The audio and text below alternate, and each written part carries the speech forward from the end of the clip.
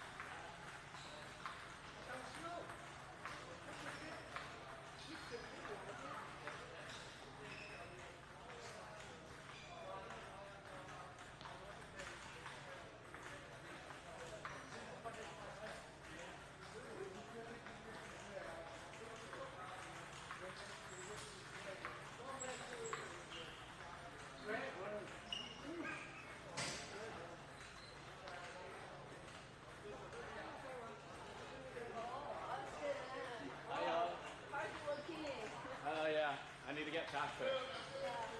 Anyone? I'm not trying to play right now. Yeah, just exercise. Huh?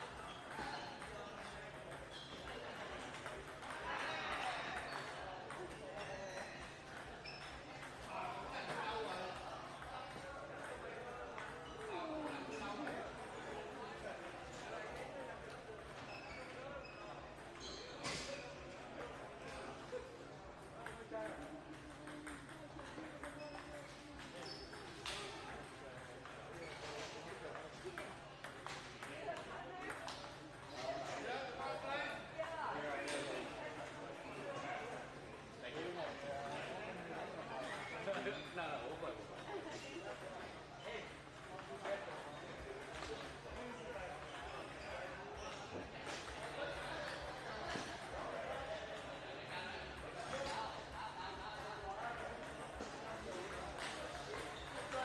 From Japan? I've seen this before. Thank you. Oh, really? Friends visited Japan and bought mocha. Really? See ya.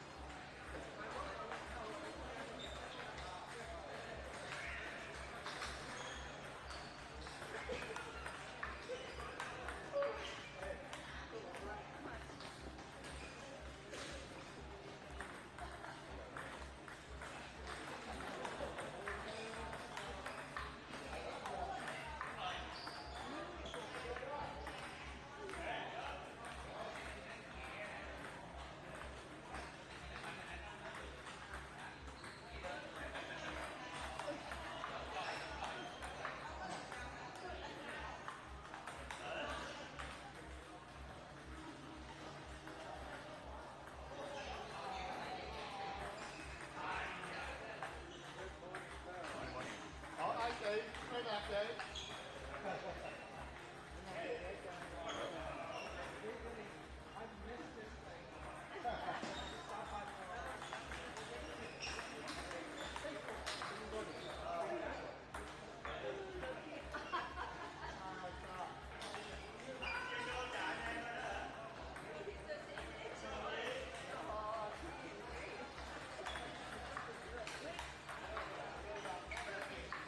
Oh no.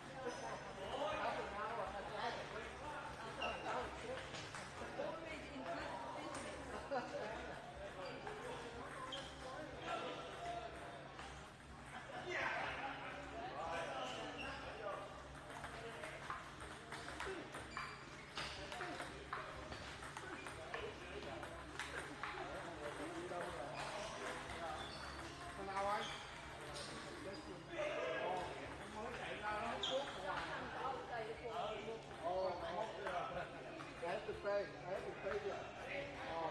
Anh bấm được cái Yeah. ok.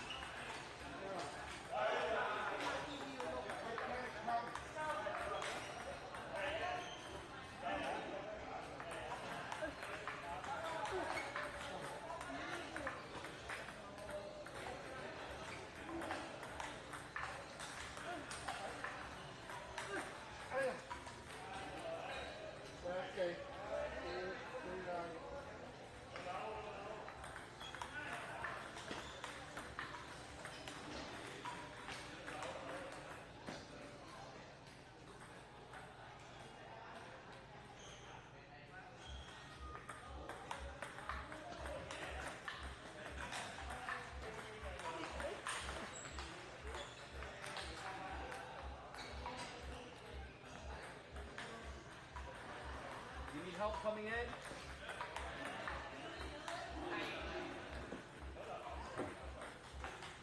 Bro, let's go around. Yeah.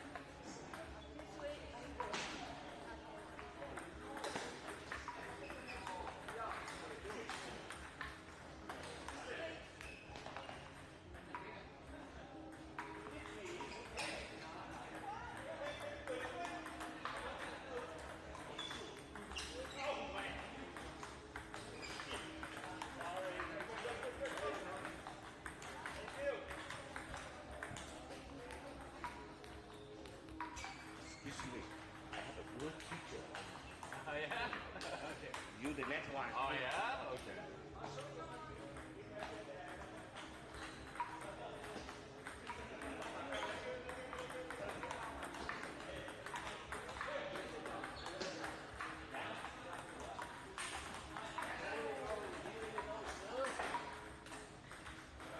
Located between San Prime Taco places.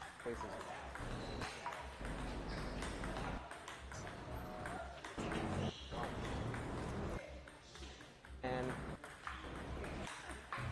here inside, creamy okonomiyaki.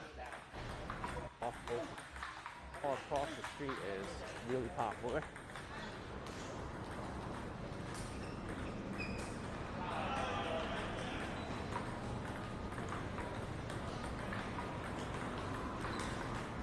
See if we can cross the street here. As this strip mall is definitely worth seeing up close.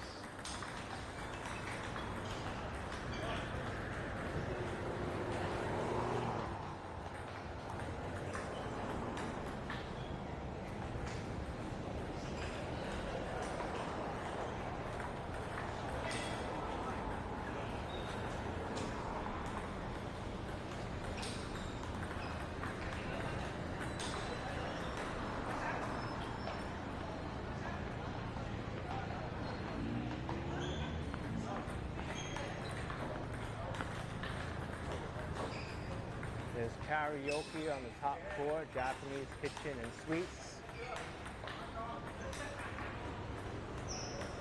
And the Gia Market, Luke's Hair Studio, acupuncture and herbs, massage therapy center. And you have the Japanese discount store, Daiso. Daiso is very popular. And Kura revolving sushi bar. So you can get up close to this. And Beard Tapas, Ube. Fresh and natural cream puffs. Oh no, there's a fence there, so I can't actually go, unfortunately.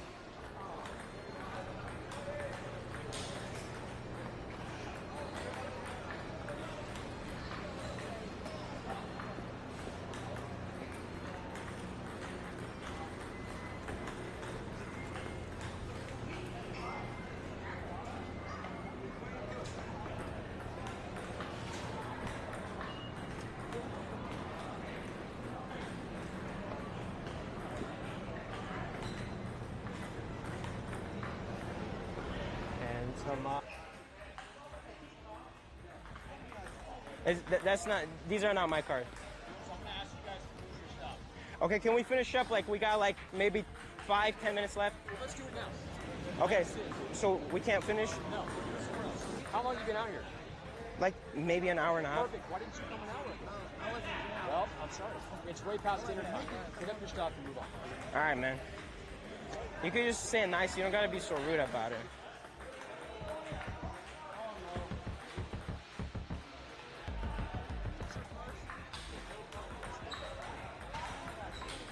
That's not, these are not my cards. Okay, can we finish up? Like, we got like maybe 5-10 minutes left. Let's do it now. Okay, so we can't finish? No. How long have you been out here? Like maybe an hour and a half. Perfect. Why didn't you come an hour ago? Well, I'm sorry. It's way past dinner time. Pick up your stuff and move on.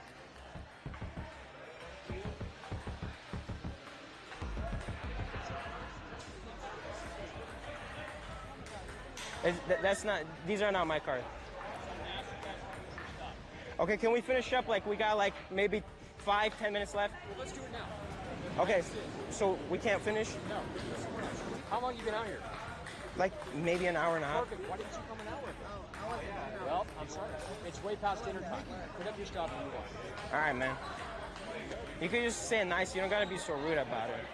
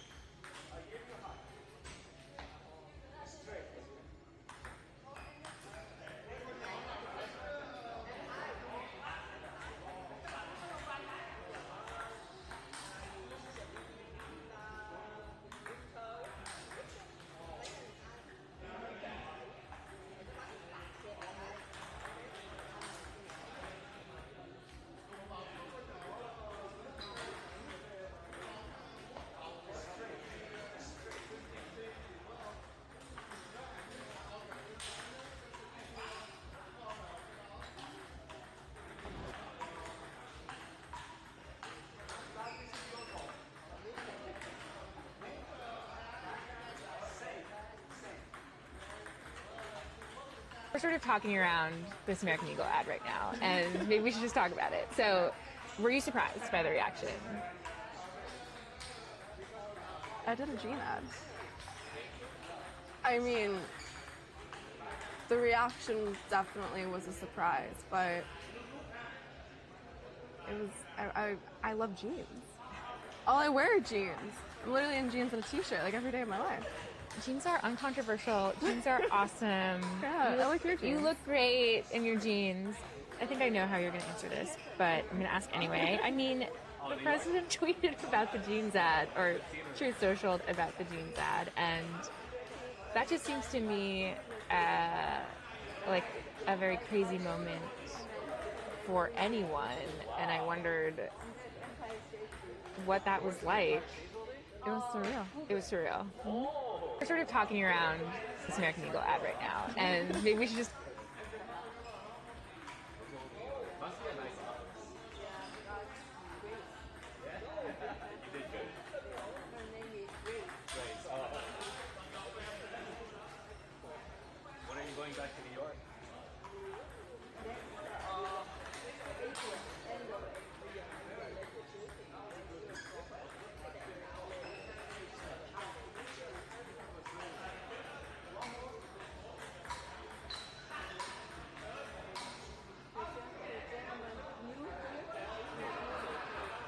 No, it's not new. He hasn't come in a while. You can play with him. No, you can if you want. I don't know if he's good. I don't know. Nobody, right? I have no idea.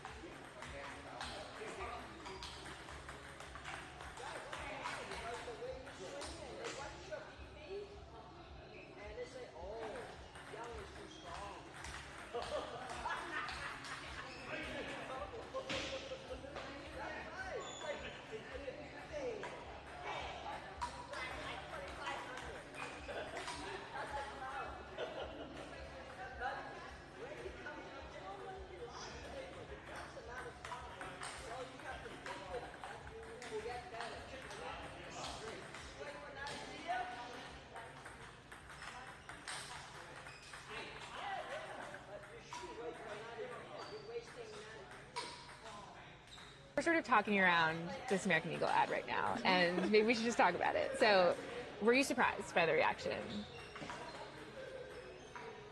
I did a jean ad. I mean, the reaction definitely was a surprise, but it was. I love jeans. All I wear are jeans. I'm literally in jeans and a t-shirt like every day of my life. Jeans are uncontroversial. Jeans are awesome. Yeah, I like your jeans. You look great in your jeans. I think I know how you're going to answer this, but I'm going to ask anyway. I mean, the president tweeted about the jeans ad, or Truth Socialed about the jeans ad, and that just seems to me like a very crazy moment for anyone, and I wondered what that was like. It was surreal. It was surreal. We're sort of talking around this American Eagle ad right now, and maybe we should just.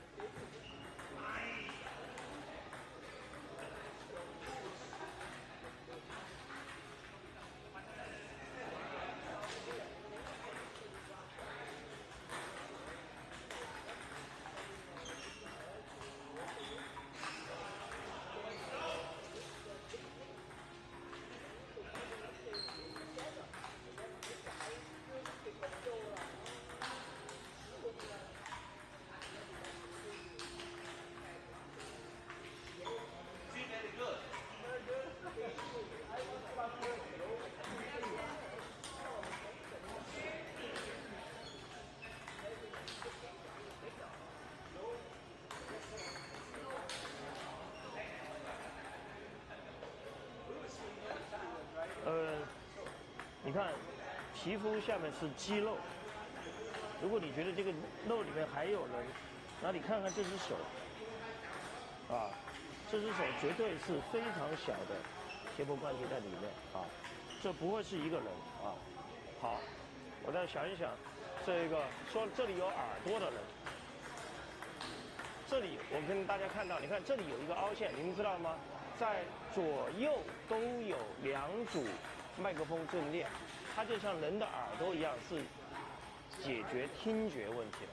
所以它是像人体设计，但是你一摸就知道了，这是个麦克风阵列。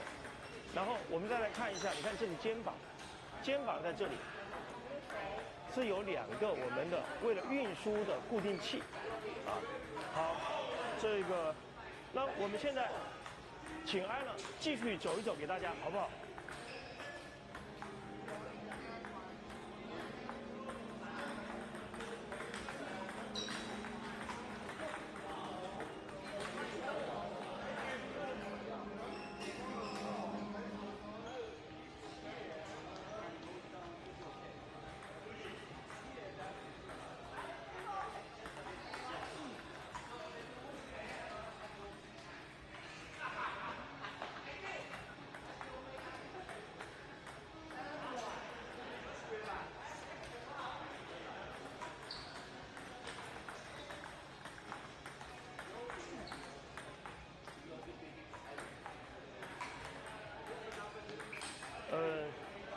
你看，皮肤下面是肌肉。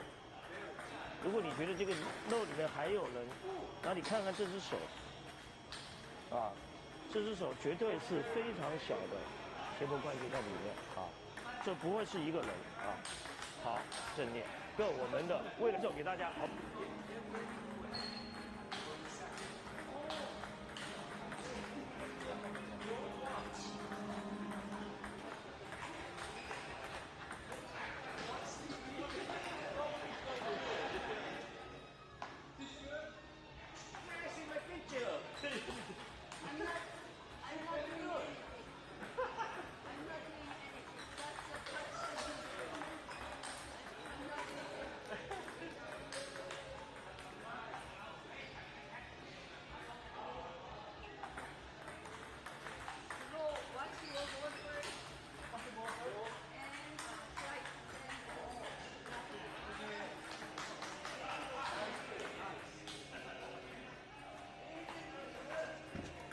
Hello, officer.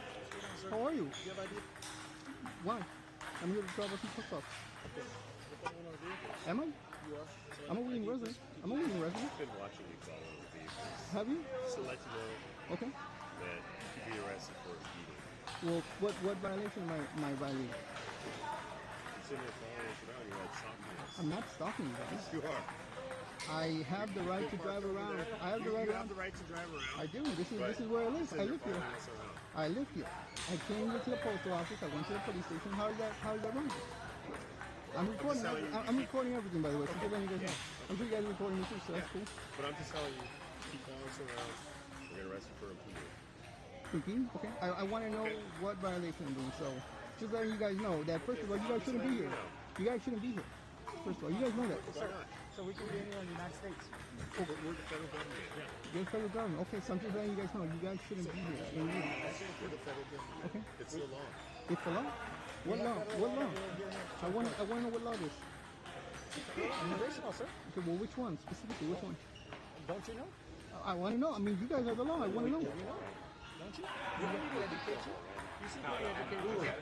I'm just letting you guys know that you guys shouldn't be reading. No, We that's want the you key. guys out. The words are you shouldn't. And the one is out of it.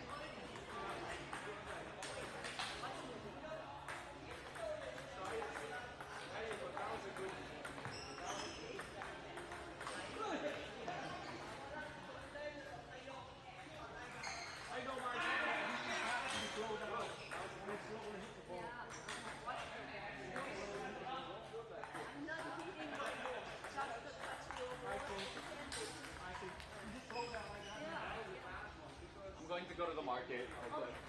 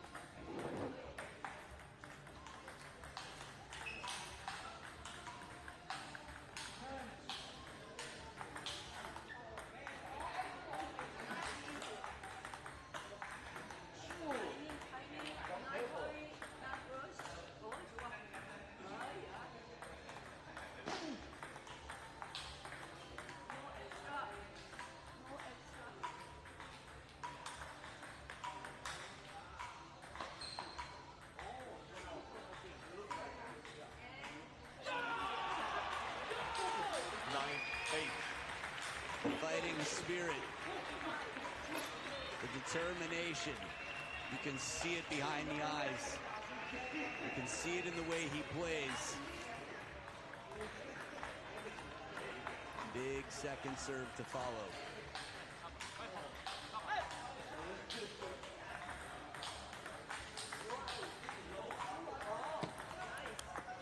Oh, what a rip on receive. One and done. The open forehand corner. He's going to get a two-serve combination back after the third towel break. Anders Lind.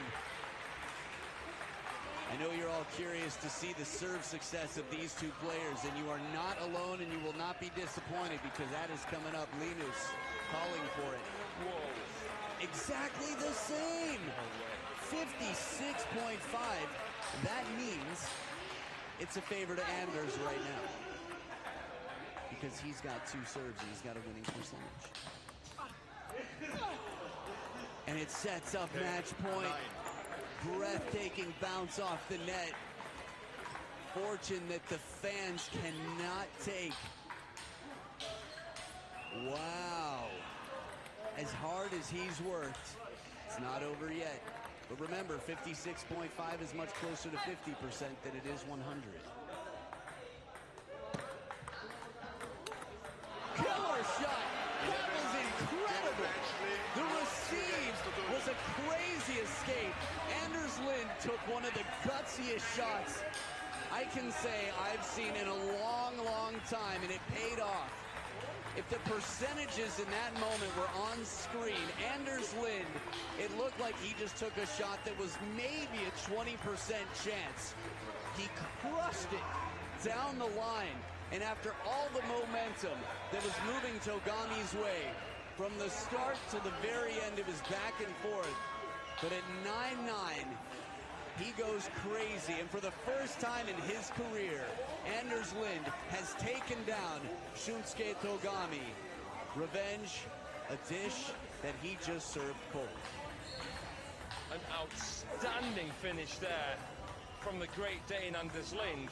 The flick at 8-9 was dismissive. He just... A round of 16 departure from champions Montpellier. So what you read into that is that he is always somebody you're going to be looking out for. Sora Matsushima it was who got past him in Montpellier. This is how they got here. Both had to work hard. Francisco had gone 2 down against Leon Bardet. Came back in a great match. Yeah, he finally broke the curse. Had never come through the round of 32 on. About to build up to some.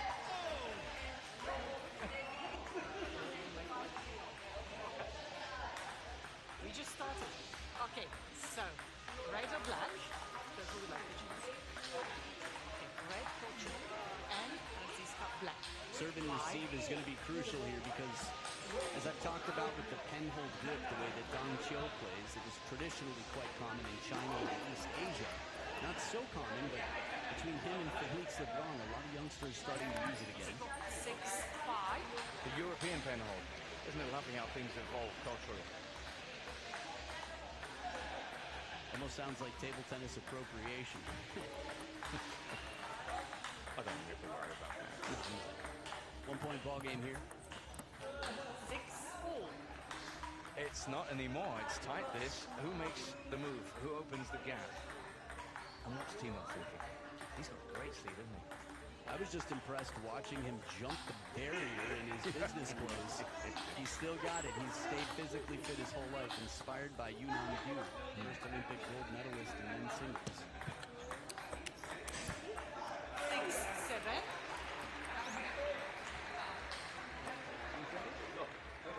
Thank you.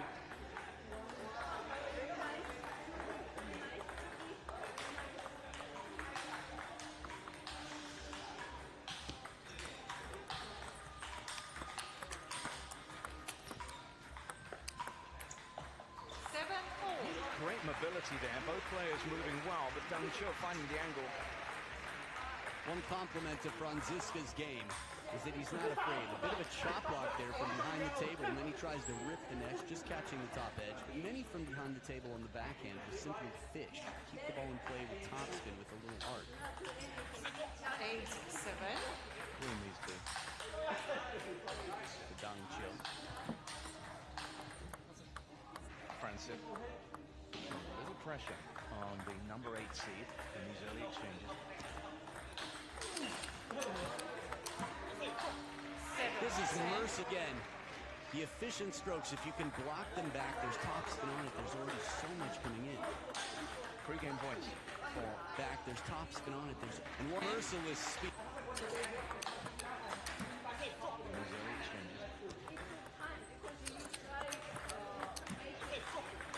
This is merciless speed. Dong Cho unloads some shots so quickly. And once again, the efficient strokes, if you can block. For Francisco.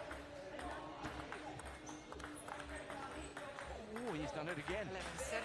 At the start and the end of the game, just a little clip off the edge of the table to define that one, to punctuate the first game that goes the way of the man in green. This was the yin and the yang. From the start and the finish, karma in real time. They went back and forth the first 2 points. It was Dong Cho who got the first bit of fortune on home soil. That is I'm waiting for...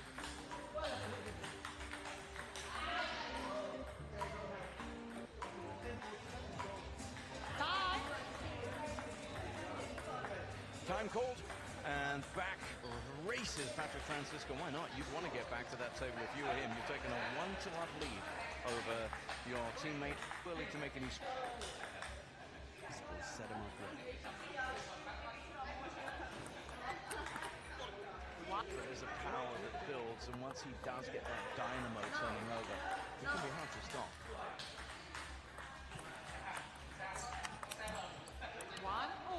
Remember, he's a player who had in Macau last year.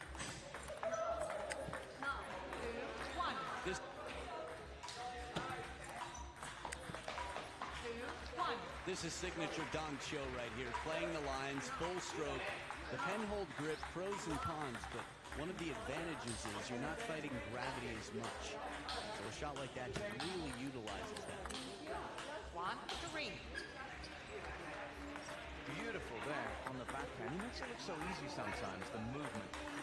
This is the true sign of a pro.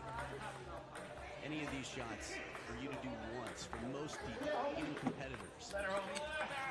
Oh, he's on fire. This time, out wide to the forehand, no problem. Finds the purple paint. On the move, hadn't settled. He owns that corner of the table right now. Oh, wow. Wrong-footed. This is... Oh, wow. Oh, wow. Wrong-footed. This is crazy unusual in the modern era. Since you have to remove your free arm, Dong Cho saves a little face, rejecting an ace, chases with grace, but still in place. It's Patrick Francisco with the pace on that serve. That is an outright point. What a serve from the Gentle Giant. That will be mentioned post-match. You can be sure these two get on well. That's going to come up. We've talked a lot about playing teammates, this idea of coming out with surprises. That was a surprise of the highest order. But it hasn't phased Dong Cho necessarily even, because he's got straight back to it. This is a 4-point lead he has in this second game. Remember, he dropped the first. It's tough to beat Dong Cho in terms of over-the-table play. But that's the way to do it. Shorter, slightly shorter on the half-long serve. Get the hesitation, get a passive receive from deep on the table a little bit late, then you get a third ball.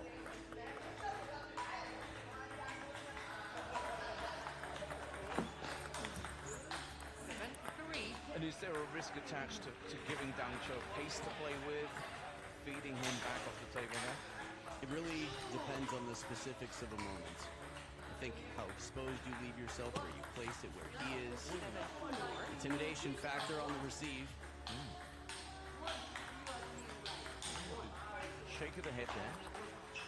Now, of course, players are going to have to take some risks here on serves. 5-7. And he's closed the gap. Remember, it was a 4-point deficit. That's half now.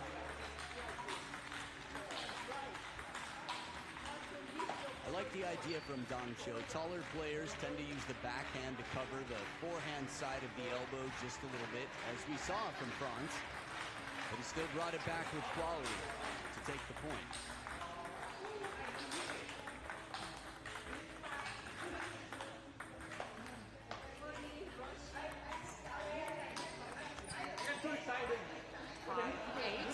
The crowd are really engaged. You can hear that one. Let's call this Timo Thursday, shall we? They're having fun. There's plenty of noise. And the support is pretty evenly split between these two players. That seems fair to me. 9-5. And it looks now as if Dong Cho has got himself within touching distance of just leveling things up here. The fan vote, by the way, heavily favoring Dong Cho. 10-5. 60-something percentage? 63 to 37. Were you surprised by that? Not especially, a little bit, but nothing crazy. 11-5 game. Well, there he is, and it is one apiece. And he just looks like he's in the groove a little bit more now. Didn't need the edge of the table along the way. Oh yeah, what happened in game 2? Where were all the nets and edges? They got them all out of their system in game number 1. That was enough for an entire match. They're done with that now. 7-11, 11-5. Dong Cho makes it 1-1 in this all-German clash.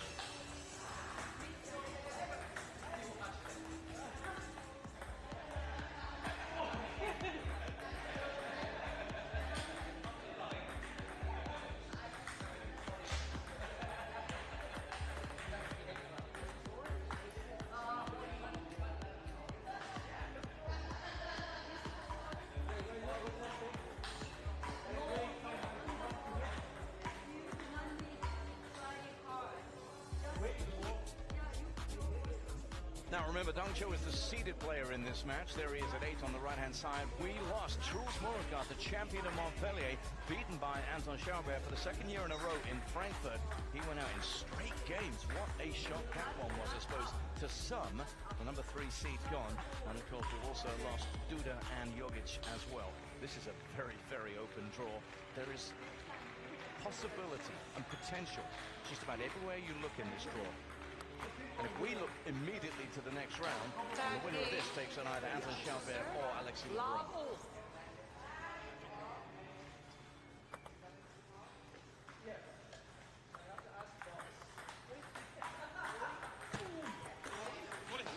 Love 1.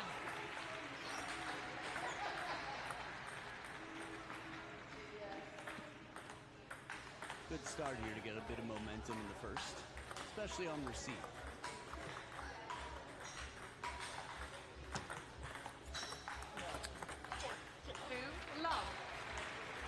Good start indeed. Is it a case of change of shirt, change of fortunes for the big man? Sometimes a fresh step, fresh set of clothes makes you feel ready. 2-1. Yeah, just ask Ugo Calderano about that. They're big believers in freshening up whenever they can.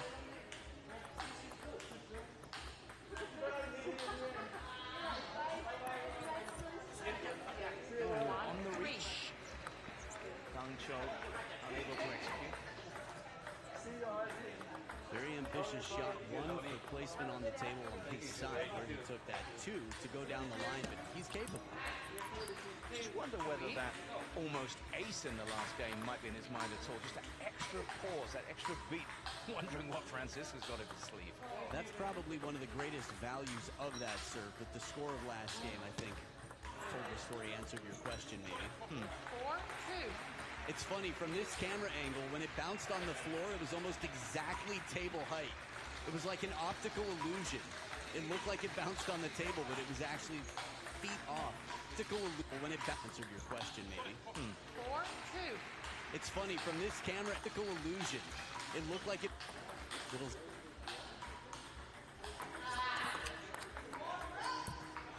Oh, he's got so low. Oh, he's got... Oh, he's got so low. Down on the shoelaces trying to retrieve that.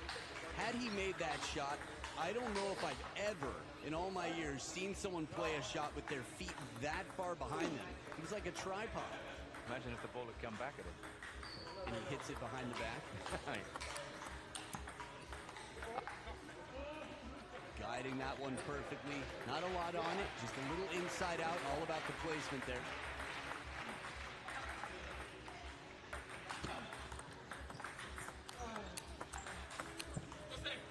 It's an exaggerated spin. Sometimes we see the push being the most effective weapon in a 2 pushes. 6-4. And it's also a reminder, you asked me earlier about giving someone speed. It's such a complex puzzle to solve because look here what happens. The opening was Dong Cho's with the response even better.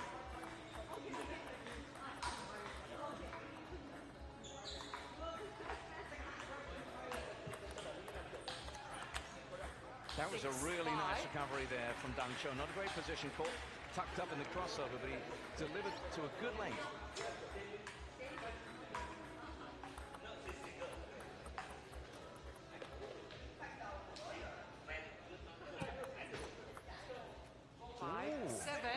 Another serve that moves the ball down. Maybe these Cho, and he does it whether it's full pace, half pace, 2/3 or what have you. Look at the way he's just constructed that point. Yeah, that opening backhand is quite nice. The reach just descended back more the shield reflection. It's 7 apiece. This one's tight. With that risk is the reason Franz is flailing, trying to just get the racket on the ball at moments. Francisco. You really place the ball, leaving it inside the table and uncomfortable to attack.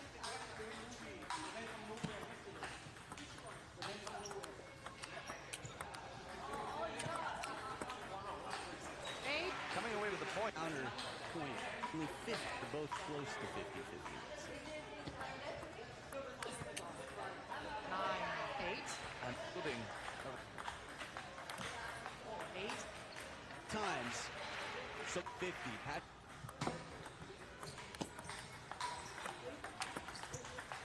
That is a really well executed point.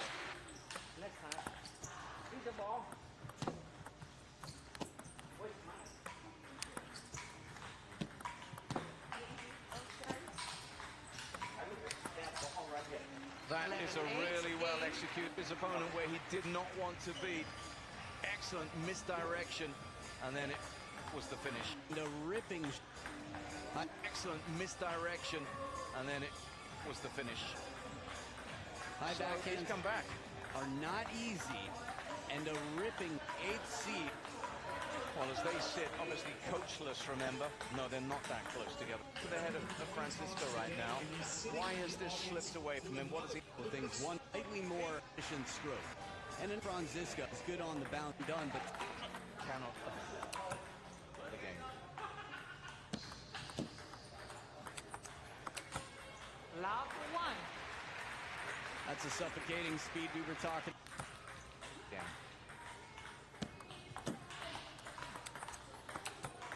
Love 1. Free bounce in that. So for some reason, if it would have bounced right where the purple lines meet, it looked like it might have.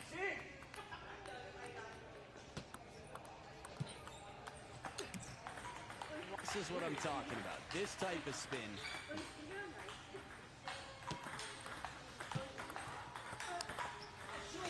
Isn't there for hitting. When it 2-3.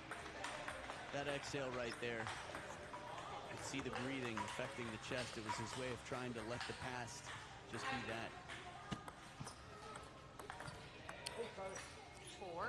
But the only problem now is that the scoreboard pressure is beginning to weigh on Patrick Francisco.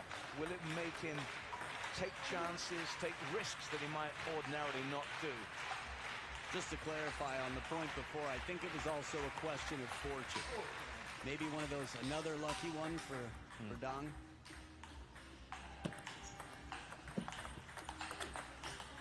But he'll know that's a thought that has to be expunged from his mind because Dong Cho is in the mood right now.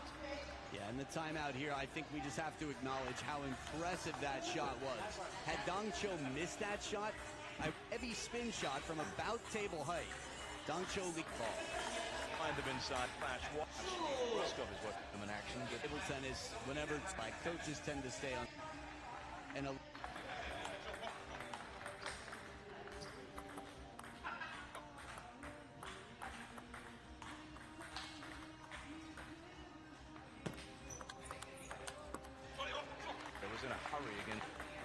insight about that for the next round, but he definitely had some support here in the crowd.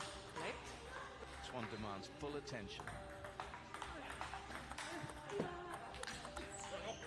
Cisco. A taste of his own bitter medicine here. Baseline put pressure. If you're in language, it's wonderful to say that because topspin is so important to help you get consistent. Say that because topspin is so important to help you get consistent. It's really bubbling up to its climax right now. Does it end in this game with a win for Dang Cho, or does Francisca send this and us into a fifth and deciding game?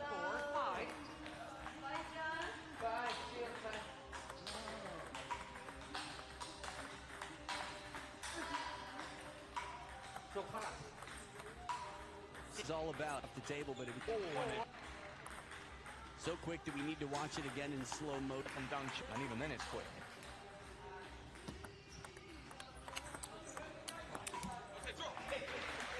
So Franz with a beautiful backhand spin shot, and then the heavy forehand tops. So Franz with a beautiful backhand spin shot, and then the heavy forehand tops. So Franz with a beautiful backhand spin shot, and then the heavy forehand top spin deep to the backhand corner. Nice combination. No timeouts left. They only get one per match.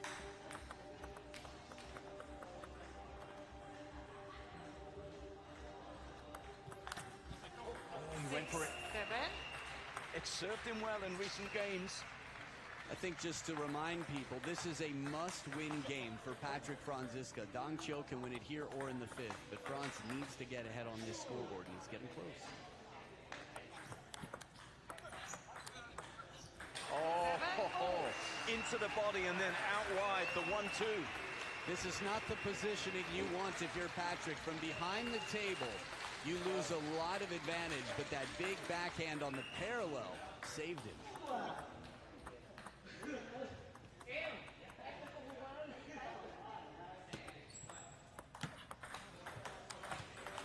8-7.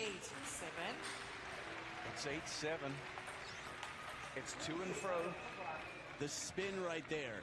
Top and side spin. It looked like a 45-degree axis, and Dang Cho read it perfectly to put it away.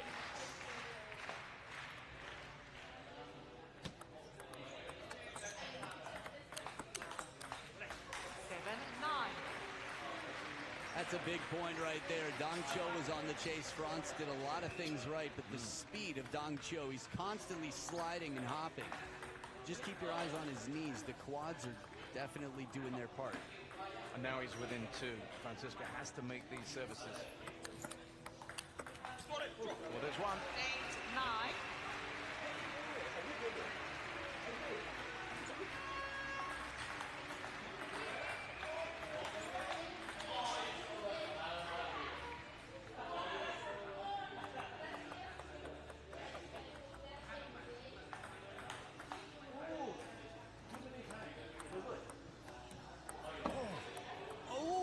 Returned it. Using the reach here, that sets up match point. What are you thinking, John? What a way to set up match point.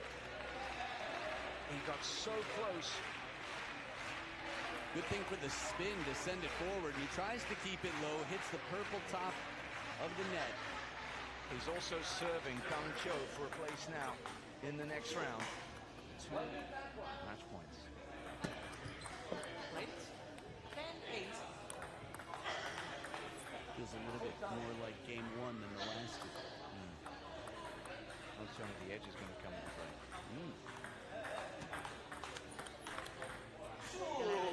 Doesn't need to. And it's 11-8, and it's the game, and it's the match. And in this battle of the Germans, it's the number 8 seed Dang Cho who emerges the winner. A tough day for Patrick Franziska, but considering his history in Frankfurt, he's taken a big step in the right direction. And he had a tough opponent. I mean, the better world ranking. Now their head-to-head is 1-1. Patrick Franziska is going to be cheering on Dang Cho for the rest of this event. He's clearly frustrated, felt that he had some good opportunities and could have done better, but Dang Cho looked really impressive to me. And Dang Cho's done this, coming from behind, building into this match, looking sharp, producing some incredible shots, as Adam was saying, off some heavily spinning balls. Yep, quality performance by Dang Cho here to book an encounter with either Shelby or Alexis Lebrun in the next round here in the WTT Champions Frankfurt 2025. What a start to the evening. We had T-Mobile tossing the coin, we had the players serving up some fabulous table tennis, and it's just the start of things for us here. A puff of the cheeks there for Dang Cho. He knew that that was a tough one. And there'll be a couple of moments that you can be sure will be spoken about if they travel back together, certainly back in the team hotel when next they cross paths.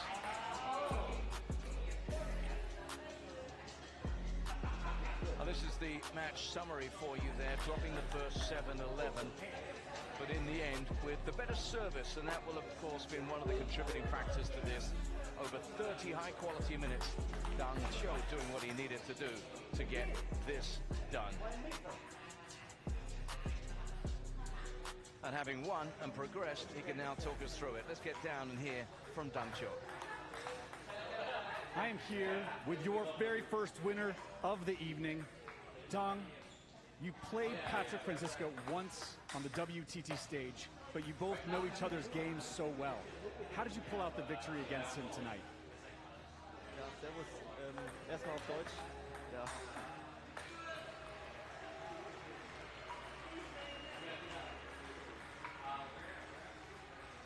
Ja, erstmal sehr schön, hier vor eigenem Publikum spielen zu dürfen. Vor Heimkulisse ist immer was Besonderes. Schade, dass es heute gegen Franz war. Ich glaube, das Los wollte es nicht anders. Ich hätte gerne uns einen anderen Hälfte gesehen. Franz ist super drauf, sehr, sehr starker Spieler. Ich hätte nicht gedacht, dass wir am ersten Platz das heute noch gewinnen. Da war echt hier sehr stark, hat so aktiv gespielt. Aber ich komme Lösungen gefunden. Danach ist er viel besser ins Spiel gekommen, glücklicherweise, und konnte dann am Ende gewinnen. Ich meine, wir haben keine Geheimnisse mehr voreinander. Wir trainieren oft, wir spielen oft gegeneinander. Es ist halt immer auch Tagesform und auch ein bisschen Glück. All right. So, Dang, you're the very first quarterfinalist of the event. How does it feel to win for and represent your home crowd? Wie schon gesagt, sehr, sehr schön, hier vor eigenem Publikum zu spielen, auch hier im Turnier zu sein. Ich war noch nie im Viertelfinale hier in Champions in Frankfurt. Es ist immer mein erstes Mal. Ich freue mich, dass ich hier weiter spielen darf. Hoffentlich wird die Halle noch ein Tick voller und dann gibt es noch eine bessere Stimmung. Ab Viertelfinale und auch ab jetzt jeden Tag kommen Bombenspiele und ich hoffe, ihr kommt alle in die Halle und habt richtig gute Laune hier. And can you give us the English version as well, too? I mean, it's a big honor to be still in the tournament here in the home tournament in Frankfurt. I've never been in the quarterfinals here in the Champions yet in Frankfurt, and yeah, I'm delighted to be here. And I tried to get some more spectators for the next couple of days because the more people, the more fun. So let's gotta do that. Congratulations, Dang, on your historic win. There he is, that German flavor to proceedings here. Dang Cho in his own language and of course in English as well, saying what it means to him to make the quarterfinals. And he's absolutely right. We've got a great atmosphere in here this evening, and there are still 1 or 2 tickets available over the next couple of days. If you can get along here to the Infinity Arena, we'd love to have you. The first name then in that quarterfinal lineup, it'll be Shelby or Lebrun. Alexis lying in wait is Dang Cho in that quarterfinal. But we're only just getting started, as we heard. It's the beginning of a wonderful evening session, and there's a compelling encounter in the women's round of 16 on its way next. It features the young number 4 seed from Japan, Satsuki Odo, and the highly experienced and very much in form Romanian Elisabetta Samara at the other end of the age scale. That's up next. Yeah. Are you so lucky in this right there? Oh my god. You know Enzo? Enzo Amle? Yes, I have a...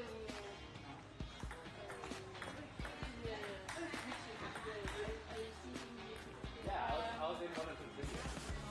I should see it. Oh, yeah. I don't know. Yeah, he's a friend of mine, yeah. Yeah, definitely, yeah. I talked to him like once a week.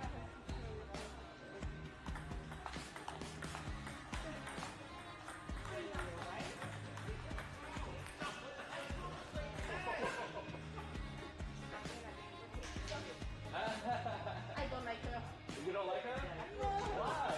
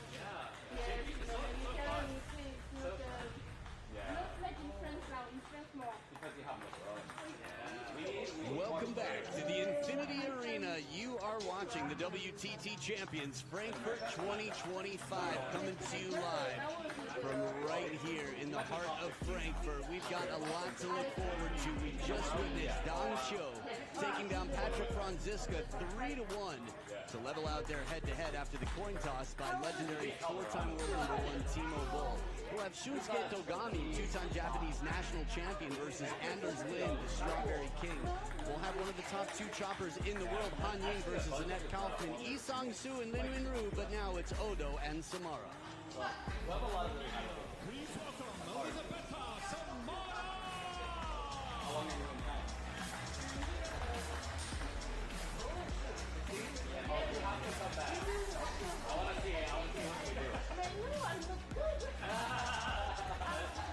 And from Japan, Satsuki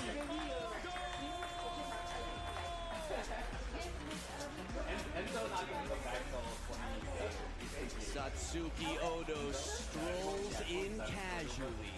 She is fast on her feet and she carries quite some power as well. This is part of the reason so many fans love her game. She looks gentle, she looks kind, she looks chill until she hits the ball, then it's kill, kill, kill. Elisabetta Samara of Romania coming off an incredible victory over one of the Japanese stars, Lima Ito, last week in a best-of-5, as this one is. First player to win 3 games to 11 must win by 2. We'll move on to the next round. Veteran players for Romania in the coaching position as well, with Adrian Crisan. Tails, the tail of the table. They've only played once before in WTT history. Satsuki Odo took that. World rank number 14 versus current world rank number 29. And history in the WTT era favors Satsuki Odo, but history in table tennis internationally in general, you saw the best world ranking was 2014 for Elisabetta Samara. Kirsten Duclatz, our umpire for the match, from Dusseldorf, but plays for Berlin when she plays. Coin toss time. Equipment check before the coin toss, eh? Red for Samara, blue for Red for Samara. This side. So Ellie Samara wins the coin toss, chooses to serve, which leaves Satsuki Odo with the choice of side. I'm Adam Bobrow, and alongside me, it's Fraser Riley. Fraser, welcome back. Thank you very much, Adam. Great to be here again in Frankfurt, Germany. Can't wait for this one. You're not alone, and fortunately, you don't have to wait long. It's less than 2 minutes away as they warm up cross-court. Lefty versus righty, so one player gets a forehand, and that's Satsuki Odo. Tell us about this 21-year-old. She is a pocket rocket, the first ever non-Chinese player to win a Champions event. She did that in Montpellier last season, Satsuki Odo. Powerful on both wings, but really renowned for the backhand, and she's just so quick. Yeah, quite explosive power, fast feet, stays right on top of the table. Quarterfinal, round of 16, and round of 32. The progression would make you think round of 64, but she's in the round of 32 now. Oh my goodness, it's the round of 16. 16, yeah. Time flies when you're having fun. This is the second round. We finished the round of 32 in the first session today. It is only round of 16. They will be finished today. Well, it won't be finished today anyway. We're just moving on down through the ranks. We're eliminating players left and right. Speaking of left, talk to me about this left-hander here. 2015 European champion Samara. Such variation in her game. Very, very classy, very, very cunning, and I love her serve-receive game. Lots of deception, maybe even more than Odo's game. Her spin variation, as you mentioned, she can generate so much spin. Okay. Oh, interesting. It seemed like they said, I think we're good. Click, no, got 2 minutes, you got to do it. Satsuki Odo with 73% of the fan vote is, hey, that's a girl who was inspired to play just like Sabina Winter. She's got Ante on her backhand. Met her earlier today. It's cool to hear the new generation say, I see a strong, cool woman playing for our nation with a lot of success. I'm going to try that too. Cool, right? Absolutely, yeah. Anti-spin, something different. And usually you see the older players using that in your local leagues. So very refreshing to hear that a young star's wanting to use that. I think it's like the penhold grip. Think about what China's doing in response to Felix. The junior national team has 6, 7 pen holders. just to prepare, to train everyone for Felix. First game, Samara to serve. Love all.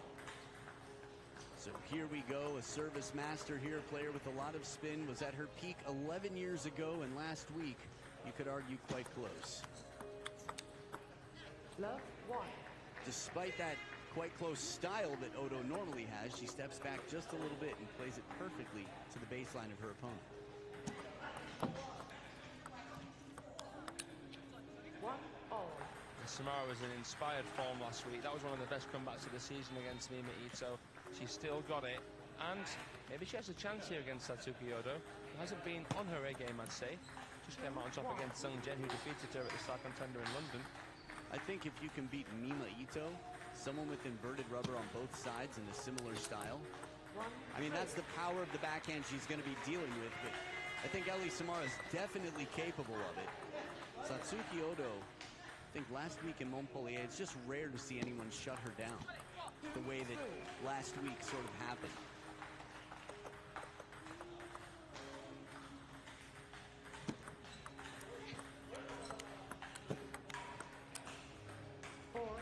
Perfect placement changes there from Satsuki. She was controlled, patient, bided her time, switching Samara around, half long, brushed it up, stretching Samara.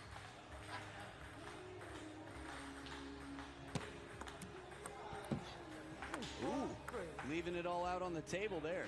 That's the type of shot that, had it come down, would have come back to her own side, and then Samara would have had to run around the table. Just misses the contact. It almost looked like she was trying to do that. Yeah. To scoop under the ball, kind of. Yeah, sort of like the snake that Truls did against Van Jandon. Yeah. So here now, Satsuki Odo up by 2 once again. Speed is so important in this game, and efficiency, especially in the women's game. But different physicalities play different styles, and Odo plays her style so well.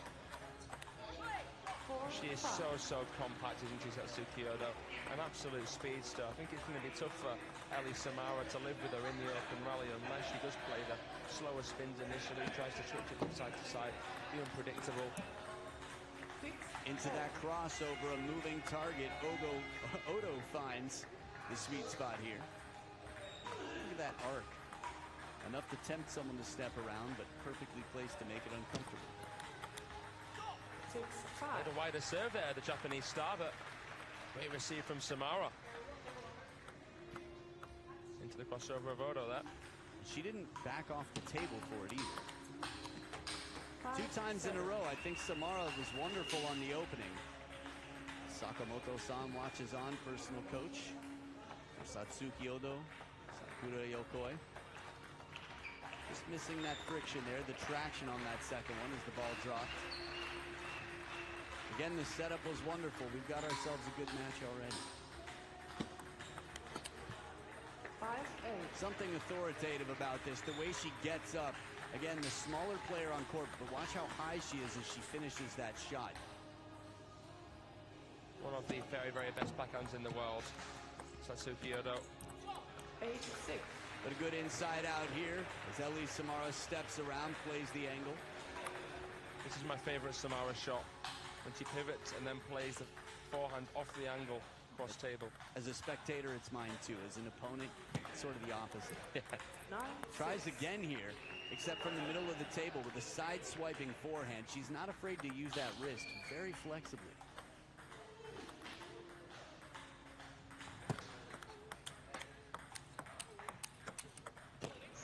Little help off the net, and one of the most enticing, impressive rallies and exchanges that we've had in this match. That's how I feel. Me too. Just the net on their way through, but didn't take away from how impressive that was. This is really tough when you open the door like that and can't walk through. Ellie Samara set it up wonderfully, but the fast feet of Satsuki Odo earn her 3 game points here in the first on receive. At least the first. Into the middle, jamming up Ellie Samara. Satsuki Odo starting strong, but so did Mima Ito. It's very true indeed. It is not over until it's over here. We've just noticed how Odo's more confident on the backhand. Samara knows she has to impose herself with the forehand, and Odo playing it into that crossover. Such a great tactic for the fourth seed. レシーブ今あんまりうまくできてないけど、だんだん合ってくるから、ちょっとずつずらすために、一緒にやったらいくちょっと違います。で、向こうのサーブ、バックに結構出たりするから、ちょっと慌てずに入る。で、そこからでもバックにきつい、そこは怖い。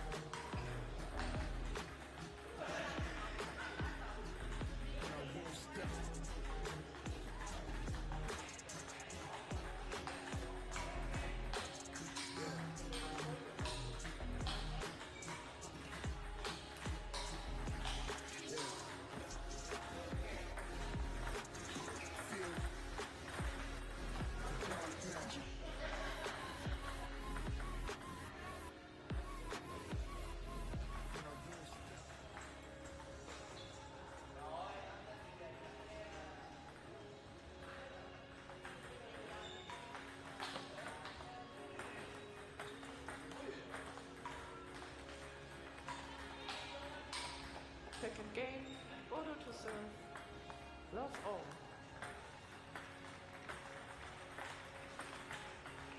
So game number 2, Satsuki Odo in a wonderful position here. Last week was not able to get through the round of 32. 1 love. Was looking for a second champion's title. Satsuki always in the conversation. Love 2. Yeah, I think you mentioned it earlier, but it was because of Zheng Jian in the round of 32 last week that Satsuki Odo wasn't able to get through. Although she got her revenge here in the opening round. It's really, Zheng Jian was incredible last week. Satsuki Odo, we know what she's capable of. When you talk about collecting points for world rankings, before the champions, Odo's name was still big in contender, star contender events. She was playing everything. That's why, even though she's much younger than Ellie Samara, she's just so active in the WTT era. Basically plays every single WTT series event, Odo. What a story last season, going from feeders to finals. But here Samara takes the lead with a nice slap finish off the half, long brushing and swatting it. It almost looked like she was trying to protect herself, turning away. Little sting pong protection. Ellie set it up beautifully with that low spinny shot, getting a tomahawk chop block to sit up high. A little fortune, left the ball high enough that Odo was able to put it away. Samara is struggling to nullify the spin on this Odo top spin shovel service. Samara is someone who usually likes to flick with backhand or clutch push with forehand. But that serve is so handcuffing, and the Magnus effect of the topspin is dipping the ball shallow.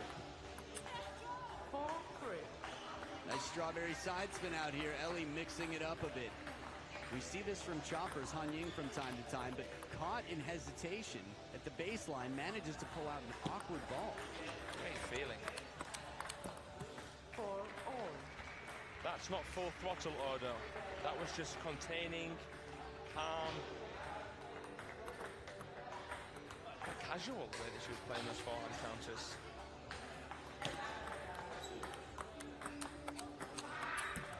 This is going to be a tough place to win a point from. As soon as Ellie Samara's behind the table, she's good back there. But with the speed and how tight to the table Satsuki Odo is, she can play the angles so wide in a long round.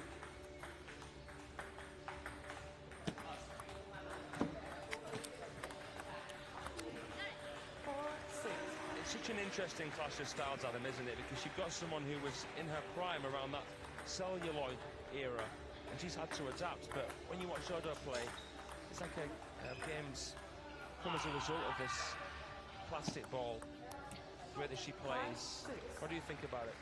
It's funny, the point before I was just thinking about how when she was behind the table in the same position we saw Ellie Samara in, she was still able to move back into the table and cause so much threat. But ask me that question again. He's talking about the difference between the celluloid and the plastic ball, and how Samara was in her prime around the time of celluloid. Something more old school about her style, emphasis of spin. Right, it's a European style. 5-6. Players have had to adjust. There have been equipment changes here and there throughout. Rubber changes to accommodate the ball changes, but when it's your living, figure out how to adapt. 6-all. She's adapted well, after all. We can go on, but the percentages you would have given Mima Ito to win that match in terms of style matchup and recent form, that was a big win for Ellie Samara. There's Adrian Christian right there. One of the best European records against Timo Boll. They're both here today. 3-3 in their head-to-head. They should solve it now. Last match of the night, Christian versus Timo. I'd love that. Not alone. That said, closer to their prime right now, these two. 7-all. Good into the elbow there. It's a smaller target, but Ellie Samara is able to find it and jam up Satsuki Ota with this opening, or response, I should say. The counterattack. 8-7. Smart play here from Ellie Samara. Odo can't be too fixated on what she's looking to do. Yes, she's the more powerful player, but can't always try to outpower Samara, who's very, very adaptable, as we've seen here with the services. Yeah, 2 points in a row service game, ending the point quickly. There was a lot of question about which side of the racket to use, and with the forehand, it's tougher to flick from back there, so that's why she went passive. Combinations, the step around down the line, chases it back to go the other way. Samara right now, somebody grab an extinguisher. It's getting hot up in her. Oh, wow. That was buttery from Samara. What a streak. 3 game points now for the Romanian. 10-8. But Odo saves one, sending it into a third towel break. Ellie Samara's got a 2-serve combination if she needs it. And you remember the last 2 serves. I can't believe we've played 2 points since then. It feels like she just served the last 2 points. Nice shot. Nice shot.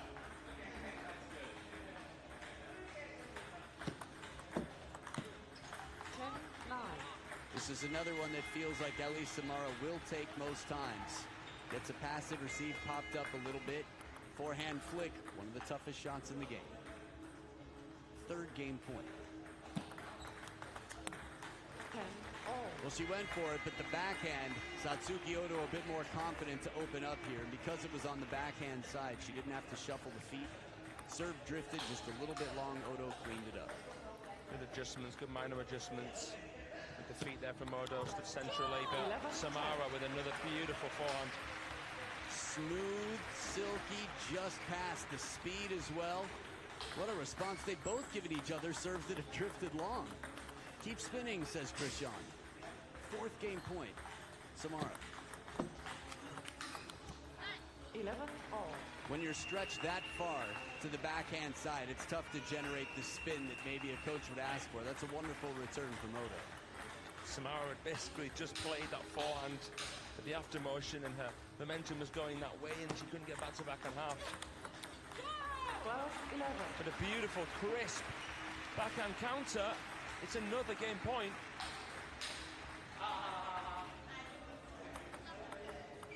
That time she was perfectly in position to find balance of speed and anticipation. 5th game point. That ball is too good in the combination. Get me that for my next birthday. A side-swiping flick and then right back. Yep, you can smile as long as you want for that. You got 1 minute to hydrate. Look at the drag as she comes under and around that ball. And right off the bounce, the put away. That was big, and it levels the playing field here. 1 apiece. That was absolutely gorgeous, wasn't it, right there from Samara? Scrumptiously done.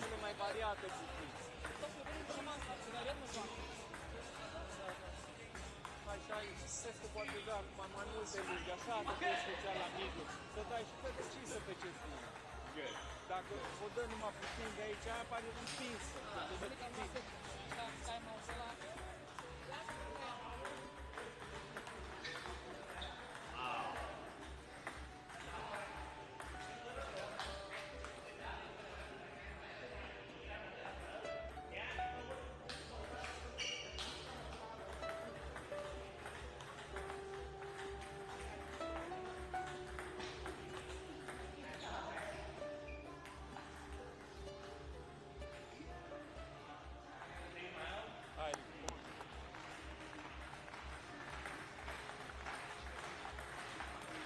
Third game, Samara to serve. Love all. Dreamy music on the break. As table tennis plucks the strings of your heart. You might be watching nervously right now, or excited. Momentum with Samara. Love one. It's got to be tough in a game that's so fast when you're playing against people who are so young, on top of their game, and reactive and powerful. Ellie Samara's got experience, wisdom. Just like Timo the last few years of his career was still taking down some of the biggest names in the game. I just think you have to learn to play with what you've got and remember that you've got a wider list of options to choose from with all the wisdom and experience. 2-1. Do you ever put yourself in Samara's shoes and think about what this would be like? Yeah, it's incredible. And this is why table tennis is so interesting. It's so skillful and there's so many variables. You could be 60 years old and beat someone who's 20 in their prime. We see it to this day even at the pro level with Nisha Lien. Versus Wang Yidi was a big one. Number 4 in the world, beaten by a 58-year-old. Yeah, 2021.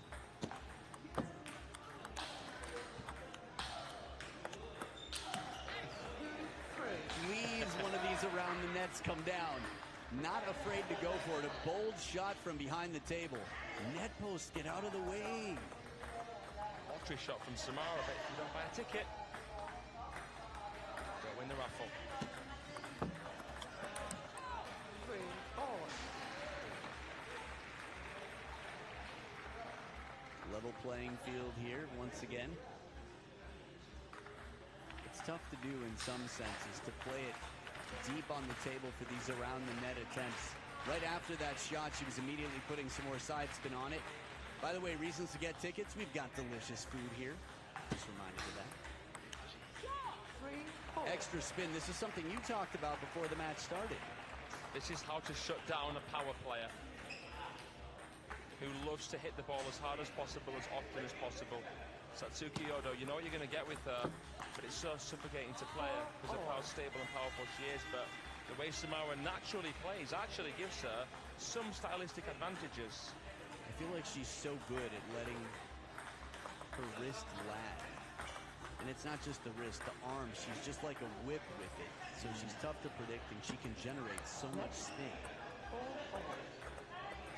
That is a key difference to note, isn't it, Adam, between the Asian women and the European women.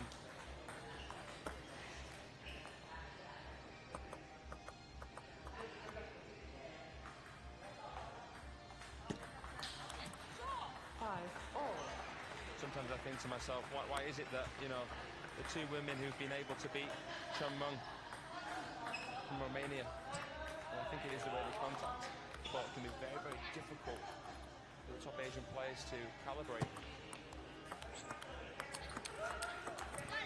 6-5. A little bit of self-motivation here. Odo knows she needs it. Quality exchange. Again, both a step behind the table. Samara's going to look to get that spin in early. Left 6-5. Tries here, getting aggressive on the receive.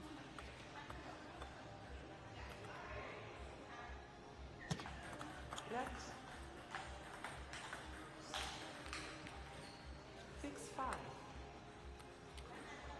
There was a service warning from our assistant. I couldn't hear what it was.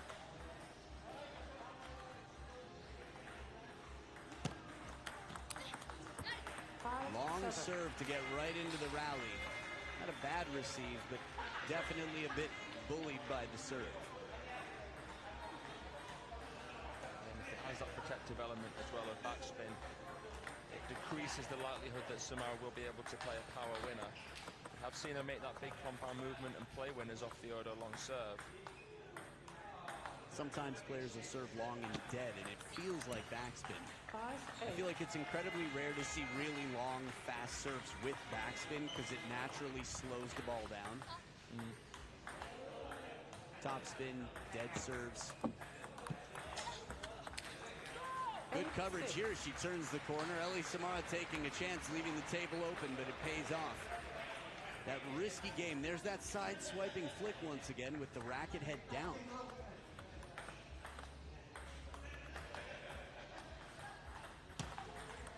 Fault. 8-7. Good point. Love Thank you for that, Kirsten Duchatz. The warning and then the fault was not vertical, more than 30 degrees off of straight up. I think the best response to that is toss the ball just a little bit higher, because the verticality is a ratio. That after motion, heavy spin on the backhand, but it's the forehand to put the point to rest.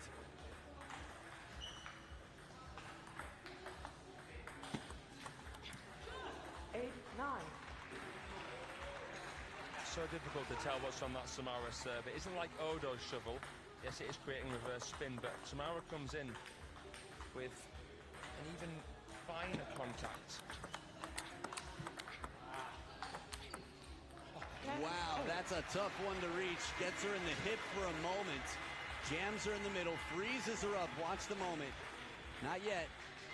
This is it, the pocket. She leans and an inside-out forehand. That combination is deadly. Look at the bend on that ball. Call me a cab. 2 game points, Odo. Aiya, an omiyage, a souvenir for Ellie Samara. Would that have happened if she wasn't faulted earlier? Just thinking, it is definitely something that is on the mind of a player.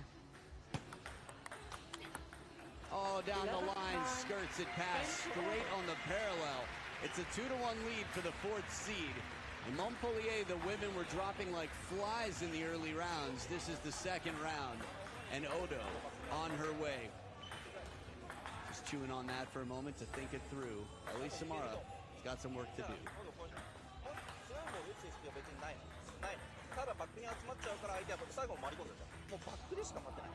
だから今見て、今のストレートもちょっと緩めだと全然問題ない。全然問題ない。だってさ、オードブロックできるんだから別にフォアに行っといてカウンター戦がパーンってブロックすればできる。それストレートにカウンターなんて来ないから。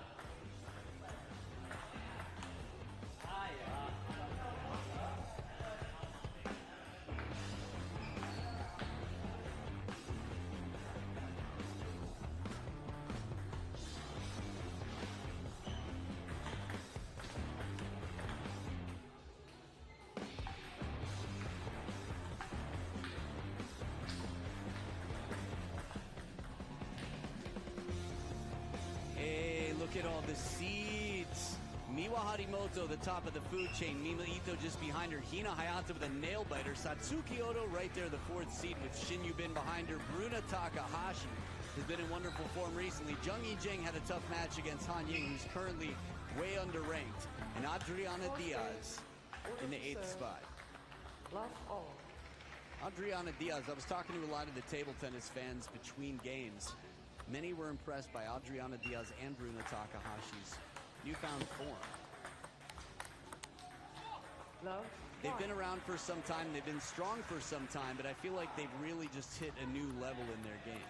Seeing them there amongst the top 8 seeds as the only 2 non-Asian players, 2 players from Pan America, that is so refreshing. So good start here, a refreshing start for Ellie Samara. They're making a bit of a comeback in last game, but being beaten 11-9.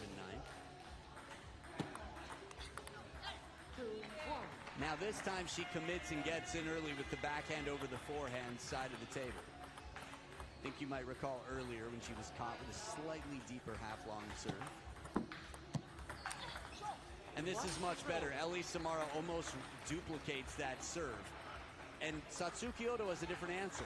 She takes it right off the bounce this time. Even on the push, still it doesn't get her into the point the way she wants.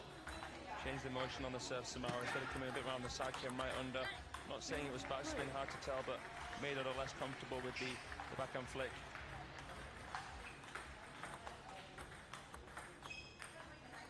It's a must-win game for Elisabetta Samara. Oh, 2nd time in recent history. Some generous serves here from Satsuki Odo. This is a good sign that you're receiving well. When your opponent's missing serves, it's not because she couldn't serve 100,000 times in a row on the table. It's because she's got a lot to worry about with you standing across from her. Oh, re-gifted! You have a receipt for that? Wow. The return policy on service gifts. Nice idea from Samara. Would have been incredibly awkward there for Odo to counter or block.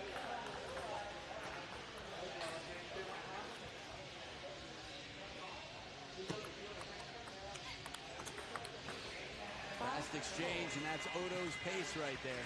Looking for the line. Samara tries to change it up. It was well played out to the elbow. Moving Samara into the middle of the table, and a timeout on Samara's side after a lead 4-2 has been taken, and now Odo up 5-4. レシーブ台でよくなる。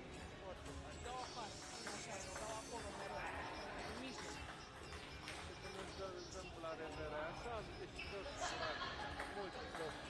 Dai seama să faci începe la reverență. Dacă poți să-i faci pe ea, se bagă mult acum cu reverență. Dar te repede foarte. Da, jocul mai condusă, pentru că e tot mai...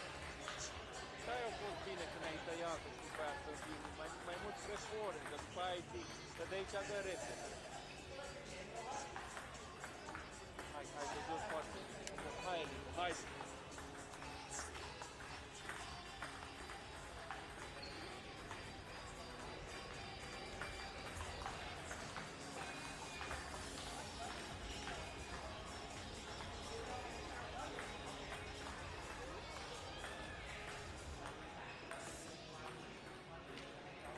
DJ killing it up in here.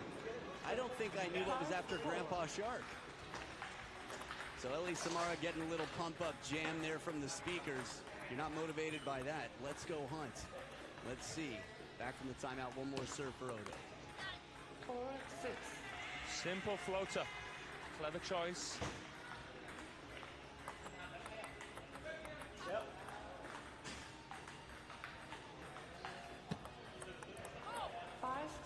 Service game has been strong for Ellie Samara. As the match develops, remember, it's sort of now time for Ellie Samara. That's why she called the timeout. A must-win from here on out. Behind the table, it's the backhand that we've talked about. Generates a lot of spin from behind the table and gets her out of trouble here. That's sensational from Samara. Had to make an irregular transition. Wide forehand to wide backhand. That's very, very difficult to do. And it was a winning shot. Mind-blowing. Leveled out here. Serves. Look at this. 58.3 for Satsuki Odo. 52. Just upwards of that for Ellie Samara. They're both having serving games, but not so decisively. It's a beautiful flick there. Right to the deep corner with the forehand nonetheless, the more difficult option. One of the most odd things about the forehand flick is the recognition. Incredible point there. The recognition, you were saying? The recognition of when to do it. That's one of the hardest things about even trying to play a forehand flick. You got a good point that you do have an option to come around the forehand side of the table and use the backhand, but it's at your own danger because you leave open the backhand side. I guess this is why you practice and you say to yourself, I've done this 10,000 times against a variety of serves in the practice hall with keeping score, so there's pressure on me, and I know what is the better option under pressure. That said, the pressure continues to build. Samara down by 1. Nice change of pace, short stroke. Samara keeps the racket high to cover the middle with the forehand. Yeah, abbreviates Samara. There you go. No wasted energy or movement. Good carbon footprint on that forehand.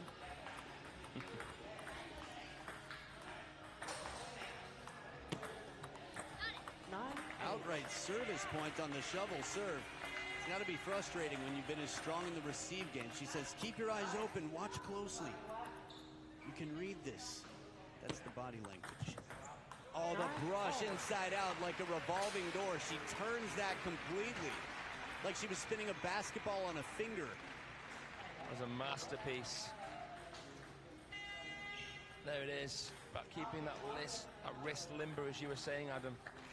Yeah, and she's got a list of skill sets that are wonderful. I think that whole flexibility, the lag from the elbow, the whip-like arm, is one of many ways that she can use it. Last two serve combinations with Ellie Samara.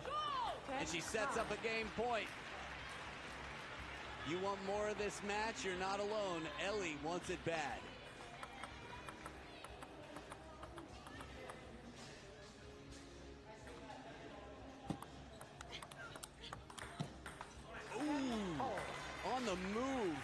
She's won some points from behind the table, and she really played wise shots in this rally. Satsuki Odo changes it up quickly, though, and sends her back.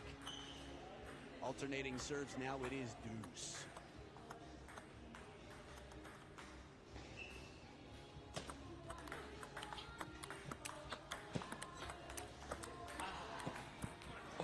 Wait a sec. Can you imagine? The ball stopped on top of the net? No, it got caught there. As soon as it touches your side of the table, it's done. Very interesting. A chop. Look at that. Wow. Wait, it's on her opponent's side. That would be fascinating. We'll talk about it later. Match point. Saved. Match point saved. Now that is a stump the ump type of question that I never even thought of.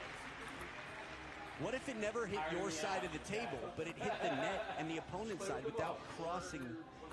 You see what I mean? Yeah, I do. That's what it looked like happened. Wow. A second match point for Satsuki Odo here. The spirit of the law, I think we all know whose point it should be. But in the letter of the law, I'm the only one sweating. I can't wait to have another meal with an umpire. Okay. Match point once again, Satsuki Odo. She will not lie down. She did it against Mima Ito. Was able to come back in massive forms in game 4 and 5. Shovel serve there. Fraser, you saw that match against Mima Ito, yeah? Was commentating it, yeah. She was, I don't know how she did it. I don't think she knew either. One of the comebacks of the season right there. Well, she can channel it again here out of the 4th towel break. It's 12 points apiece. What was shouted? It almost sounded like someone shouted fault, but it was clearly not the assistant umpire. Like it was a fan in the crowd or something. Another match point for Odo. Oh my word. Where does this come from? Under pressure, the parallel, the speed on that, smoke behind it. Come on. Samara. How bold, how brave. An undying effort from the legend. I just need some pressure. That's what she's saying. Give me a tough time, I'll overcome it. 13 points apiece. And now she's in the driver's seat. How many match points saved? It felt like 3, if not more. Perfect read after she touched her face and said, watch the ball. Every time she's got the serve back, and we know she's got the serves. There it is, service points, and we get to do it. We are going on a field trip. You know what to do. Grab those snacks and healthy beverages and tell your friends what they need to be watching if they're not already, because we are going to the D, to the Psy, to the DUR. Game number 5, the decider, the final game to determine who moves on to the quarterfinals. Will another Japanese Speedmeister? Oh, interesting there, Adam, on the replay, you know. I think it may have just kissed the net, but Samara didn't see it, the umpires didn't see it. We are going to the D, to the side, to the DUR. Anyway. We will not be deprived of a field trip. Dacă ea să o dai cu efect și pe masă, cu corembel de mult diagonale. Hai, și servele merg așa tăiate. Faci una tăiată, că tu încearcă să... Dă cât mai mult extra. Să începe mult la reverul. Dă-i cu aia, dă drumul la mult.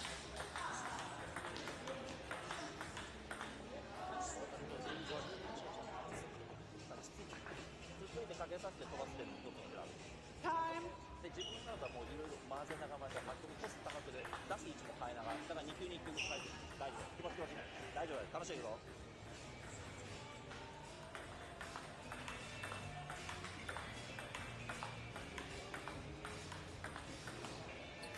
As we come back for game number 5, the decider, we'll see how these players perform under pressure. 67%, 7% better is Ellie Samara. But both of these are winning players in the decider. Fraser and I, Samara to serve. Love all. we're having a conversation about that potential let that I immediately stood up to look down. And during that replay, they were both back at their benches. You can't change the past. Not worth worrying about. Here we go. 67%, and she takes the first point. And you have to imagine that Samara has a bigger sample size of matches that she's played in that have gone to the decider as well, so that's impressive. Right. It's a very good point. It's like the trust score. With a large sample pool, that means it's not just luck. Not to say that, in theory, you could have the best record against the Chinese national team if you happen to have one win against someone who is fourth string and that was the only Chinese player you played. But that large sample pool means a lot, which is why you brought it up. Here we go, 1 point apiece. 1-2. She's fired up, and it's not crazy. It's a healthy level of, come on, she's sort of jumping around, keeping the blood flowing here. Looking back at her coach between points to make sure she is as clear as possible for every point. So the guy There was it is. from a young man, and then his family was from France. Not vertical. Yeah. Timeout called. This is a good time for a timeout. You don't want your player out there thinking about something that no longer can affect your play in a positive way. She's just visiting.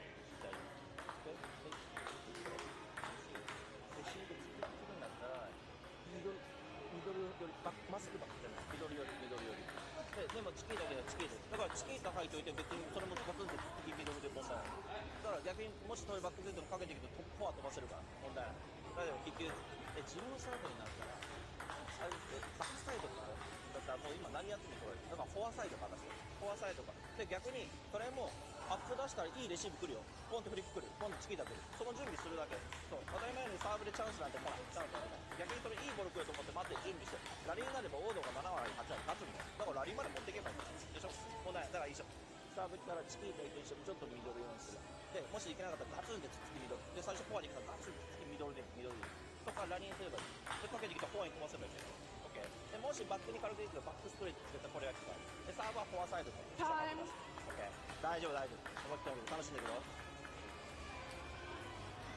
大丈夫, it's okay. Conversations about how to handle the Chiquita, the banana flick, when to go straight, hitting it into the middle quite a lot, parallels. What I like was there was nothing to even bring up the fact that there was just default. It was essentially, I trust that you know what you did and how to adjust to that. Let's focus on everything else that we can change. Almost like it didn't. When you're running late, the last thing you want is your boss to say you're late. You know you're late. Yeah. He's never gonna go hard on Odo for that. You know, it's the last thing she's thinking about as she serves. There's so much at stake here. She's up against someone who's in incredible form in Samara. But when she did come back, Odo was very, very distressed. The most distressed I've seen her in quite a while. Sakamoto doesn't want to address it, but yeah, it's tough. Ooh, my goodness. It'll be really interesting as they switch sides of the table. Now, this is faint. Sometimes when you call sorry that loudly, it's almost like you're sending off a flare. Like, everybody knows that I'm sorry, right? We all saw that I'm sorry for what just happened. Because we all saw what just happened, right? Still the big question about that potential let service.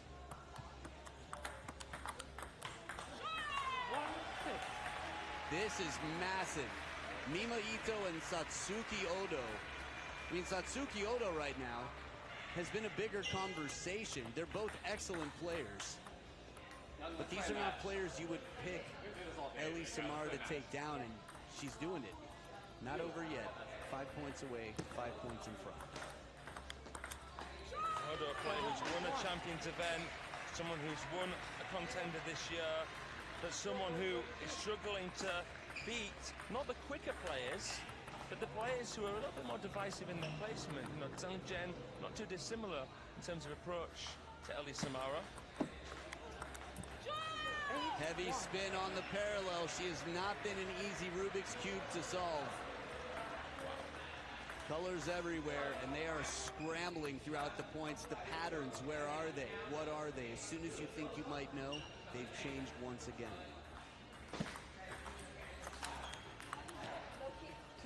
She made the toughest shots in the rally, Samara. She took some bold shots.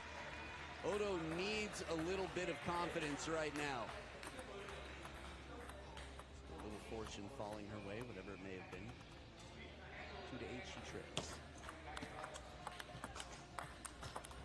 This combination's so good. The first one inside out, the next one to the backhand corner. She's done a wonderful job with the variation to draw Odo very, very close to the table initially.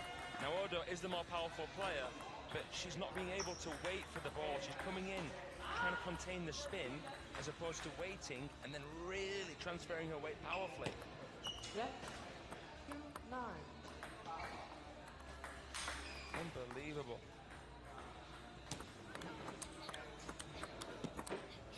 She makes it through this point. This is that feeling when you just have to extend and hope that you can get it back. And not just get it back, but she still flicks the wrist. She was chasing this whole point from behind the table. Throughout her career, she's been good behind the table. But against Satsuki Odo, she sets up 8 match points. How many match points did she save in the fourth? And look at her now. 67%. Doesn't miss, imagine. Doesn't miss by much is the end of that sentence. Imagine that caught the edge. Well, she's still got a lot of opportunities here. It's Odo with a long way to go.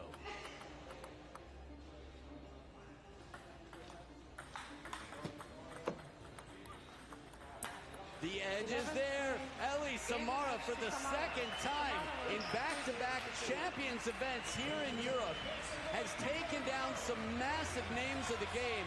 A seed has fallen. What is it, she says? I don't know, but I'm loving it. She's had some highs and she's had some lows. This is how the sport goes. 15-13. After game number 1, it was a margin of 2 points, except for in that decider. Wow. What an incredible showing here. Ellie Samara has been through surgery. She's been through injury. She's been through decades. She's been a European champion. She's played with this man here over the years, with Adrian Christian on the bench, taking this one home. The year isn't over yet, and neither is this run for Ellie Samara. She's in to the quarterfinals at a champions event. This is massive, Fraser. This is huge, Adam. You know, I remember at the Europe Top 16 Cup when I introduced myself to Samara, and I introduced myself as one of the commentators. And then I said, you don't need to introduce yourself, Ellie. I know who you are, you're a legend. She said, a legend? I'm still playing. Now, I know you can be a legend and still play table tennis, but I knew what she meant. She is still here to play. She still is playing with something to prove. And that is incredible. Absolutely incredible. After beating Mima Ito, she just beat Tatsuki Odo as well. So, proof? Well, this is more evidence. And definitely an encouraging result. Congratulations, Ellie Samara.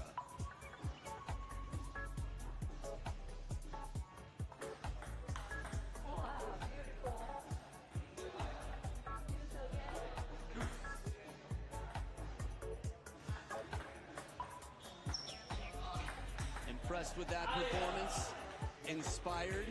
Well, we'll have a chance to hear the inner thoughts of Ellie Samara down on court with our very own Ryan Willard. I am here with your next quarterfinalist, Elizabeta.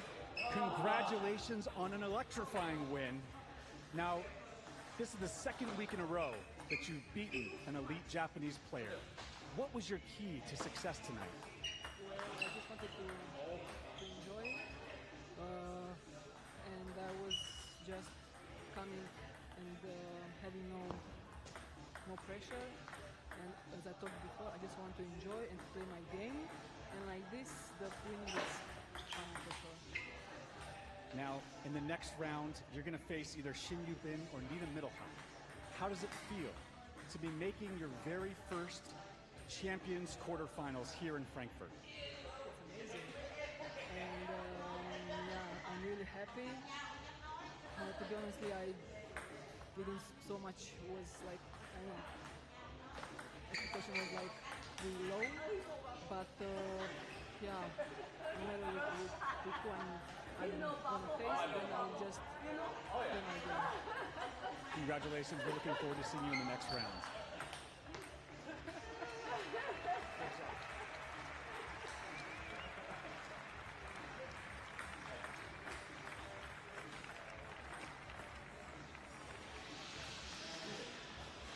is what it feels like. Body language is a language we all speak from a very young age. And the body language here tells stories that will warm your heart for Ellie Samara. Hey, what do you know? A quarterfinal appearance from me. Another one taken. Sky is the limit for Samara. That is the body language there. 3 match points saved in the 4th. And she's the first on this half of the draw into the quarterfinals. Massive. Well, she's only the second match in the round of 16, and the first was a men's, so she's the first player on the women's bracket in the draw period. She'll be waiting for the winner of Nina Mittelham and Shin Yu Bin. Let's see what awaits for Ellie Samara. Coming up next, we've got a match that should be fascinating. They've played before, and Anders Lind, as creative as he is, has something to prove against the strong and speedy Shunsuke Togami. Don't go anywhere, it's coming right up.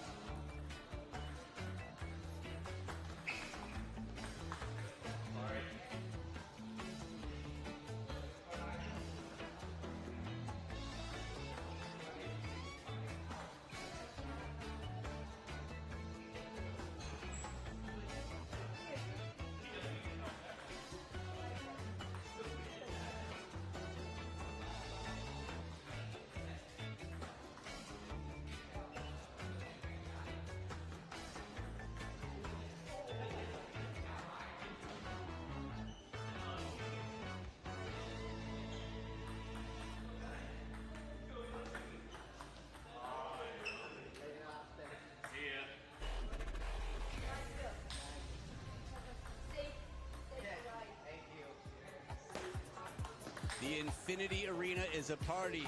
I'm not Shazamming the song that's playing right now. You're Shazamming the song that's playing right now, and you're getting ready for a big match to come. A clash of styles that guarantees some highlights, some emotions, a contrast of personalities. We've already had a show with Dong Cho taking down Patrick Franziska in the round of 16 as it began. With Timo Boll on the coin toss, Ellie Samara with a massive comeback to win 3-2. We'll have Han Ying and Annette Kaufman, Lee Sang-soo and Lin Wen-ru, but now it's Shunsuke Togami and Anders Lind. From Denmark, please welcome Anders Lind.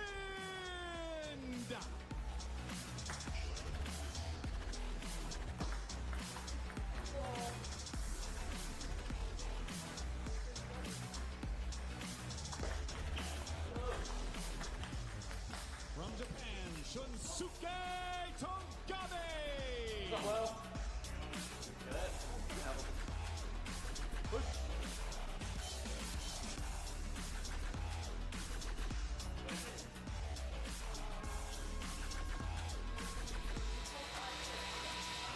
Back for the action. It's Shunsuke Togami, the two-time Japanese national champion, is getting faster and stronger. He's suffered some tough losses and he's had some massive wins. And I think those tough losses really motivated him to see the Shunsuke Togami we see today. This match will be a best-of-5 battle. First player to take 3 games wins the match. Games to 11 must win by 2. They played once before earlier this year at the Champions Yokohama, where Shunsuke Togami won 3-1. The last 2 games were 11-9.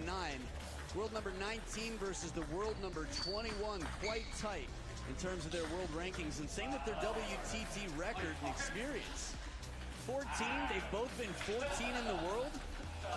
They're both looking to win this and move past that. Stefan Wolfschlager, our umpire for the match, is as friendly as can be. He's got a Tom Hanks vibe, and he's got the eye of an eagle, so nothing illegal will happen here without him putting things in place. I love it. All right, one table to focus on. I don't know if you have a fear of missing out, but fear not, because you are here. There is nothing more important in table tennis right now on the planet than this match. Anders Lind for the handshake. Shunsuke Togami coming in for the same. Good European high five as they get ready to determine where the players stand and who serves at the coin toss. So I have green and yellow. A green for you. Green, you want? Service. So Shunsuke Togami wins the coin toss, chooses to serve. It's the round of 16. The last time they met was the round of 16, and the last match that I commentated was with Fraser Riley. Fraser, welcome back. Thank you very much, Adam. This is a very interesting clash of styles. We have a speedster against the Maverick. In that case, the Maverick is going to be Anders Lind. Let's talk about the speedster first. Yeah, Shunsuke Togami, one of the fastest, if not the fastest player you will see here at this event. He just hits light beams time and time again. An incredible player and a world doubles champion. He's fast, he's aggressive, he's had some big highlights. In terms of the speed, he's got footwork, he's got fearlessness in his timing. But the 26-year-old on the other side, Anders Lind, man, I told you before that they played in Yokohama, also in the round of 16. Last 2 games came down to 11-9. Sorry for the spoiler, but he did the math. Shunsuke, right here. Look how quick he is. You can barely even see the ball. Like a mousetrap, he just snaps on it. And the fans right there jumping up for this. Shunsuke Togami spent some time playing in Germany. Quite a bit, as many Japanese players have. That said, Anders Lind, as a European, I'll be curious to see who gets more of the fans behind them. I think that did play a factor in the Truls-Anton match earlier. Anton basically German by a lot of the fans. Well, standpoint anyway. Speaking of stands, they stand to win a lot of money and a lot of points if they can play with this equipment, on this equipment, better than their opponent. It's the best equipment in the world, so you can expect some wonderful rallies. It's a spectator's dream as they watch closely. Feeling left out for not having glasses? Cast your vote at WorldTableTennis.com. Shunsuke Togami with 62% of the fan vote. Oh, 3 for 4, 4 for 5? Okay. 2/3 of those fans have glasses. Fraser, those are your people. Absolutely. I think they're selling some LeBron merchandise out there, Adam. Highlander T-bar glasses. Awesome. Good times. So the fan vote we do before every match. If you want to really enjoy a match, trust me. Get to World Table Tennis or the WTT app and cast your vote. It's like magic. You will care more than you've ever cared before who wins if you cast your vote. Try it and see if I'm lying. Okay, best of 5. Togami will start. Togami to serve. Level.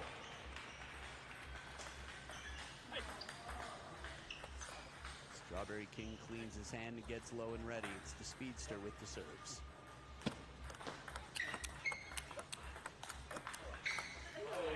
Wow. Didn't even give him time for creativity, but still Anders Lind had the answers. Incredible shot tolerance. Have a crossover as well. That last one came back awkwardly as he was able to get it with the forehand off the elbow. Timing, speed of his own in a parallel. That was a beaut. So pretty. I would say physically not as powerfully built as Togami, but his timing, unbelievable. I thought you were talking about the shot at first. Oh, no. 3 love. Wonderful start here. I saw him the other night. He was quite determined. He's actually playing a computer game with one of his teammates. A little bit off the top of the net here. Players do whatever they have to relax. When you're studied, when you're prepared for the test, you don't want to stress yourself out. Sometimes you just have to have confidence and say, I'm ready. I just got to go on with my life and stay cool as usual. First point on the scoreboard, despite a fast, long serve on the very first serve he had, Togami. This was a handcuffing one, though. Well-placed pendulum serve, half long. Look at this counter. You will not see a player push more on receive in the men's singles here than Anders Lind. He can chop that ball in half. That was more of a controlled approach, short, but Togami ate it up.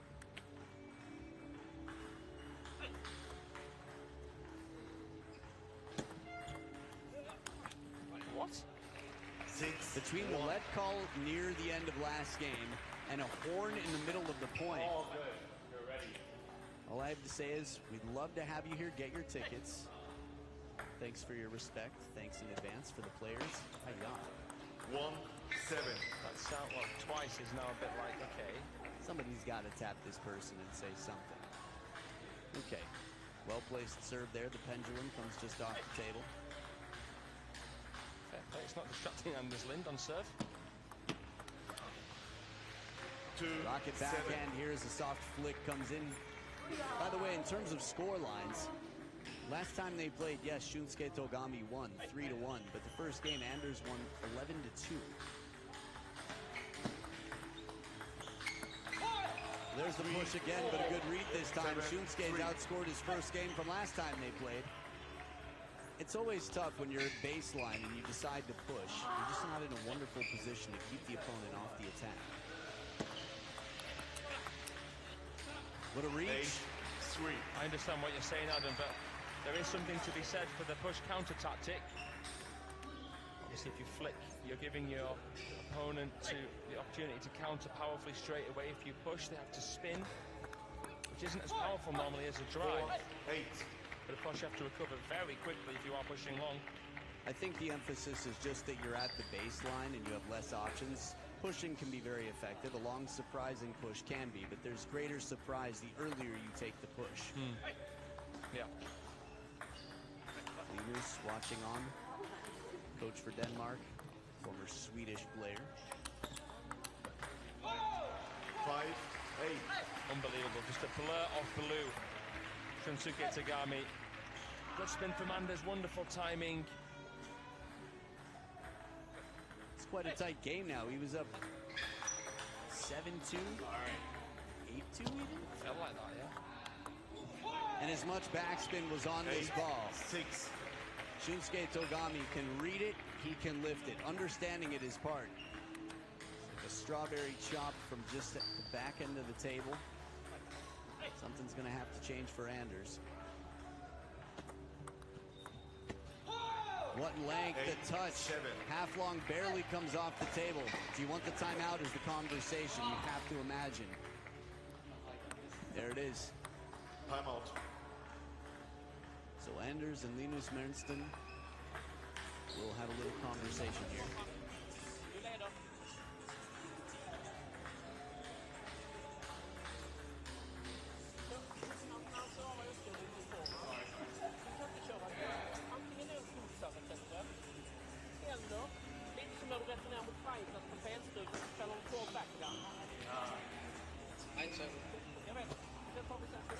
Vad har du bäst feeling för? Ingenting om du det var väldigt bra i början. Okej.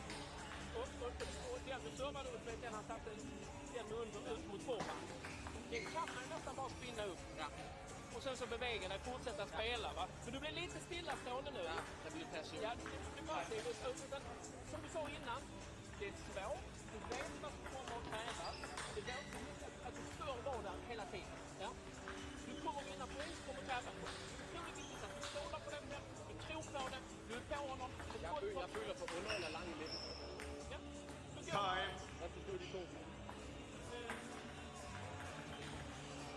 So here we go. We've got the momentum. Shunsuke Togami, 6 of the last 8 points. And Anders Lind calling his timeout quite early because, well, as history would have it, every game Anders can capture is going to be crucial to get his revenge. 8-7. There's a lot of listening there. We've seen a lot of timeouts with Anders talking to teammates on the bench, or when he's been very expressive, but this was a guy who was all ears.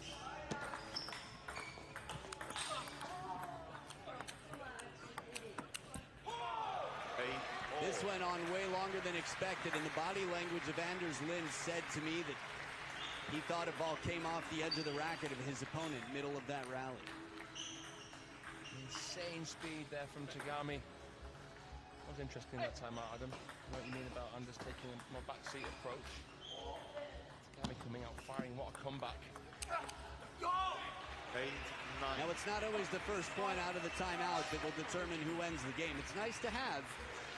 And you can see he's definitely trying to ride the wave, take some confidence with this. On receive, nonetheless, Anders in front by 1. Shunsuke looking to do the same with that European effect. 10-8. When you play in Europe for quite some time, the culture, all you have to do is talk to Masataka Morizono.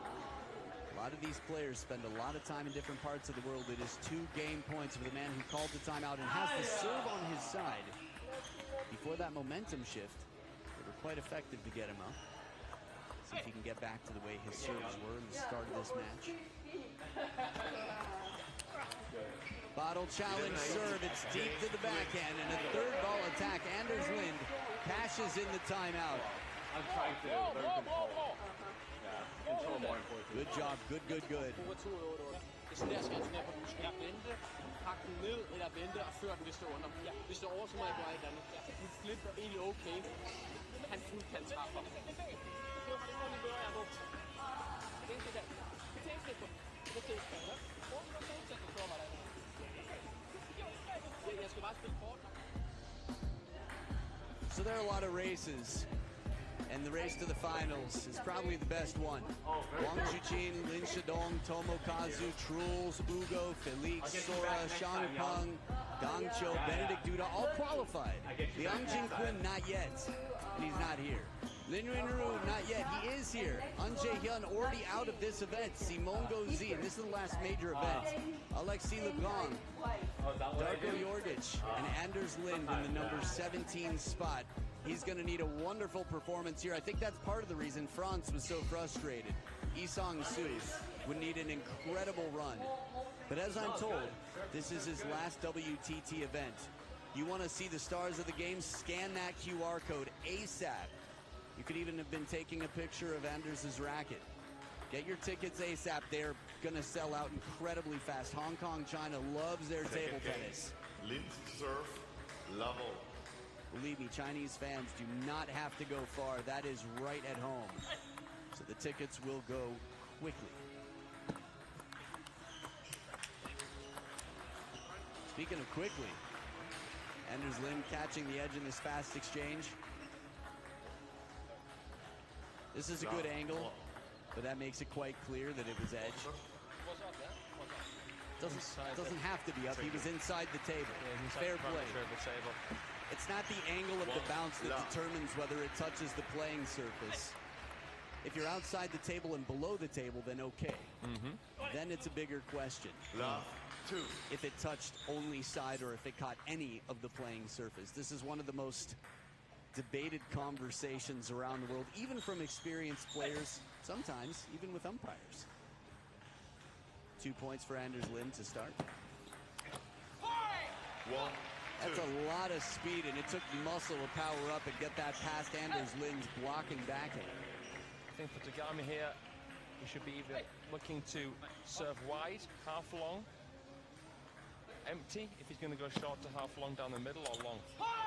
You see it there so far, that's what he's done. First serve float short, second serve long fast. Bottle challenge. It's not just something a left-handed player can do. Righty versus lefty, it's the same opportunity for the right-handed player. Long to the backhand. Ooh, a lot of spin on this one. The bounce It's a blur. Where's any logo on that ball? It looks like a plain white ball. That's how fast it was spinning. Clever from Anders. Unbelievable from Tagami to come in off balance and drop it. Insane. Watch this. He was moving back. Tagami was on his way back when that was contacted, and he still gets one more. This. Tagami to... It's not just some player. Long to the backhand. Ball, that's how fast it was spinning. Clever from Anders. Oh, that's how fast it was spinning. Clever from Anders. Insane. Watch this. He was moving back. Tagami was on his way back when that was contacted, and he still gets one more in play. Wow. Little fortune here. Let's see if we can figure out why Tagami raised his hand. Maybe it was just escaping, knowing that you were sort of outplayed. At least in the early part of the rally. Yeah. In the end, clearly, Shunsuke Tagami outplayed Anders Lind, and look at his score now. But yeah, that's something I need to do more. A lot of times try and make it as quick as possible, as early as possible in the rally. But my leg's so Because as soon as he tries to be tricky about it, playing against the trickster himself, you can't clear the kidder. Yeah, that was right there, as you would say, dummy loop. It was a Truls shot. Still topspin, but not nearly as much as the racket might suggest. Take the elbow up with the blade. Speaking of spin, Vamo, a bit of Spanish out here from the Swedish man coaching for Denmark, as you would expect. And is training with the likes of Jonathan Groth and Troels Morgaard in Copenhagen. 3-7. Spending a lot of time together as a unit.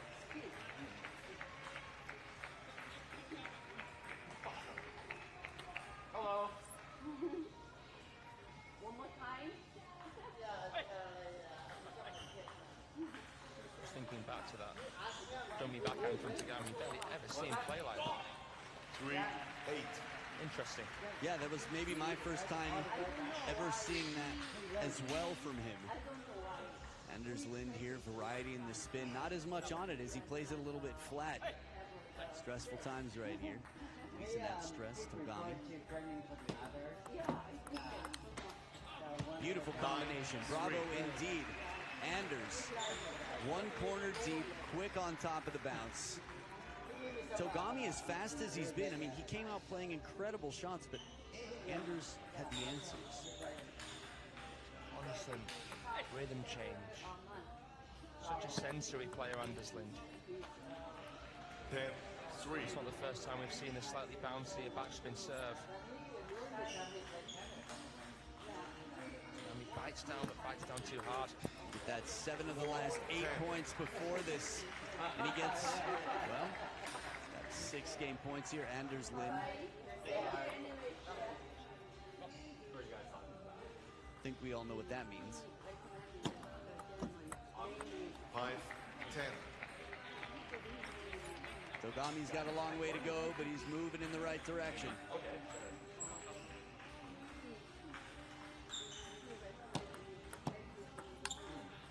And Anders escapes, a stamp of the foot, a push, and it's short inside the table. Lind is somewhere he hasn't been before when he's battled Shunsuke Tagami. He's up 2-0. Eller lave den der, fordi der er lidt der overskue i den. Jeg kan ikke den med baghånden, så skal jeg have teknik. Så når der kommer udskru af på baghånden, så er jeg nødt til at tænke, at jeg skal føre bolden ned i albuen eller baghånden for at tage duellen. Når han ser til min forhånd, underskru, udskru, der er noget okay, der kan jeg hakke den ned. Men mod baghånden, der skal ud mod forhånden, eller du skal starte stille og roligt mod baghånden.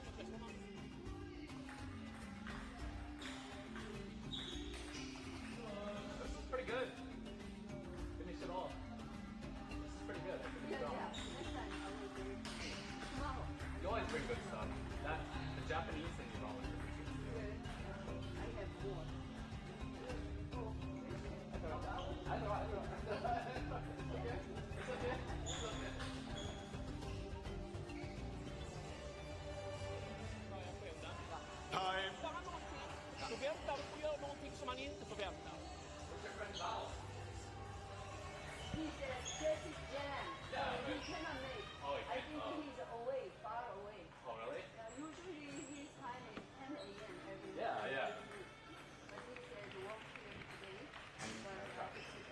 incredible year for Anders Lind, hasn't it? Won his first ever WTT Series title at the Contender Lagos semi-final. Finish at the Champions Macau where he took out Lin Shadong. This guy's on fire right now. Last year wasn't too bad either. Wang Chuqin got a taste of what Lin Shadong had for a meal at the table. You're never beating me again. Nice when you beat both world number 1 and 2. Ooh, survival. Spin for survival. Ginueda knows this well. Just the finishing shot. The variation. It was chop block-esque. Side and under spin. Shunsuke Togami. 1-all. I love seeing a tight net. That really made it look like a trampoline. When have you seen a ball come off a net like that? It came back clear on his side of the table. When have you ever seen a net bounce the ball all the way back across the table on the same side? Practice. That's 2 times today in matches that we've called where we've seen the net do something to the ball that I don't know if I've ever seen. Not on a cloth net, yeah, a metal net in the park. By the way, Germany has over 15,000 tables outdoors. Fun fact. And that serve just went outdoors to go find one of them. A gift, an omiyage, a souvenir for Shunsuke Togami, courtesy of Anders Lind.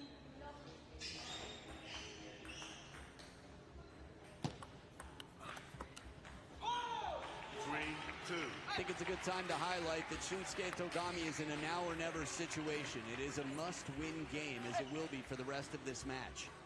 Light spin on the serve, parallel backhand, putting on the pressure well.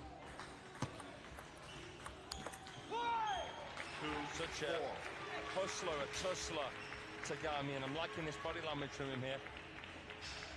Yeah, body language, a muscler. Thought you might go there, but really so active.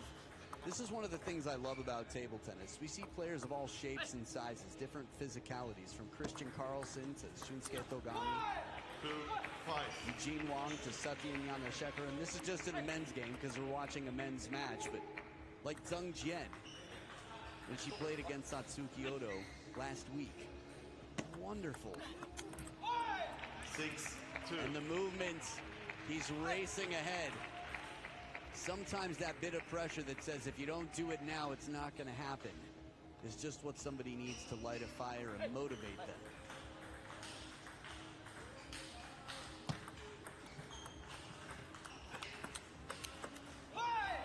Real confidence with his tape for Togami. Lightning quick on the backhand counter and the forehand as well. Great transitions between counters. They're playing it out of his crossover section on the forehand. Outclassing Anders Lind in this third game. 3-7. Great improvisation there from Lind.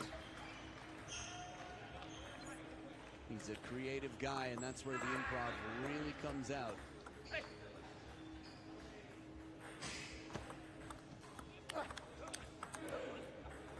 The first one is so spinny, and the next one is so dead, that backhand punch. He's mixed it up a lot, Anders.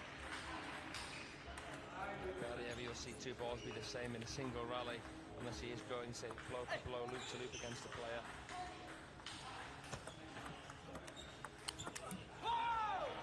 Good pressure to take back what he started. Shunsuke Togami at the second towel break with a 4-point lead, looking encouraged.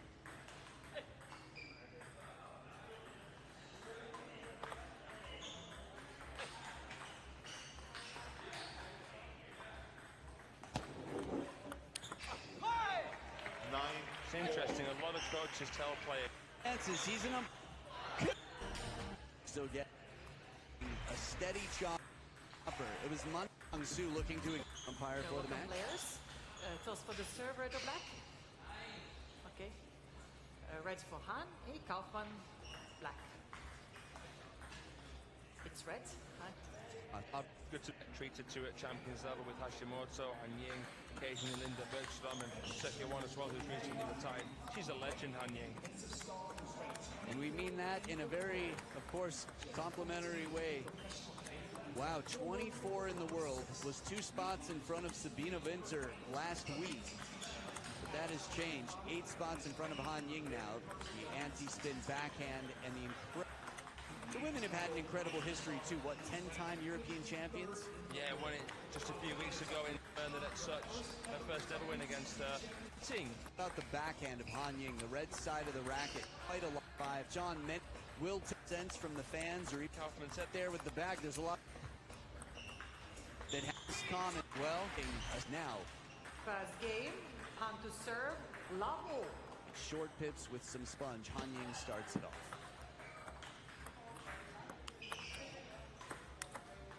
Love That one. was as smooth. I just want to finish. Dangerous.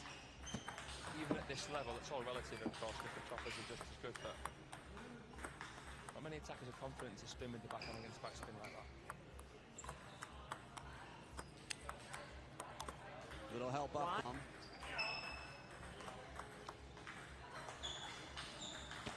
18-shot rally for time. But against choppers, that will be different. It's a fine balance to have patience. Now, yesterday it was a battle of the 6-footers, 2 of the 4 tallest women in the game. I wouldn't say so. I wouldn't say so, because as a taller player, you have to work harder with your knees to get lower to be able to brush the backspin. What do you think, Adam?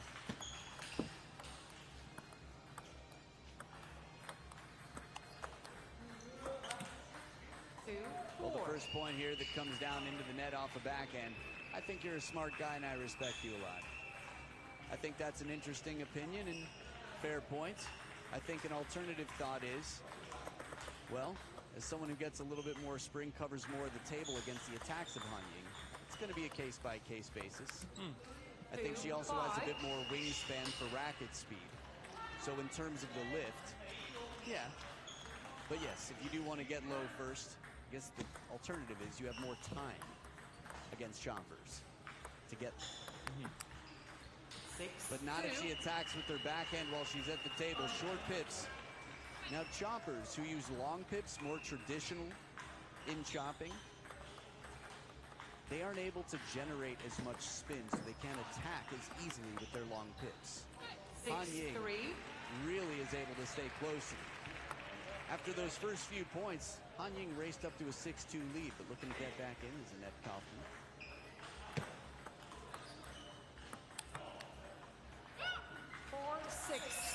Interestingly, Han Ying was trained as an attacker originally.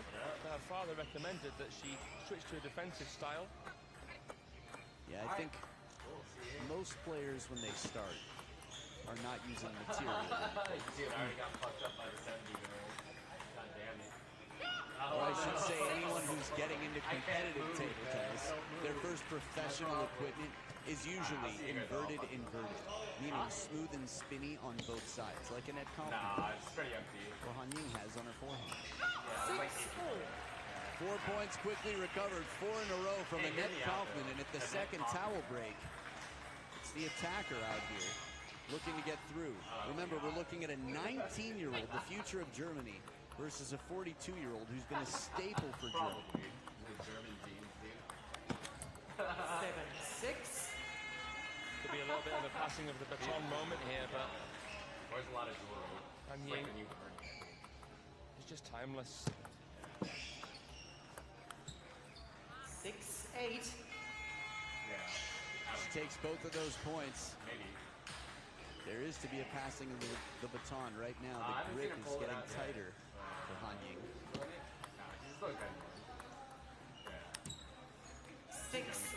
Squeezing it, not passing it. Germany has a rich history of choppers coming from China to represent it's Germany, got and play in Germany. 9-7. Little help there as Annette Kaufman gets 1 point.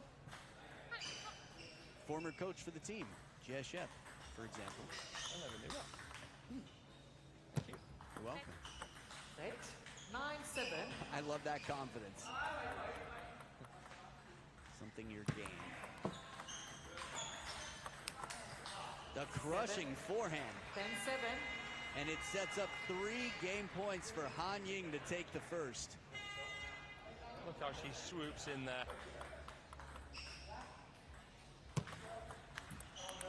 And through she is. The fan vote, 2/3 of the fans either hope or believe that Annette Kaufman will win more of the remaining games than Han Ying, but Han Ying has so much experience and will leave a lot of opponents looking down at their equipment.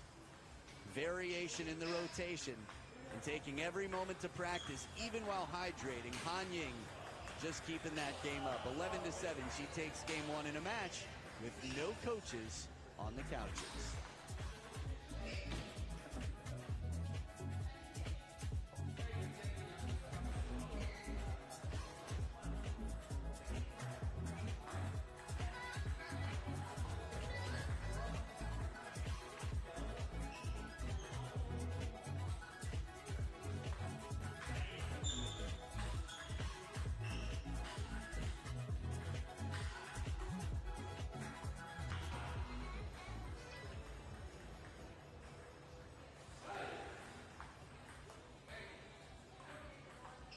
Second game, Kaufman to serve, Lahu.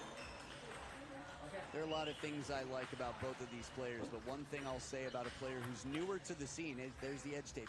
Up your game. No, up yours. Oh, love one. Both of these players are going to be upping their games because they're evolving in real time. It's always nice to have a motivational edge tape. First fun looking at those little things. 1-0. I think Chen Qing Chong has her own name on her edge tape. Some of the headbands as well. I'll do her games. Just say, yep. 2-1. Cracking shot there. Looking for the line. Did that sound like someone playing a violin? God, if so, very badly. Just warming up.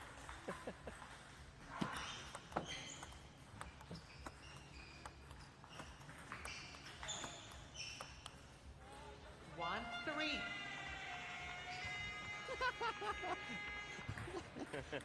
Oh man. What is that?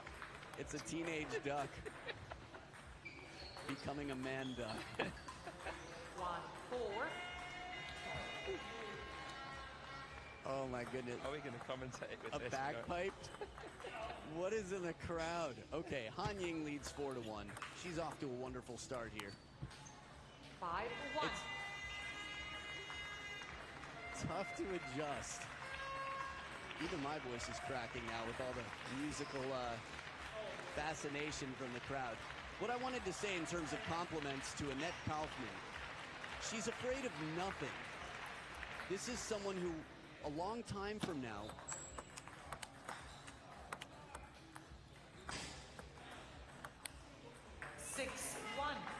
long after her table tennis career, let's say in her 40s or 50s, would be happy to be a coroner, would love to solve crimes, is not afraid to be on the crime scene. 2-6. She can deal with reality. She's got a lot of emotions, whereas her heart on her sleeve is incredibly well read. Just like that show Yeah, she took. American, that pretty much. Yeah.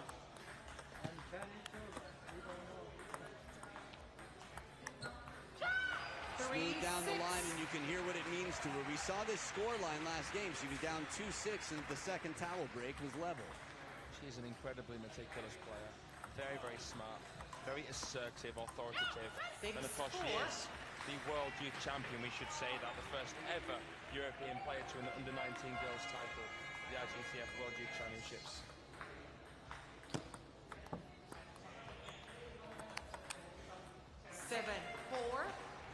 Business end of the game is where Han Ying thrives and did in game number 1. The pattern has changed. How quick she turned to attack with those short pips. Not a lot of backswing at all. 4-8.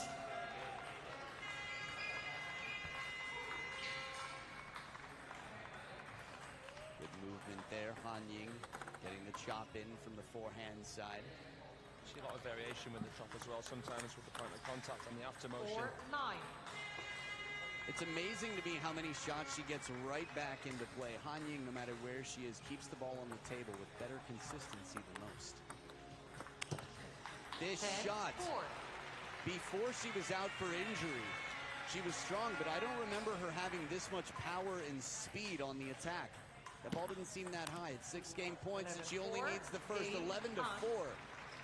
Many have struggled to get through Han Ying, and many will continue to struggle.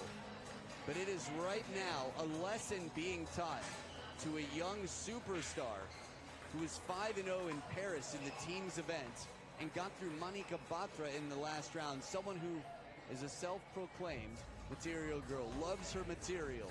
But right now, she's not loving the opponent. Han Ying doing everything, everywhere, all at once.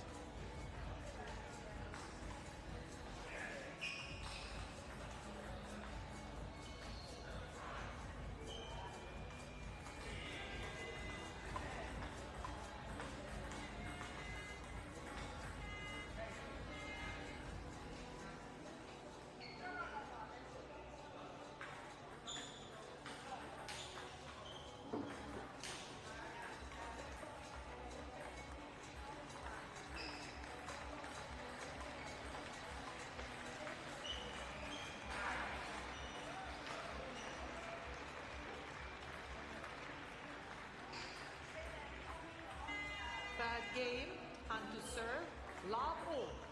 Han Ying to start off game 3. What do you think it's going to take from Annette Kaufman? How about for anybody now? Me, Adam, if I was Kaufman, I'd be looking to play most balls into them. There are the culprits. Found them. Don't give them the attention, they'll keep doing it. I like it. Yeah. If they ever make There Will Be Blood 2, these guys can do the opening 30 minutes of music. I think that she's going to have to try and play more balls into the middle and forehand of Han Ying.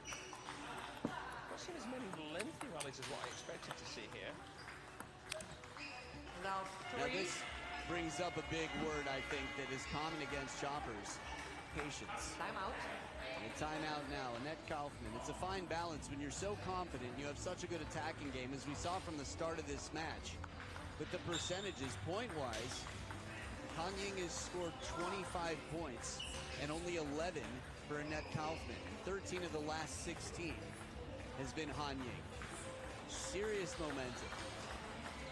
I think the feeling of smashing a ball can give you sort of the unrealistic sense of the data.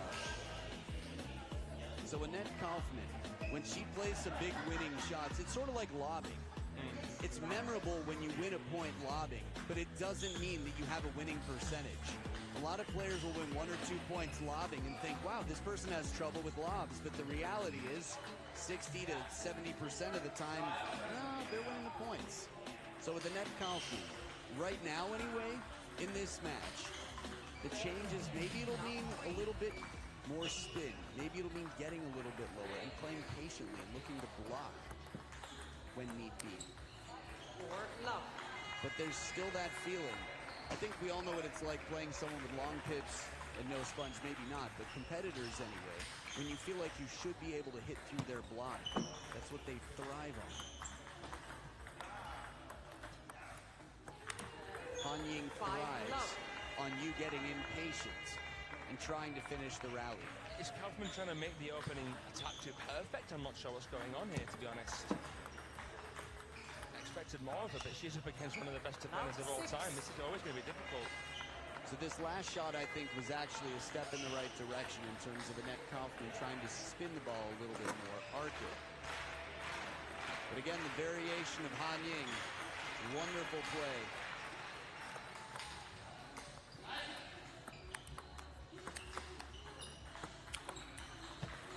Doesn't miss by much. Han Ying was on the runaround there from the backhand corner to chase on the forehand side. Nice spin, beautiful timing there, and then the slap. Three killer shots from Kaufman. Wow, pressure way out there. Han Ying at 42 can move like the wind.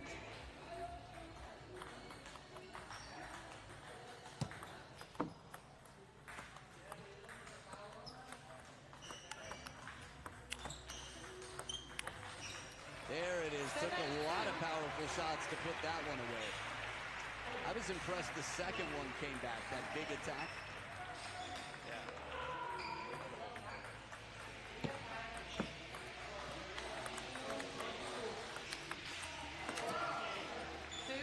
It's always tough when these topspin shots come into the backhand that deep on the table because you don't have a lot of backswing.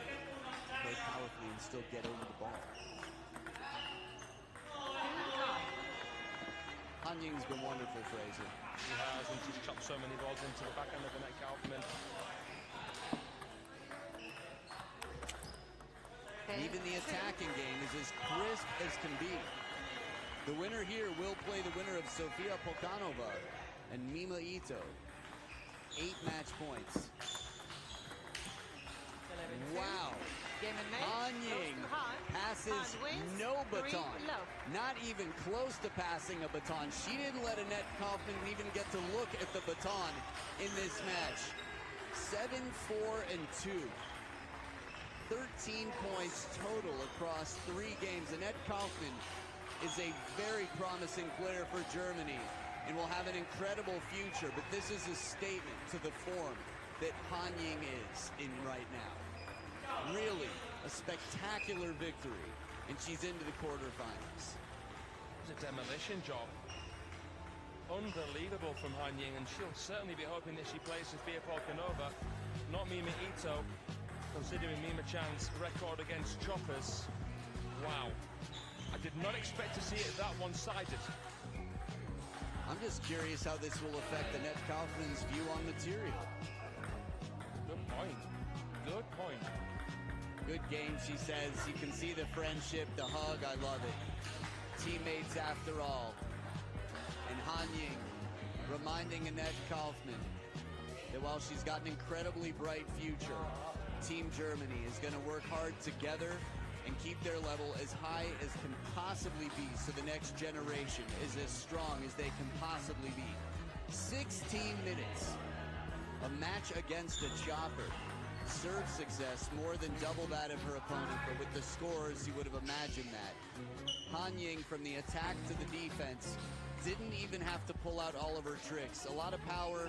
We'll look forward to having Annette Kaufman back for years to come, but Han Ying is on to the next round, and we've got one more match to come. Lee Sang-soo in what he said will be his farewell WTT event against a man who's won a champions here in Frankfurt before, the silent assassin, Lin Yunru, coming up.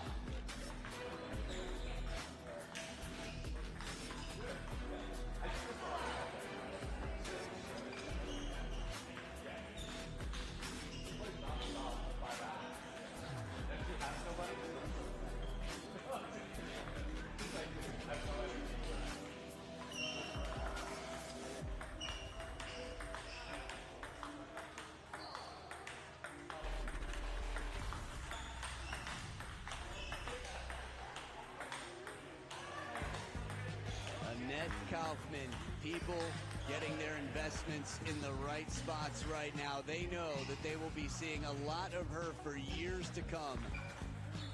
Really, such a strong player, the World Junior Champion. Round of 16 had a tough draw to face Han Ying. I don't think anybody wants to face Han Ying. That said, here's a look at what's already happened. Dong Cho 3-1 eliminated Patrick Franziska. Ellie Samara with a huge win over Satsuki Odo in the decider. Anders Lind the same over Shunsuke Togami. And now it is Lee Sang-soo and Lin Yunru. From Korea Republic, please welcome Lee Sang-soo.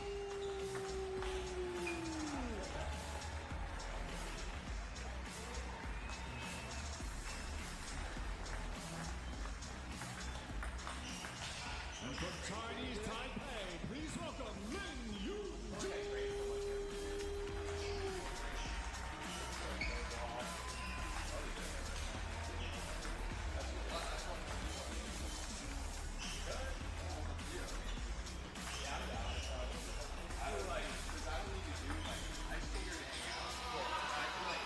Lin Yunru has entered the arena for a battle against a giant slayer, Lee Sang-soo.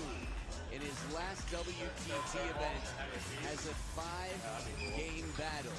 If he wins, this event keeps going for him. Now, head-to-head, they're 1-1 in WTT. The world rankings favoring Lin Yunru, but world rankings have only meant so much here. In the last 2 weeks, think about how many seeds we've seen dropped. Lee Sang-soo's beaten plenty of players with better world rankings. He's been as high as 6 in the world. Lin Yunru has been as high as 5 in the world. Greg Brunson, our umpire for the match. Great conversationalist. Sharp guy who looks like he might have been in a cool action movie in the 90s. Getting those laces tied up tight for support here. Lee Sang-soo. He's got so much power on both wings. He's got a lot of wisdom. He's not afraid to take chances. He's got a left-handed opponent who's smooth and has got one of the most deadly banana flicks in the game, a wrist from heaven. That's Lin Yunru on the other side. There he is. Leader of the Chinese Taipei team with a good pop. I've read the blue to choose. Red for Lin, blue for Lee. Red wins. Receive. Take the side. So there it is.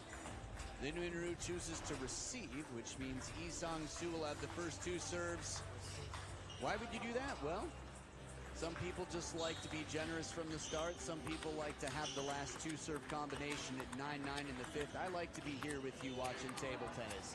I'm Adam Bobrow and thrilled to have you here till the end of the night. Lin Yunru is 24 years old. How time flies.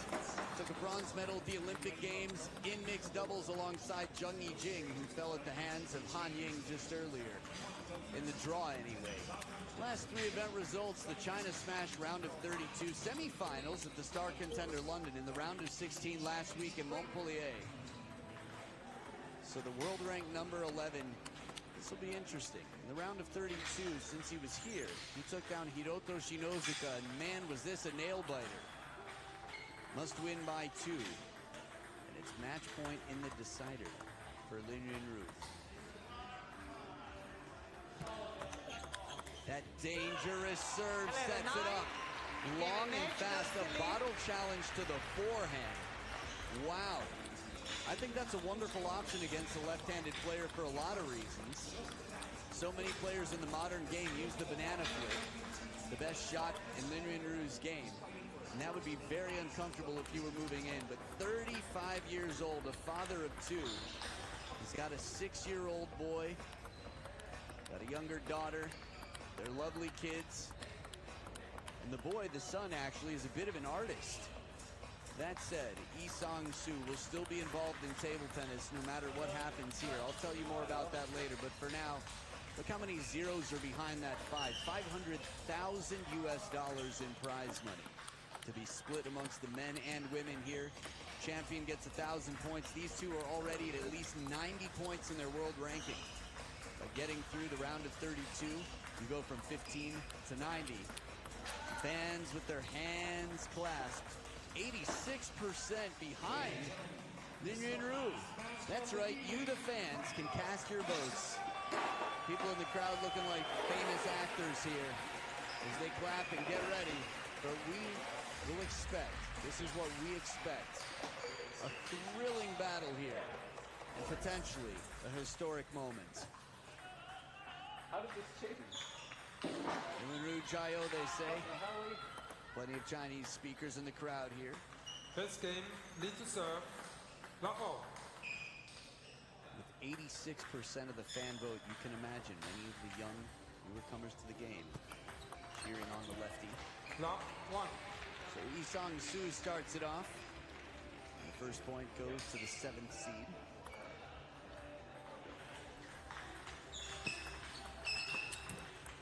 Two, love. Inside the table, Lin Yunru controls.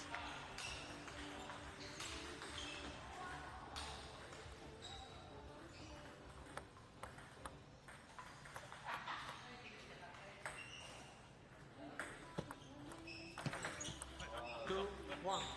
Wonderful receive against a player who's got such a strong service game. Lin Yunru. So far, nobody's won a point on serve. And off the hip, out of the pocket, Yi Sang-soo from an uncomfortable place is able to make a quality shot. Look at the lean into that. Little smooth criminal lean there.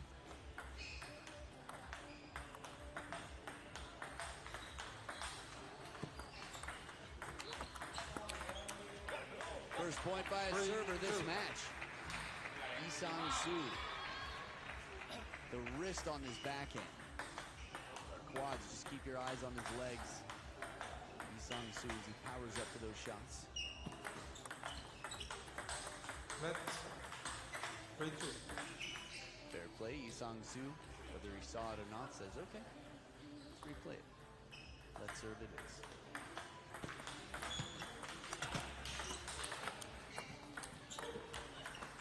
Oh, the edge to get out of that. The footwork from Yi Sang-soo in this. To think that this is his last event as an international player. Yi Sang-soo really showed us some physical fitness in that point. Witness the fitness, but the fortune favoring a left-handed silent assassin. 3 points apiece here out of the towel break.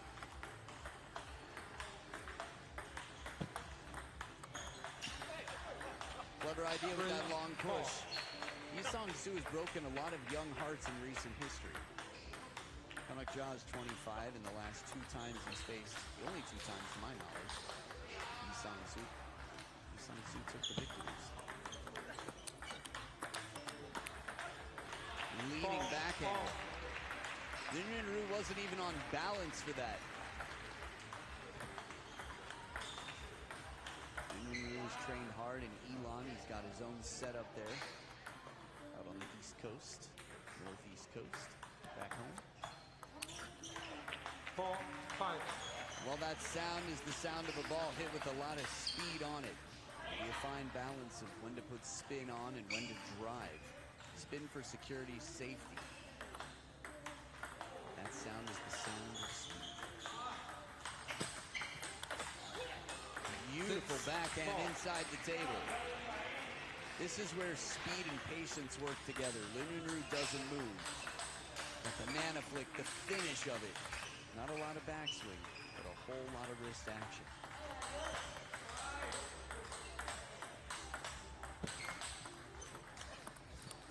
Seven, 4.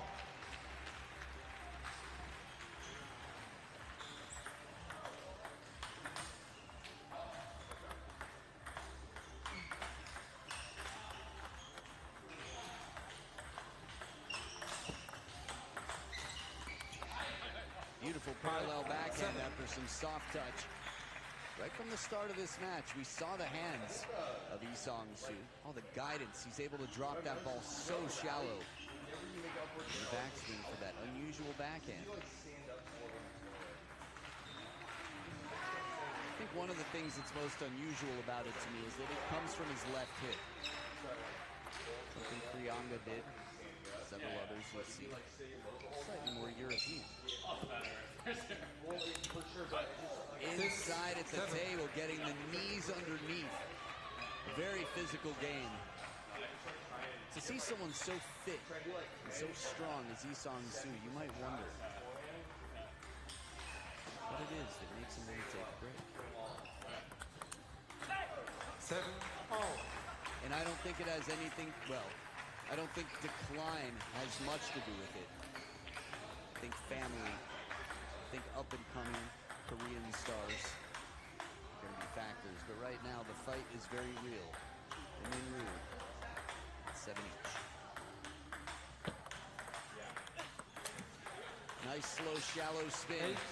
This ball bounces only halfway to the baseline, and it changes the timing. Yi Sang-soo pulls that right leg back so we can lean forward and try to catch it before it drops out.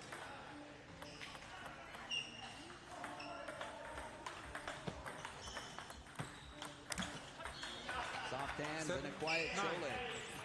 Wow. Usually it's Wang Yi-tse on the bench, but the silent assassin has gifted us with a few words here and there over the years. In recent years. It's the movement. It's like the movement. You don't say it well. 8-9. So amazing the different sounds that table tennis players make to get themselves powered up. Point away, Yi Sang-soo. Side with the top spin, the Chiquita. Man, is that one tough, and it is 2 game points for Lee Min-woo in the first. It's been back and forth throughout. Slides so quickly, that wide base. This is where the squats and the medicine balls come into play. You can watch videos of Lee Min-woo online working out and what he put in. Look at the difference between him physically now and just 3 years ago. 2 game points. Oh, what a combination. The forehand flick to get the opponent off balance, and the cross-court backhand rip when he's opened up the space. Get out of the way, and done. 1 game point save. Yi Sang-soo deep in thought. Okay.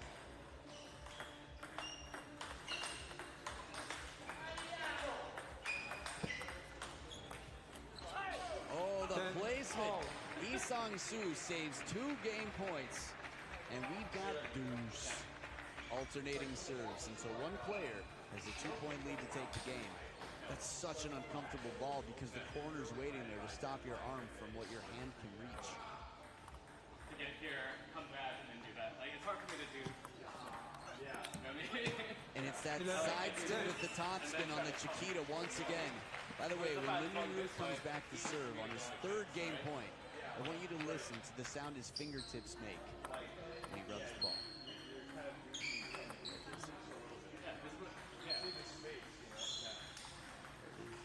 It's not like the worst thing in the world, but I don't get a lot of movement. Oh, again.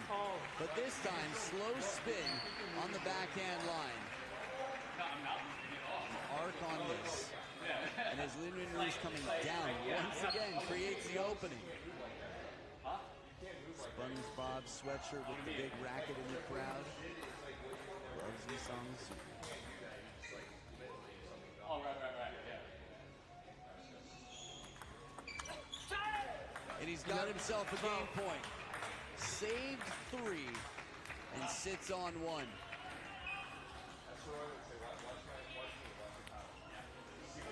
Tough times. Chole here.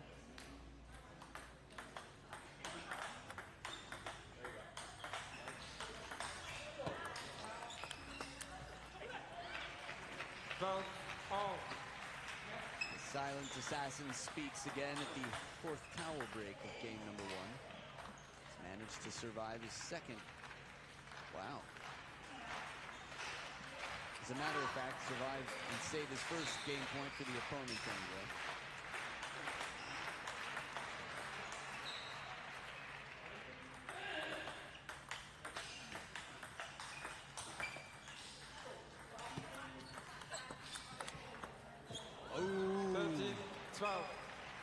The placement there catches the edge.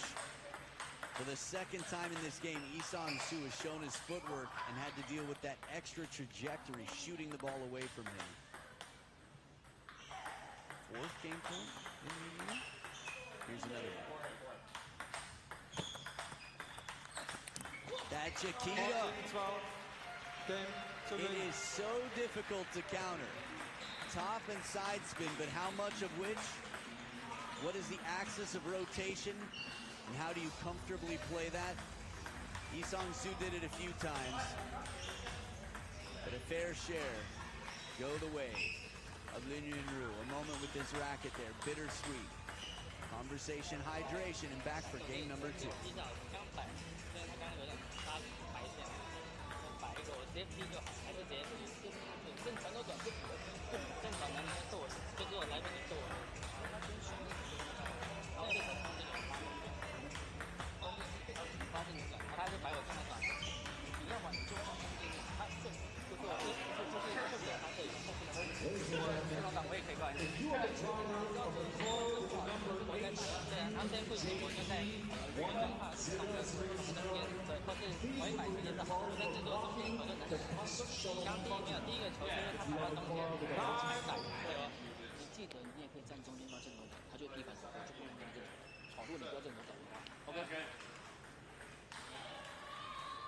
Don't forget you can play him to the middle. Don't forget you can go short. A few words there from Wang Yitze at the end that I was able to hear. The ninjas of the night. You cannot see their face. You can barely see their bodies because they are so fast. And the moment you think you see them, they disappear. Because of ball kids in the corners, making sure the players always have balls so they're ready to play. Oh, Ty watching the start today? Yeah, 6, 7. Tomorrow.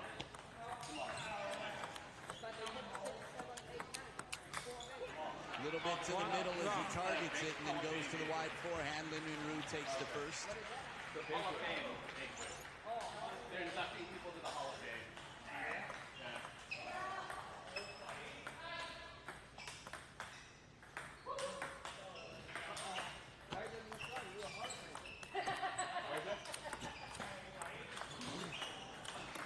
Yo, it's good! Wow, skee ball shot around the net. The one before it was breathtaking. I've seen Lin Yunru play around the net shots, but this, the first one had so much side spin, and there's no question. That's where you might say the ball came up, but there's no argument needed. Everybody in the game knows this. At this level, just acknowledging a bit of fortune there for the edge.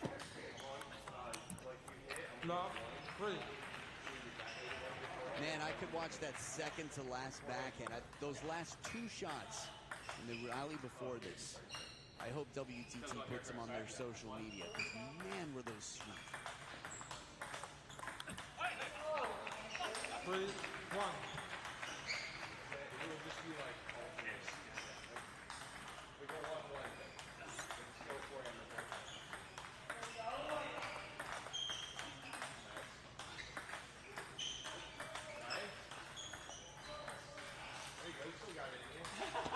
I've never had this in me, but thank you. What a scrape.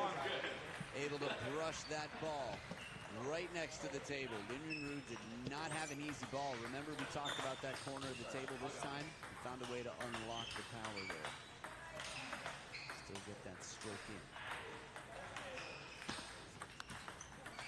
1, 5. A whole lot of spin here. Lin Yunru leaving the ball a little bit higher. But contacting just under the ball.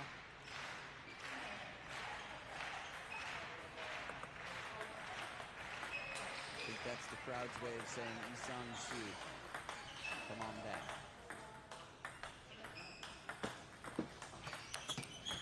Bottle challenge serve in the parallel attack. Now whenever you serve long, you have an advantage. It's not necessarily, this is part of the reason you don't always see long serves, is to their disadvantages as well, but you know the ball's coming back long. So he does it again. Of course, on a rare exception, someone can keep it short if it's not especially fast and long. As a long trying to do that earlier this morning. Or surprising for that matter. If it doesn't come back long, it's usually coming back long.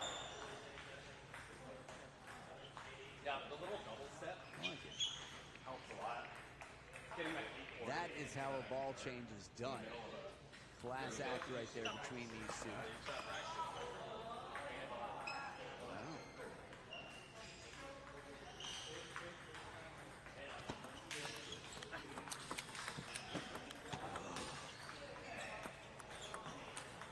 Oh, you want to see it come down just because he chopped the ball and chased it all around. The shot quality. Side spin to bend it back to that backhand. Beautiful chop. And from under the table, if that shot had come down, I think the crowd would have lost it.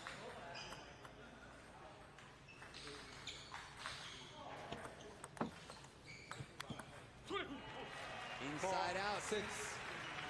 Beautiful shot to trip up the opponent. That side swiper. There was some eye contact right after. Full stroke forehand. Lee Sang-soo just seeing how it affected the opponent as Korean fans watch on.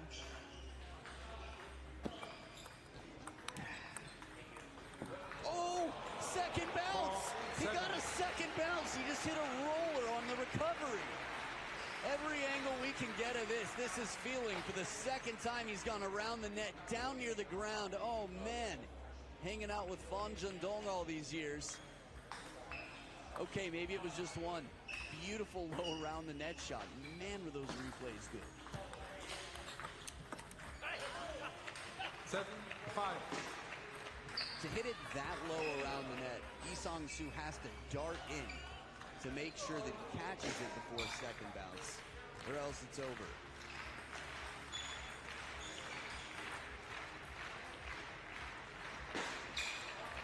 Two very motivated players here. You saw their WTT head-to-head 1-1.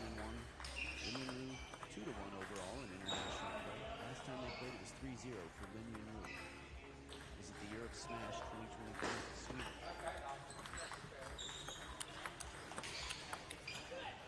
This is wonderful focus from Lin Yunru. Lee Sang-soo tried to keep him off the attack. It was stretched time and time again. Pretty active play here to the determined Lin Yunru.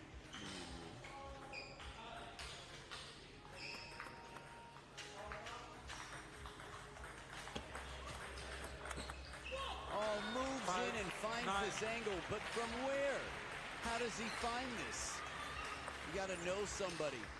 That backhand, his body was giving every sign that it would go somewhere else, like the exact opposite side of the table.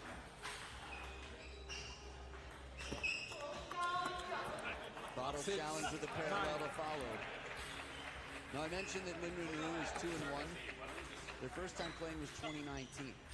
Lin Yunru won that in the deciding set. They played twice in 2025, and Lee Sang-soo won at an in-shot.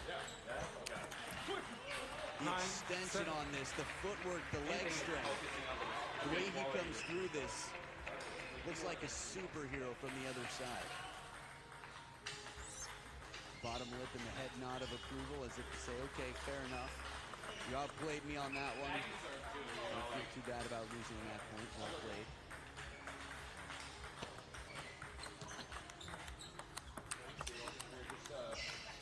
What an exchange, and he's within one. Would you call a timeout?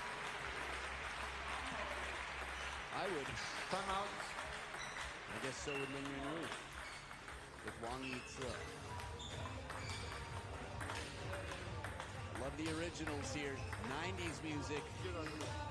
지금 진거 몇 개 샀으니까 10개는 못 들어와. 그리고 내가 봤을 때 얘가 들어서 못 탔을 때나 가운데나 한쪽으로 가. 무시는 지금 빼고 얘가 잘 들어가지고 얘가 들어왔을 거야. 그걸 지금 쉽게 이거 들어오고 싶다.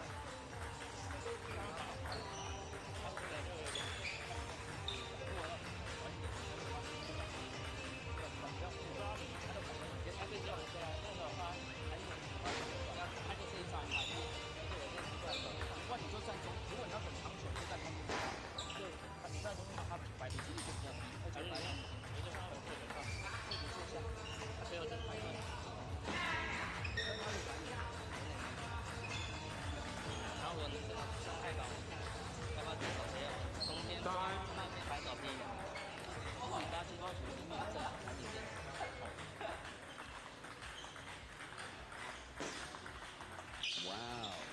this match has produced some highlights already. It's Coach Che Yoon-suk coaching on Lee Sang-soo, who's been in the game for a long time. But it's Wang Yi-chul 9-8. and Lin Yunru who called the timeout. Still a 1-point lead for the Silence Assassin, looking to go 2-0 up.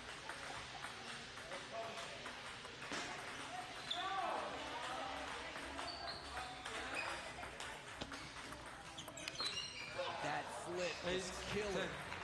Forehand flick up on 1 foot. Wasn't a bad receive.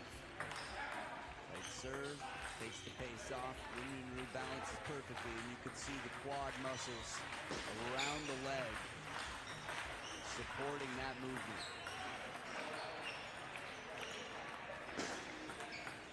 Two game points for Lin Yunru.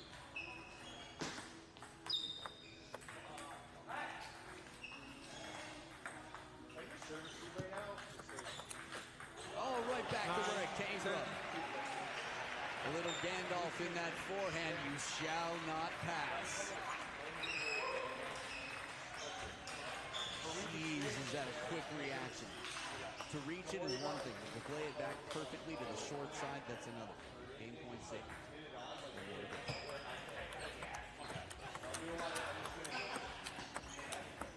That is crazy.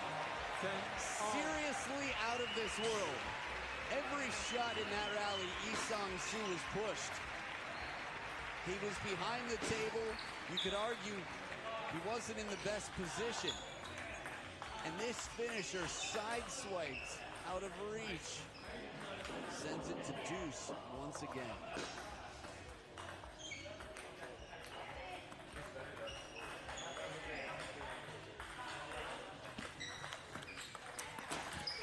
A different Lee Sang-soo. Game number 1. He was on the chase. Coach Che is up on his feet. The determination in that backhand, the power behind it sets up game point. For Oppa, big brother, Lee Sang-soo.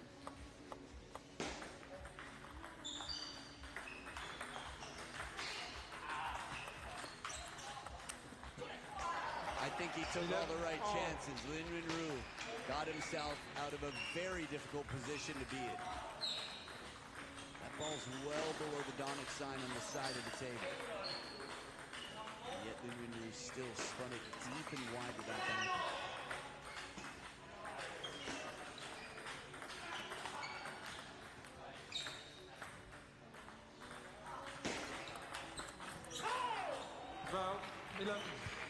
The rituals that the players have, the secrets to set their mind at ease. There's a power to pattern. Breaking those patterns as we have a timeout on the Korean side now.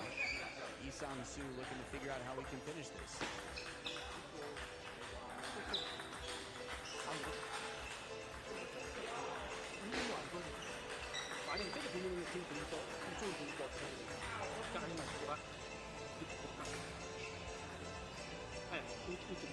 어차피 안쪽은 초반에 한 번에 있어.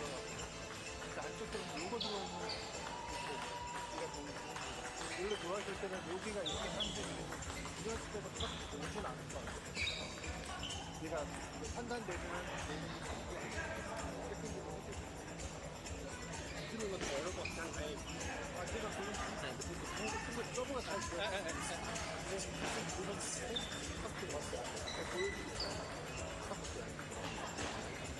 아니면 그냥 그냥 넣어버리겠습니다.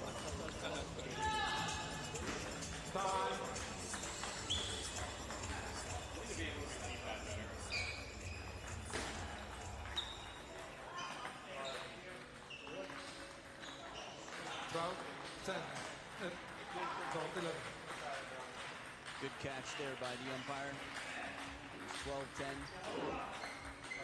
I think that's a very interesting call. Game point once again. Lee Sang-soo. And it pays off. Well now, Cash is in that timeout. Two brains with a lot of experience behind them come together.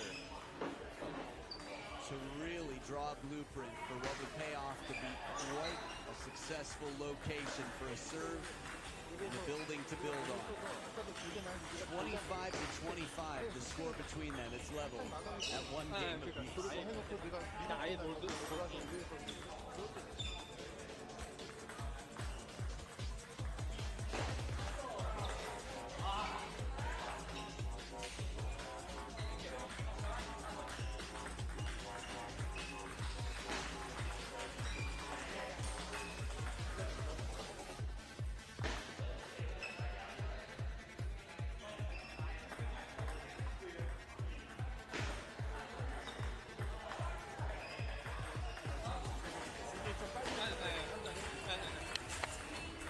Time.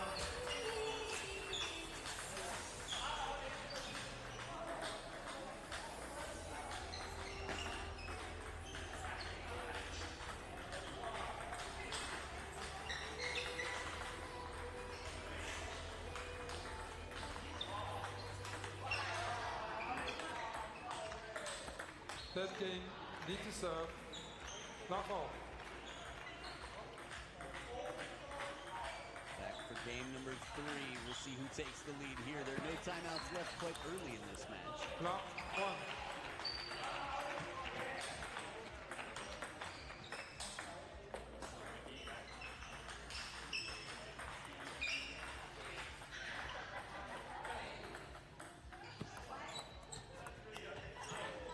Two, block. This is tough. Opportunities only present themselves rarely. You know against a player of Lin Yunru's skill that anything that is a little bit available, you got to capture. But it seems.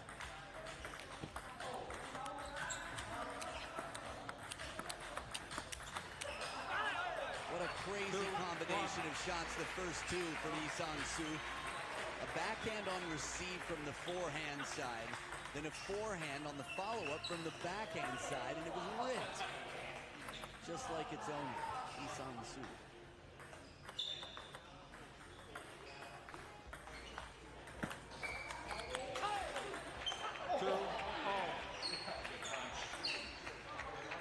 Wow. The fight to level the playing field here.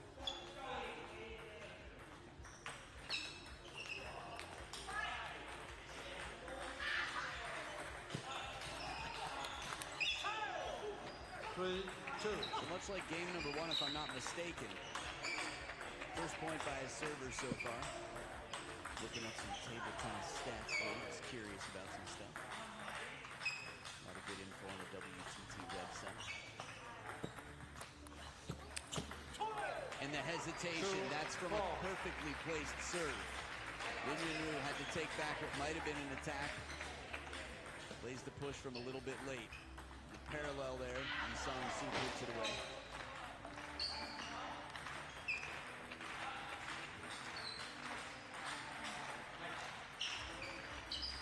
Anyone else has a flag? The family flag. Carried by the leader.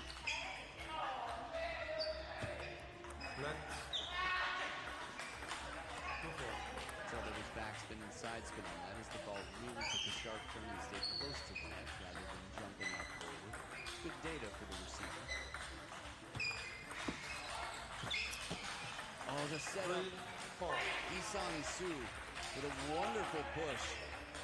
That's sort of why you saw that facial expression here. He got a passive ball from deep from Lin Yunru. The second time this game, Isang Su earned himself a wonderful shot.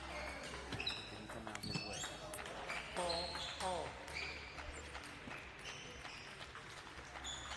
Here, quite an ambitious shot. Bold, he avoids the table. Well protected with the placement.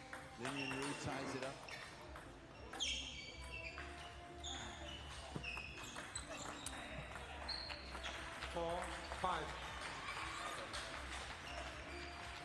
Back in front. Feels like 3 in a row now. By the way, the winner here will play the winner of Julio Calderano and Simone Gauzy. We've got so many good matches to watch. the grunt in preparation for that. It was the perfect sound to finish the sound Yi Sang-soo had started. Completely leaps into this ball. Feet just came off the ground with the power of that backhand.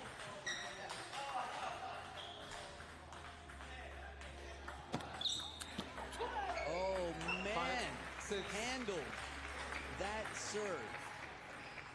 The way he turned a bottle challenge and a bottle smashed to pieces. Lin Yunru's got one of the best serves in the game. Yi Sang-soo doesn't seem too bothered. Well now, lightning strikes twice. Deja vu. The brain is a fascinating thing, but I'm pretty sure based on the scoreboard, we literally just saw that twice.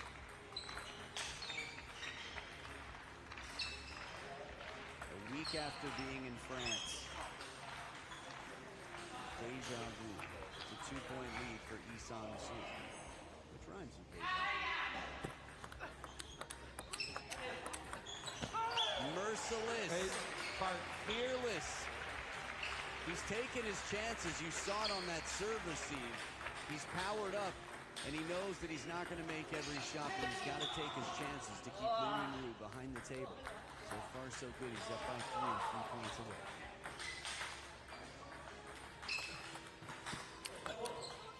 Bottle challenge and a big third ball.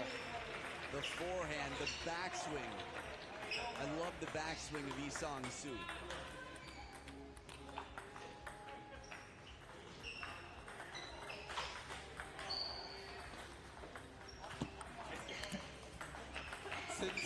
On a few occasions, Lin Yunru has tightened up the serve just well enough to shut down a very aggressive, heat-seeking missile that is Yi Sang-soo.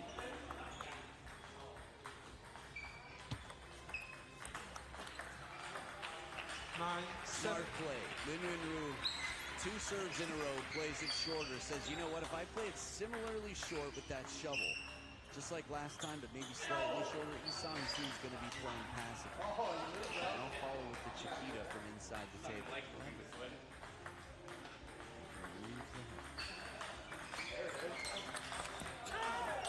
Big third ball once again, and it sets up 3 game points.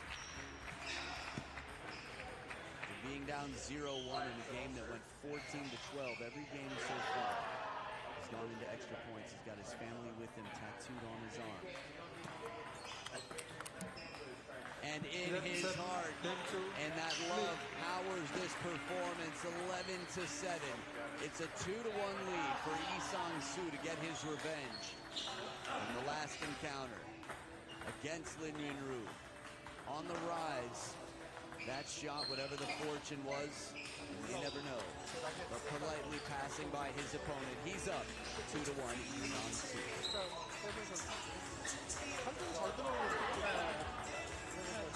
지금처럼 오는 거 네가 터지는 거 진짜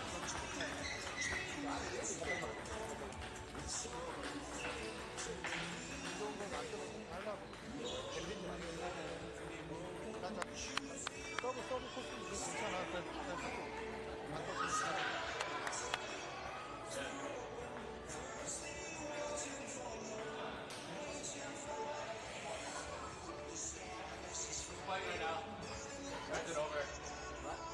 Teammates watching on. Jae-hyun, Oh Jun-sung to the right.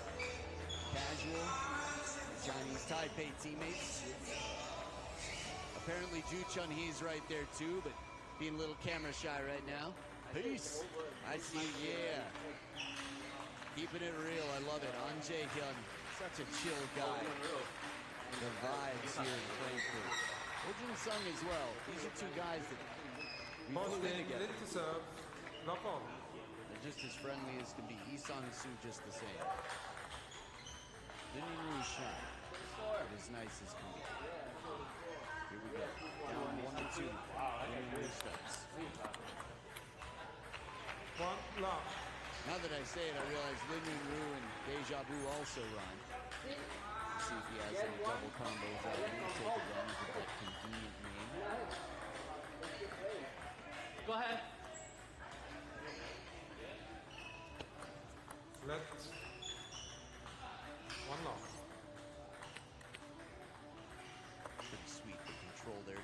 right up to his free hand.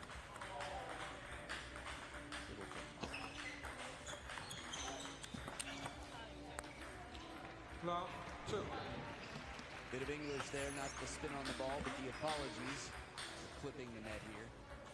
Really compromised the ability for Lee-Sung Soo. Perfect follow-up shot into that middle. Oh, right into the net cam. You try to catch that at home. Love, three. This time net, but no cam. Jorg Bitzigayo on the bus ride home said that Kanakja's net cam shot, first point against Darko Jorgic. That right there, hit that net camera, which is part of the net assembly, which means the ball is still in play if it hits it. Kanak hit that camera and had a roller on the table for a winner. In all Bitsy's years, he said he's never seen it before, and I know he's not alone. Time to go back and watch. And we're waiting for tomorrow to start after this match finishes. Good responsibility there, taking care of his half of the table.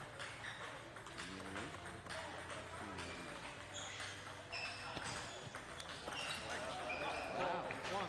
Looked like he was going for push, but then he turned from passive to positive and played that ball deep.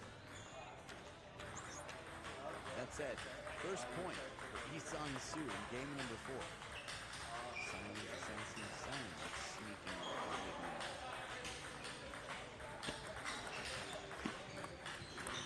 Oh, the hands. On the wide backhand side, from those hooking shots to the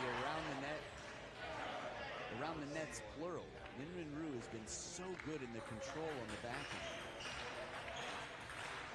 And we're not even talking about his banana flip.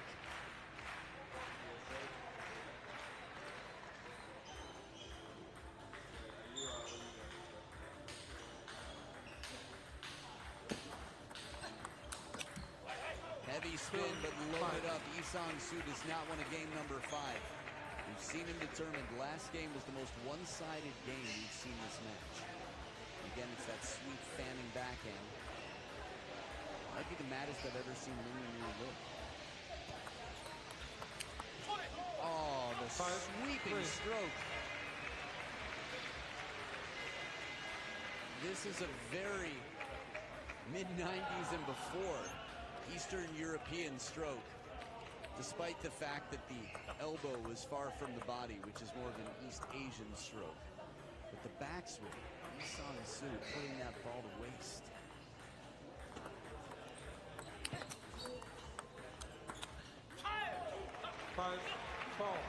It's so cool how a player knows when he doesn't have to panic. Lee-Sung Soo softly blocks that one, only to keep it in play, knowing that Lin Rin-Ru would be recovering. That's probably the most expressive moment from Lin Rin-Ru I've seen.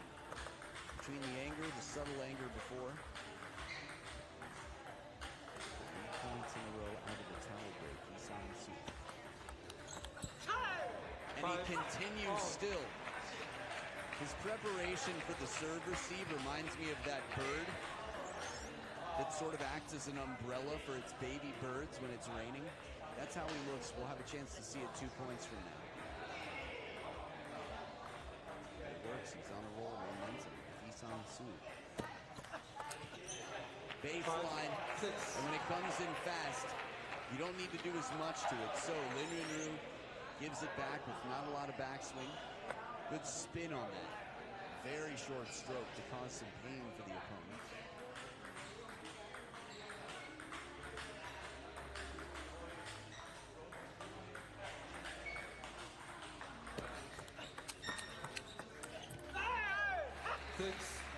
Fired up, leveled up, keeping the momentum.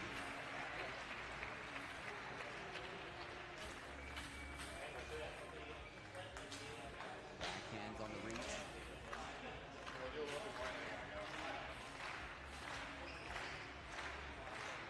Coach Che, eyes wide open here. Both players back from a relatively long towel break. Get ready. There it is. There it is. 7-6.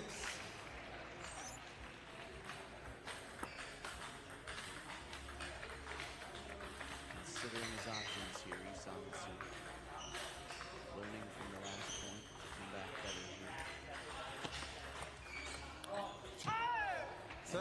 Soft touch, not a lot of rotation on it. You have to imagine anyway, because Lin Yunru generated so much spin. Maybe overcompensated. What might have been a heavier push.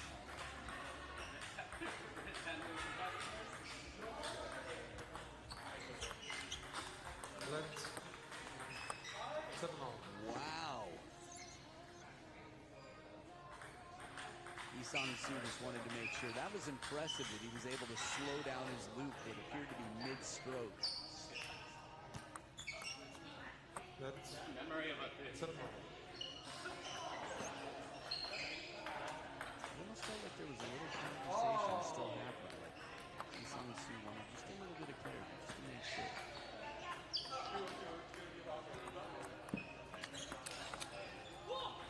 Big point here as you heard Wang Yitze from the bench.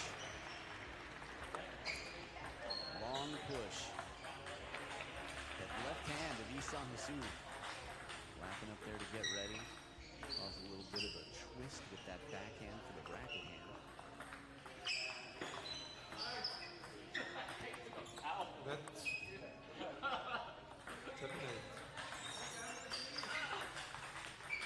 Not that you're counting, but 3 out of the last 4 serves have touched the net on the right serve. That's how precise his serves are. Oh, what a combo. On the move. Off balance. I don't care. Watch this. Lean, seatbelt, and quick twiddle the other way, and it's a full stroke backhand for the win.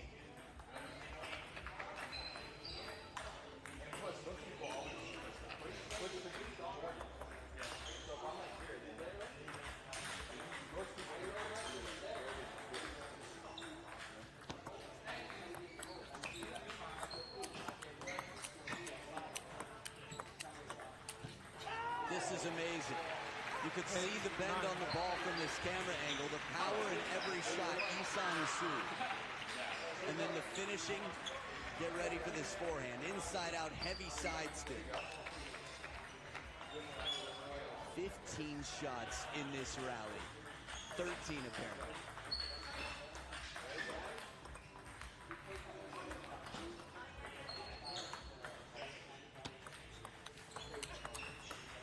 Turns his back on the table, and it is 2 match points. Lin Yunru commits to this shot. That's a tough one with Isang Su in position. At his level, for me, this is a 90% shot. He trapped Lin Yunru. Was trailing 1-5 at the first towel break. Momentum, a mountain of it, and the serve.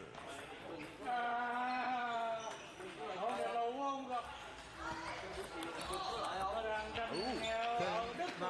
Shot off the edge of the racket and a block out of midair, but the ball had already missed the table, so the point is over.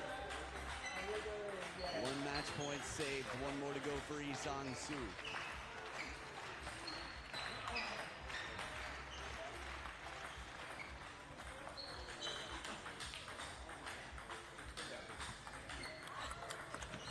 He takes it, Isang Su extends his career.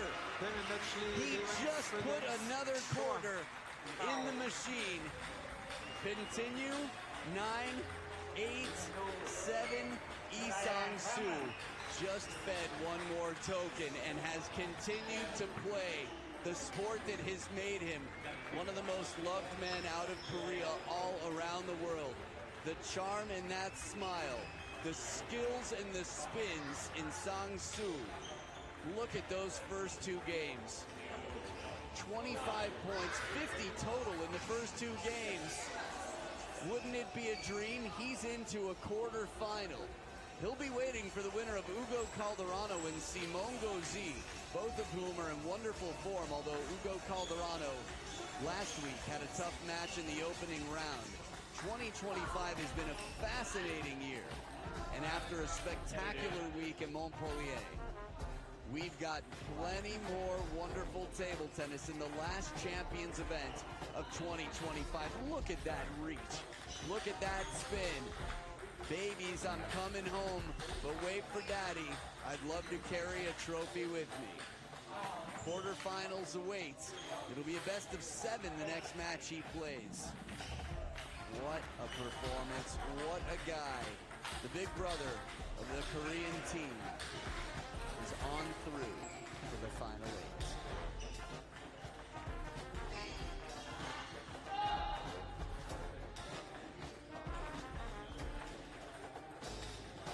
We're gonna have a chance to hear from this charming man, Lee Sang-soo, with Ryan Willard. I am here with your winner and next quarterfinalist, Lee Sang-soo. What an incredible match you just had. You just beat one of the toughest players in the draw. Can you talk us through that match and tell us what clicked for you? 이상수 선수 오늘도 정말 멋진 모습 보여주셨습니다. 대신에서 가장 강력한 선수 중 한 명을 꺾고 승리를 거두셨는데요. 오늘 경기를 잘 풀어나갈 수 있었던 요인이 있으실까요? 아무래도 누가 봐도 린민주 선수는 굉장히 정말 실력이 뛰어난 선수고 정말 훌륭한 선수이기 때문에 그냥 제가 어떻게 게임할지 어떻게 하면 조금 더 상대방을 좀 어렵게 할 수 있을지 생각하면서 그냥 자신 있게 플레이를 했는데 그게 조금 잘 먹혀든 것 같아서 이길 수 있었던 것 같습니다. Everyone knows, Lin Ru is a really strong player, so I just focused on what I can do to make it harder for my opponent, and having that confidence, I think that worked really well today. It was a very fun match to watch. Now, we know this is your final international event, and does a win like this make it more special knowing that you're still playing at such a high level? 이곳 프랑크푸르트에서 마지막 국제 무대를 마무리하는 것으로 알고 있습니다. 최고의 기량을 유지를 하면서 선수 생활을 마무리한다는 점에서 오늘 승리가 좀 더 특별하게 느껴지실까요? 일단 아직까지 실감은 안 나는 것 같은데 지금 그거는 이제 끝나고 난 뒤의 일이니까 지금 아직까지는 시합을 제가 하고 있고 또 이 게임을 즐기다 보니까 또 이길 수 있었던 것 같은데 다음 게임도 이제 끝나든 안 끝나든 상관없이 좀 즐기는 게임 할 수 있도록 하겠습니다. It doesn't really feel real that I'm retiring. I'm just enjoying this moment, living this moment in time. I just want to enjoy my next match as well. Well, congratulations. We're going to enjoy seeing you in the next round. Wonderful win. Thank you again. 감사합니다. He actually speaks some good English, Lee Sang-soo, but man, can he play. So much to tell you. A lot awaits, including the winner of Hugo Calderano and Simone Gauzy. What a moment. From 1-5 down in that 4th game. Look at that face. He'll be seeing it in the next round. 3-1 he took down Lin Ru, but it all started with Dong Chio, welcomed by Timo Boll, taking out Patrick Franziska 3-1. Remember, this is also the last race to the WTT Finals, which is a big deal for your world ranking and prize money. Ellie Samara with a crazy win over Satsuki Oda. What form she is in. Another lefty from Europe in Anders Lin, taking down Shunsuke Togami with a crazy finishing match point. And Han Ying, a masterclass in chopping down Annette Kaufman. What a shot of the city. This is not AI. This is not animation. This is Frankfurt. On behalf of WTT and everyone who makes this possible, I'm Adam Bobrow, and I can't wait to see you tomorrow for more action in the round of 16.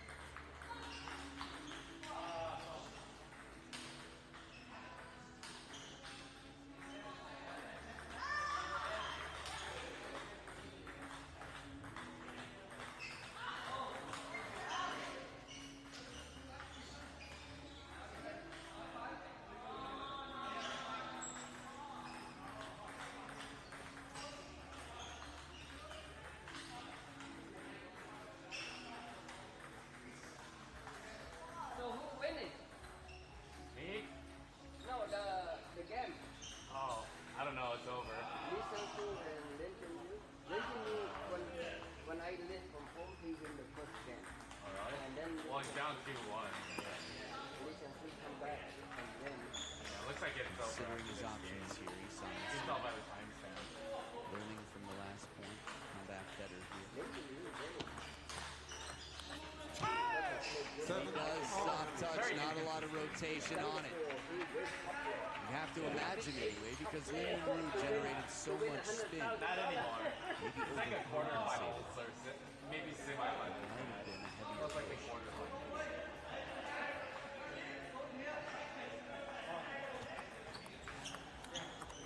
Let's turn on. Wow. Isang Su just wanted to make sure. That was impressive that he was able to slow down his loop what appeared to be mid-stroke. I almost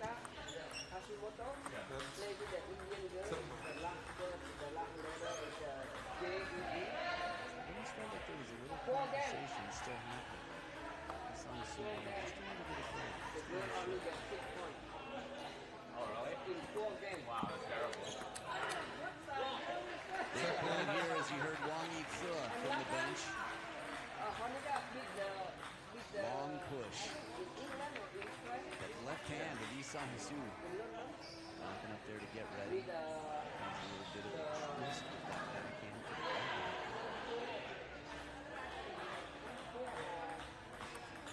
Let's turn on.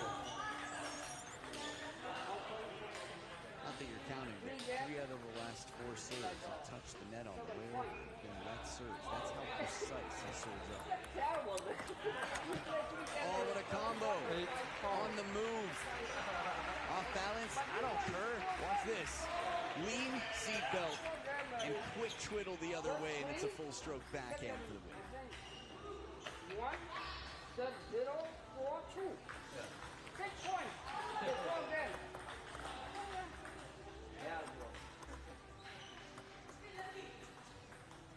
Talk about the Indian girl, Mukherjee.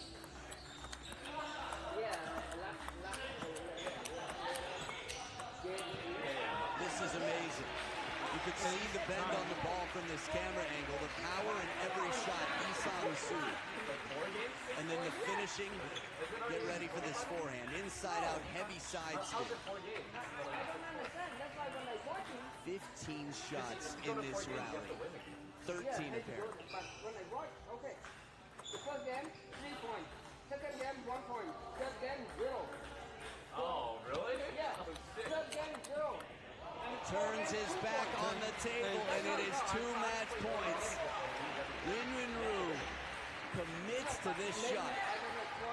That's a tough one with Isang Su in position. At his level, for me, this is a 90% shot. He trapped Lin Ru. Was trailing 1-5 at the first towel break. Momentum, a mountain of it, and the serve.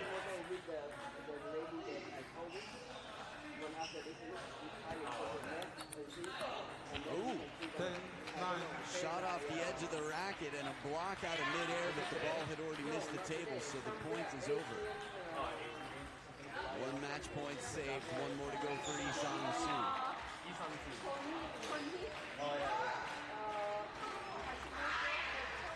Oh, really? Oh, yeah. Wow, okay. Oh, Isang Su here. Yeah, Isang Su here. Final point. He takes it, Isang Su extends his career. He just put another quarter in the machine. Continue, 9, 8, 7, Isang Su just fed 1 more token and has continued to play the sport that has made him one of the most loved men out of Korea all around the world. The charm in that smile, the skills and the spins in Sang Su. Look at those first 2 games. 25 points, 50 total in the first 2 games. Wouldn't it be a dream? He's into a quarterfinal. He'll be waiting for the winner of Ugo Calderano and Simon Gauzy, both of whom are in wonderful form, although Ugo Calderano last week had a tough match in the opening round. 2025 has been a fascinating year, and after a spectacular week in Montpellier, we've got plenty more.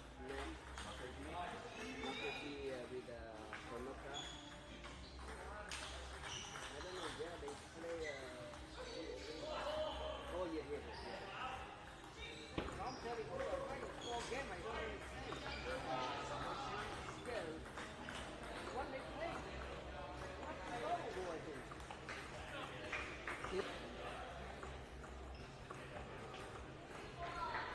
Relax.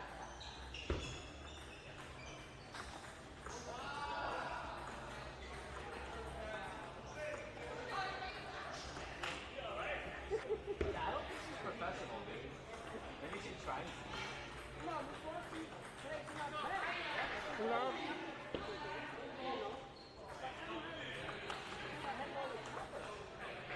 Love I'm fight. used to Hashimoto.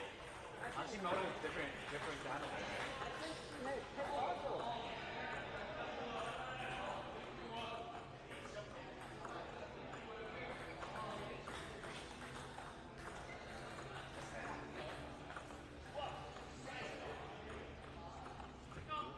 Six love.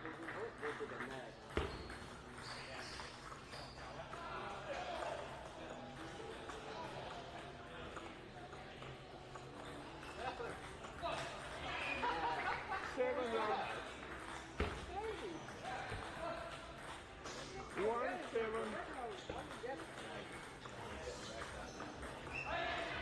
Make you want to retire.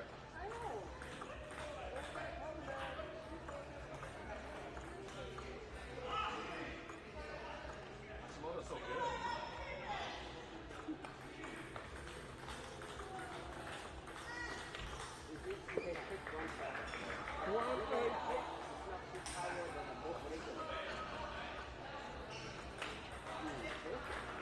Nine, one.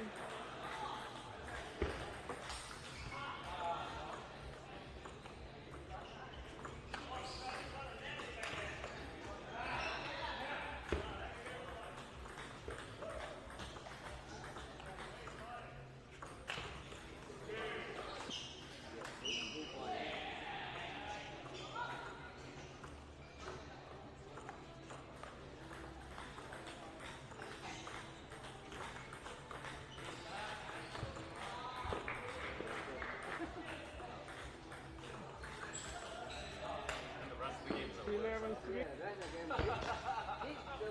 One love. Then Hashimoto starts crying now.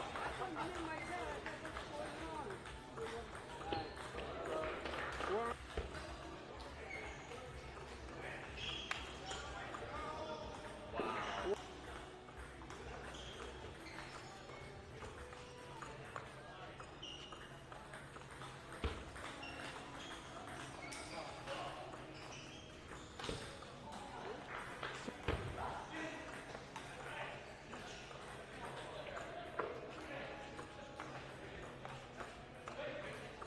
That's the problem with her long games. She can't handle the chopper. Not used to it. Are there any Indian choppers? I don't think so. Oh. 4-1.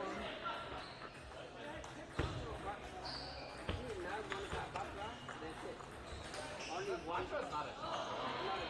No, they all just play good. I'm used to hitting unders. Oh, Hashimoto sucks. 2-5.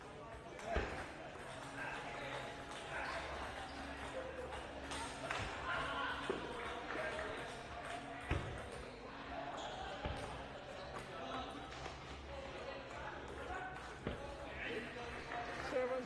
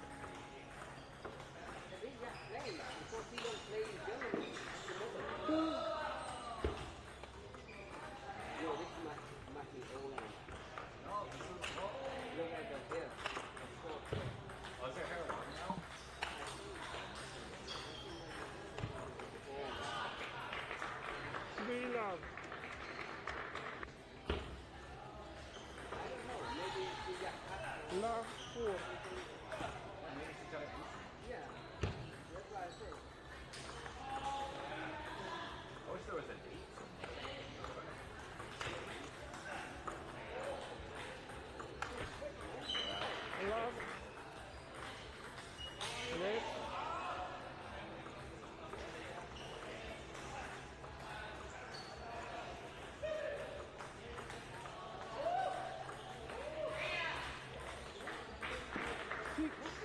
Love.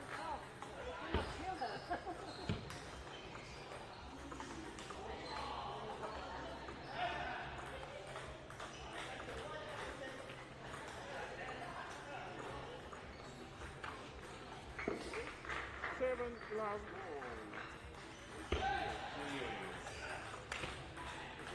Love. She must be so frustrated right now. Oh my god, I'd want to quit if I were her. She's getting destroyed right now.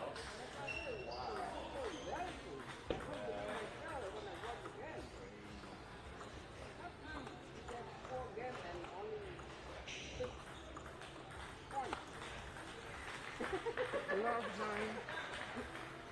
Oh my god. And this is round 32. How can they play 7 games?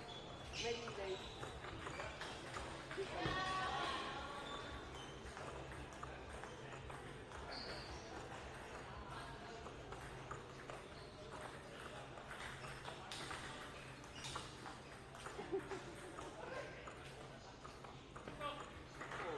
Ten, love. 11, love, then position. Why is it 4? Okay, so this must be a final score.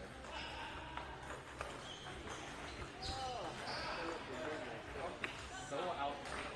One, love. She doesn't have a loop. Is she playing short pitch? Is that what it is? Short pitch? No, long pitch. Love 2.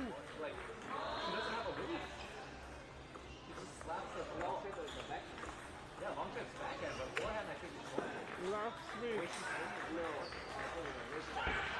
She doesn't have a loop. Isn't that? Yeah, it's gotta be short. But she doesn't. She doesn't even try. 4-1.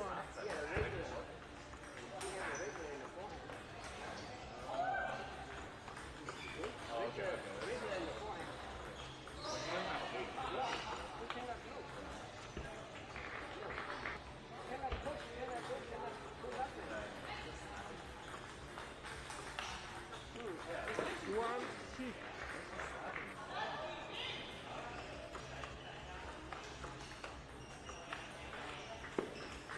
Seven, 1.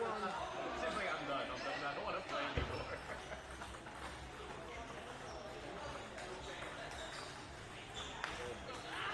Dude, what is she doing? Wait, hold on.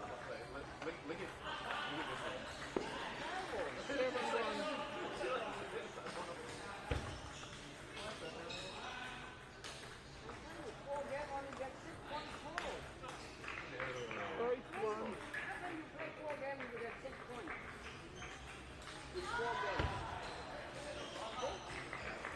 One.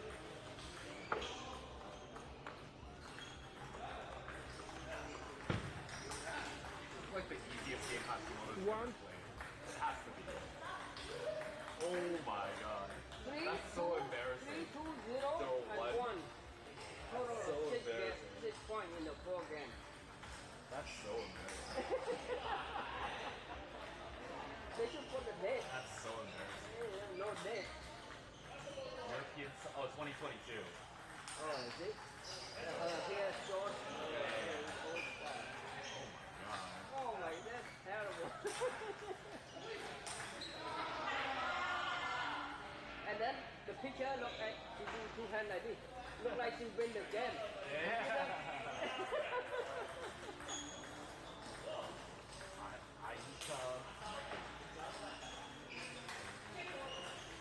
Well, she's still playing, so she must have gotten better. Yeah, of course she's still playing. But maybe before now she get a little bit better, but still.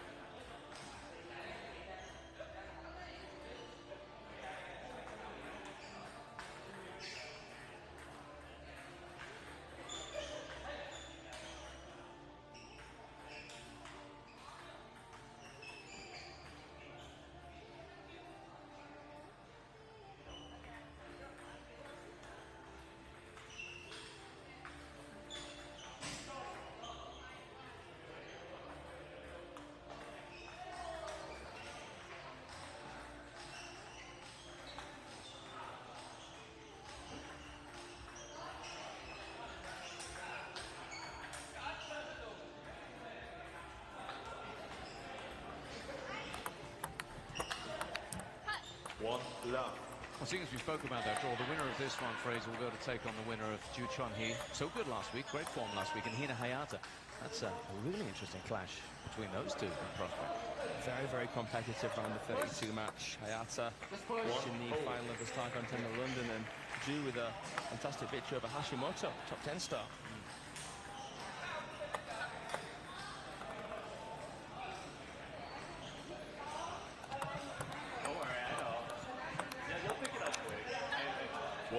First look at the Yang Siliu's service, drops a point on it.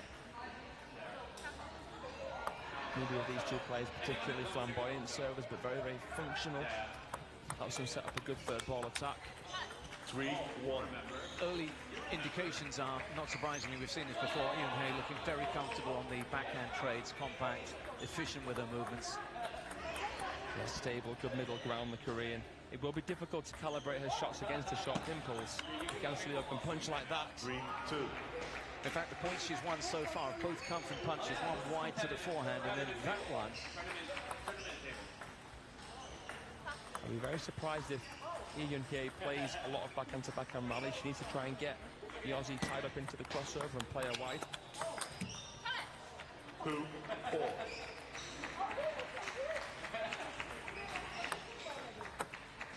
But so far I've been impressed with how she has dealt with the short impulse. The short pips can really deaden the ball. We see that from Mima Ito, we see that from Yuen Jenan on the forehand side. Net. 2-4.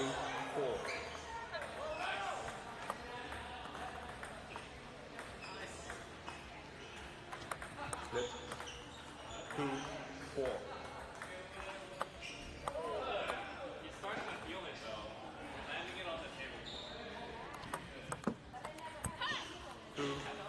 Quality there.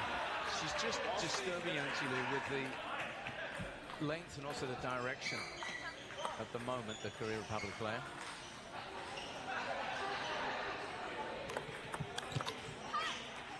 Yang Sileo has really, really impressed me recently. She's one of the first ever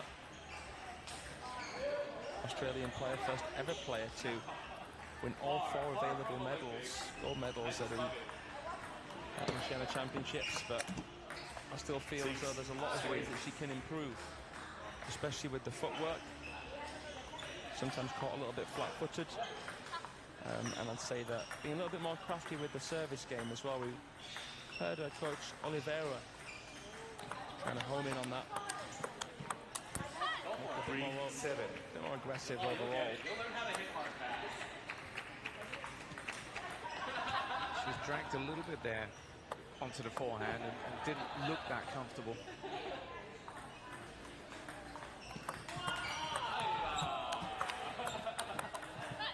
And it's Ian Hay who's really making the running here. Allied to that solid play, really in the middle of the table, she has got some power and punch. Maybe you'd say a little bit more than her opponent on the evidence of what we've seen thus far. That's how she's setting it up as well with the footwork and the minor adjustments. I think Yang Sileo plants her feet quite early, and she needs to do that with the style that she has, with the equipment that she has, especially on the backhand side. Ian Hay, subtle deception on that half long and then drives. And there's a lovely flow to her play as well there. That beautiful flowing backhand earning 7 game points. Oh, and how about that to punctuate a very impressive first. 1 love. Which becomes really a question of what does she need to change? Certainly needs to be a lot more productive in terms of what she can attack E with. As demonstrated there, right? As demonstrated there, John. I feel as though it's going to be very, very difficult for Yang Sileo to get a lot of success on receive. That's going to put extra pressure on her to serve with quality, to reduce the options of Ian here.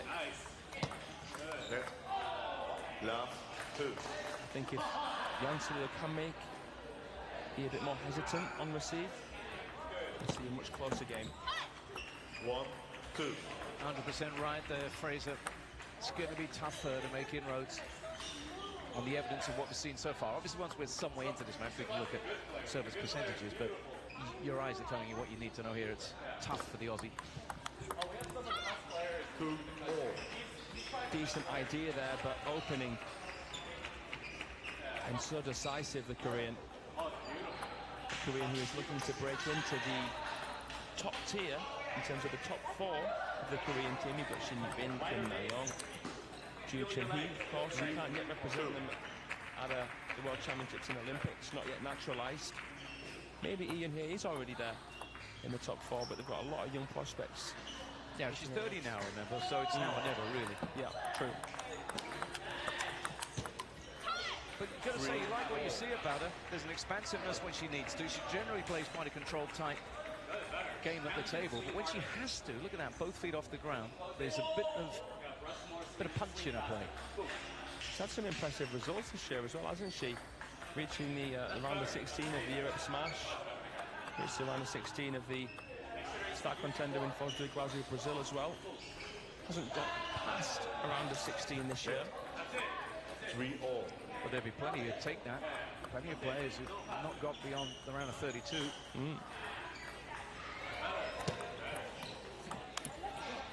3-4.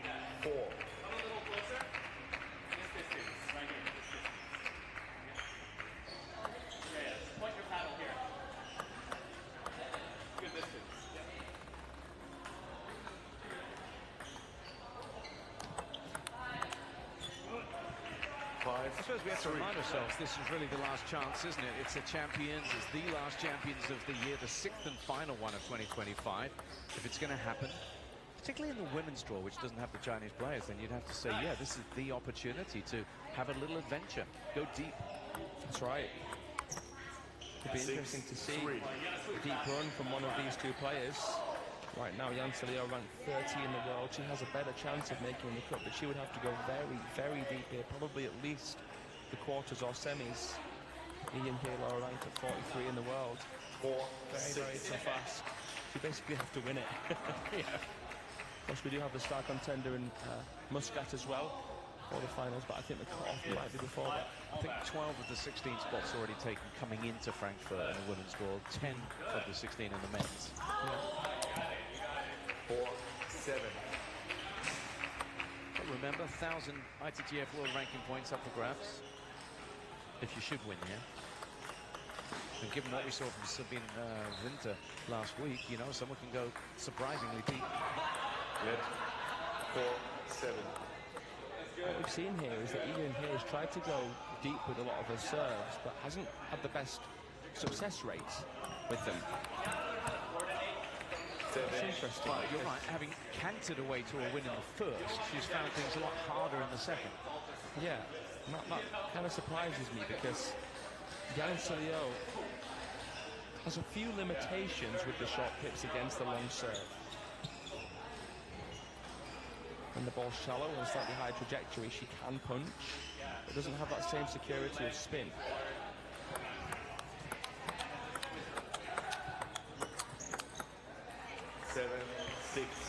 And that's a really well-played point there, because you can see how comfortable Yang Chi-Li was here. Once she had to venture onto that forehand and get out of position, she was never in a position to receive. What you'll see with every single player who uses short pips at this event is that they don't like being stretched out wide. Yeah. They're more vulnerable than players who use inverted on both sides. Think about Nina Ito. She makes little shuffles. Same with Yuen Zheng. Same with Yang Sileo. It's you know, it's not a coincidence. And as a result, she's seen her lead chipped away now to the point that it's 7-all.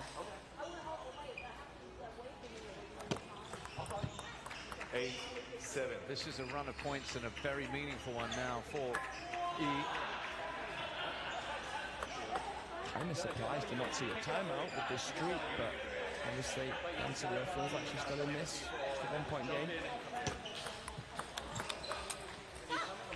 And that's probably why. So she's got herself to 8-all now, and it's anyone's game.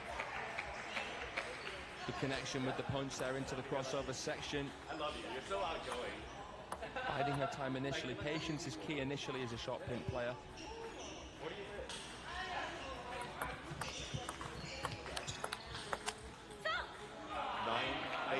big points for the 23-year-old who's held her nerve, resisted the temptation, as you said, to go timeout. So far, so good in terms of the strategic planning.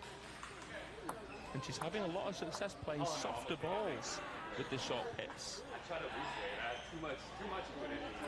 Not good. 8, 10. Well, she backed herself on the service there and came up trumps because that now earns her 2 game points to level up. You know, if you're Yi Yang that Yan Sileo isn't producing as much top spin, but she's unsure as to how much is on. Vietnamese.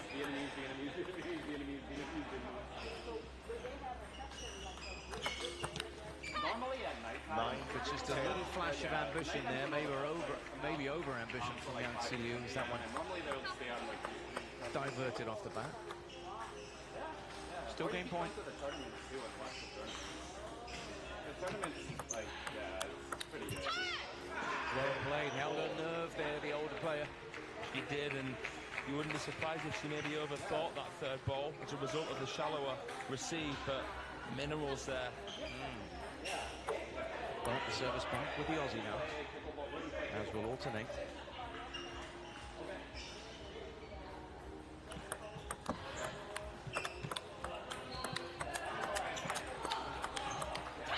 Big point again, and the minute they get wide, the minute she stretched, Yang Sileo struggling then with that beautiful backhand into her. Tasty tactics, and what about the angle there to finish as wide as can be from that position. So the point advantage and also a service now for a 2-game lead.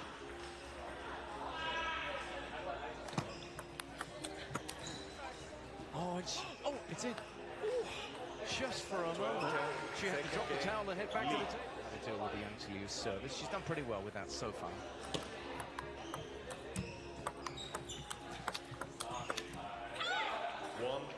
The instruction being to move forward a little bit, get closer to the table and slow the pace whenever possible. Our wonderful multilingual team just helping us out there with some thoughts on what we heard in the coaching corner. Love 2.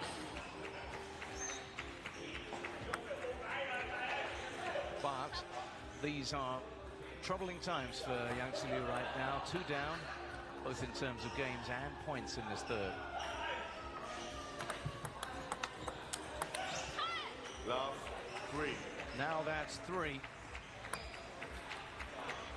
And there's been a calm and there's been a purpose to the Yi Eun-hye play that's been really impressive here today. To say that she was stretched there, it was a decent switch from the Aussie. Beautiful forehand. And wow, that's astonishing. That is absolute dominance in a point. There wasn't one moment where you ever felt as though she was going to let go of her grasp. Timeout.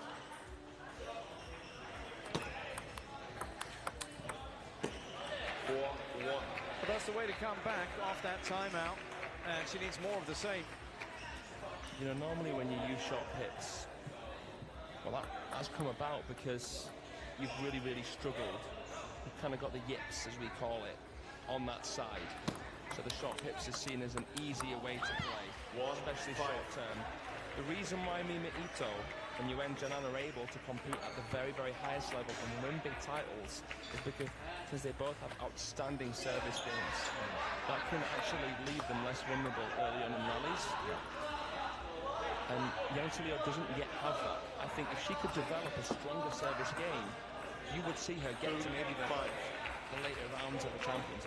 Yeah, but that's why we've seen her so often, particularly, and you highlighted this in the first game, stretched out wide to the forehand, and we've seen it too often, really. She doesn't have that shield, that layer of protection that a great service would give her. As I say, a very, very functional serve, but fairly easy to return, and nothing out the ordinary. Not much deception there, but you can kind of tell with the form motion she's going short to half long most times.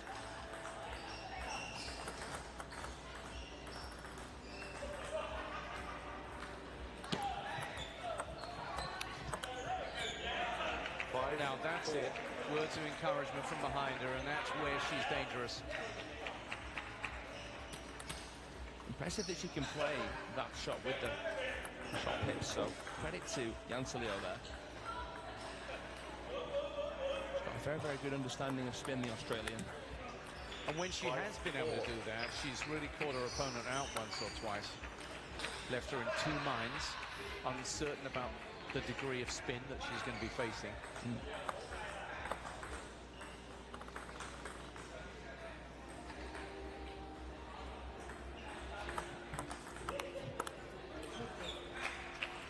Good girl. All the positive words coming in English now, and that's a great little turnaround, a string of points when she needed them most. And here's the momentum shift in favor of Yang Zi, who has taken 6 of the last 8 points. And another one. 7. What's happened here, Fraser? Total turnaround. Well, this is a ranked rival matchup. Two players who are looking to go further at a Champions level event that they've gone in a long, long time. So there's a lot of pressure on this. It's going to be tough for Ian here to get over that psychological barrier of winning this. As I say, they've both been kind of stuck in a limbo phase. 6, Yeah. 7. And that's something that Yang Zi is going to have to be mindful of here. If her opponent becomes a little bit tighter, a little bit nervier, a little bit more conservative, maybe the door opens.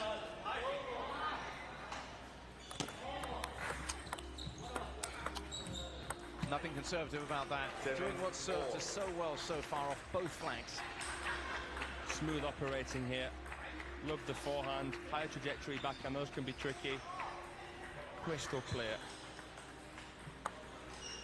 Up the ante in that volley, didn't she? And that was after a good receive as well.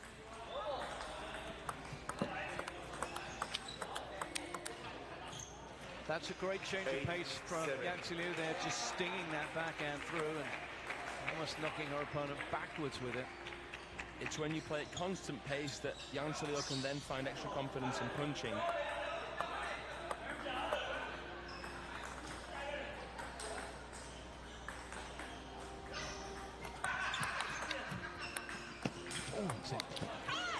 Did that miss? How she managed to get away with that there. I was almost certain she was going to try to go around the net. It was probably easier to do it than play the shot that she did there. That's why you go for every ball. You recover everything you can. She was so much the second favorite in that point. She's missed by a mile there, Yang Zi. That's about one. Could be costly.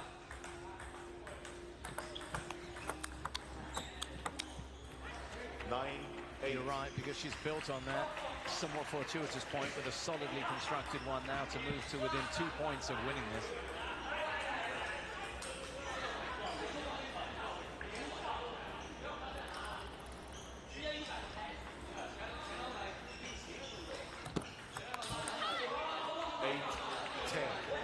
Almost across the line. 2 match points now for Ian Hay to move into the round of 16 here in Frankfurt.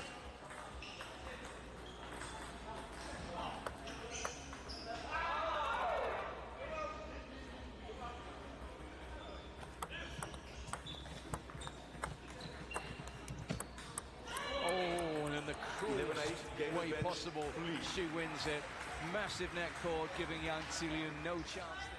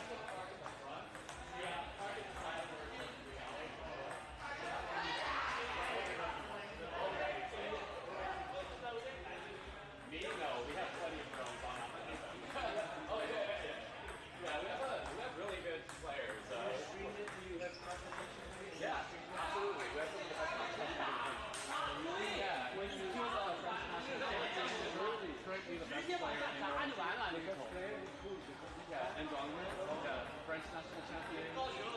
Sean over there was Chinese national team. Zhang Qianli, Beijing provincial team. Selena, Sri Lanka, and in Boston. Yeah. Yeah, so. Yeah, you'll make friends pretty quick. Oh, if it's bulky, it's like you can do a challenge. So challenge after the match. Yeah. You play pickleball?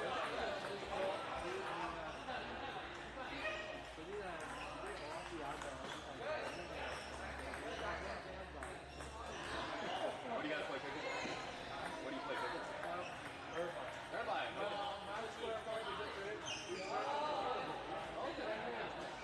Oh, I didn't know that. That's really cool. Oh, okay. We had another pickleball player come in here just like right now. Like, yeah, real cute lady. She wanted to play something. Yeah, no, hey, come back Tuesday. You'll see her. Yeah, Tuesday at 11 o'clock. She'll be back. No, we're trying to make money here.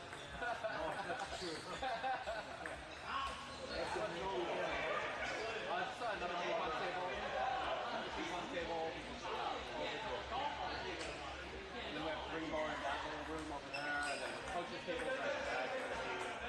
Ken Green is playing over there. He's coaching right now. You guys can meet me right now. It's like time, MTS time. In the morning it's packed. Saturday, Sunday packed. We open at 9 a.m.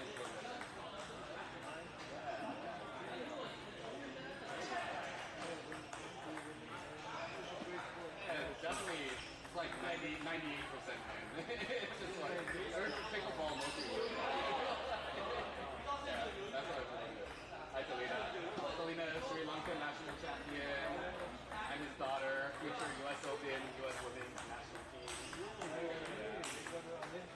Yeah, definitely. She's on track.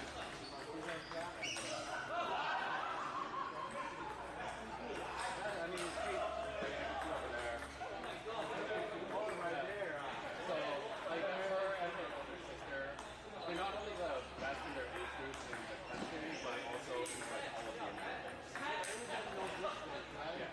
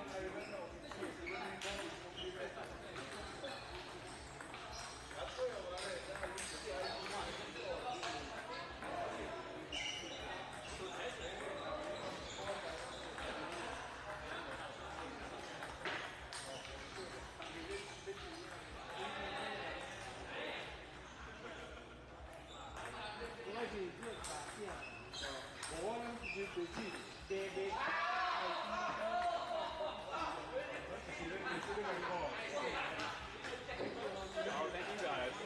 Appreciate it. I'll let you guys out.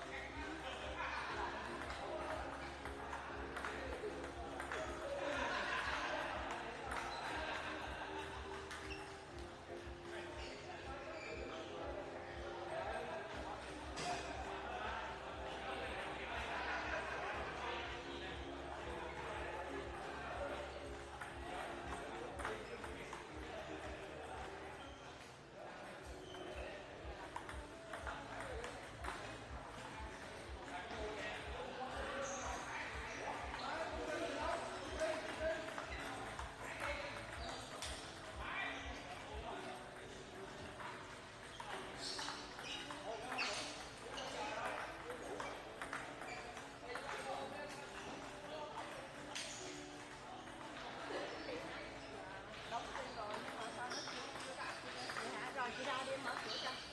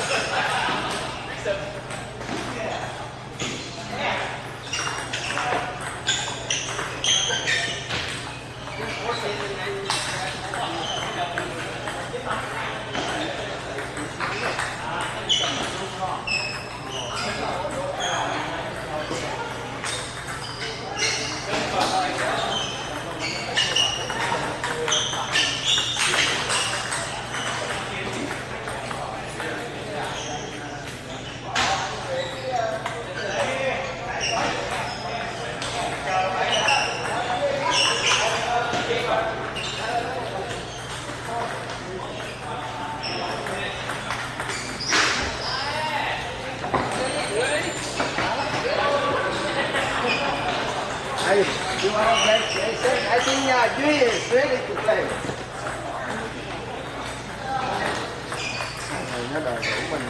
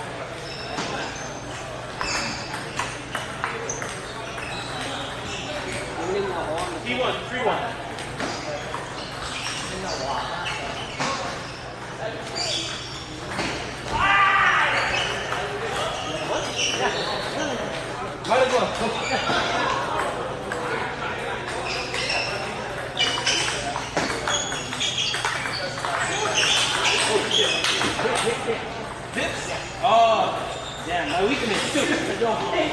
Yeah, I'm bad against it. It's gonna be hard.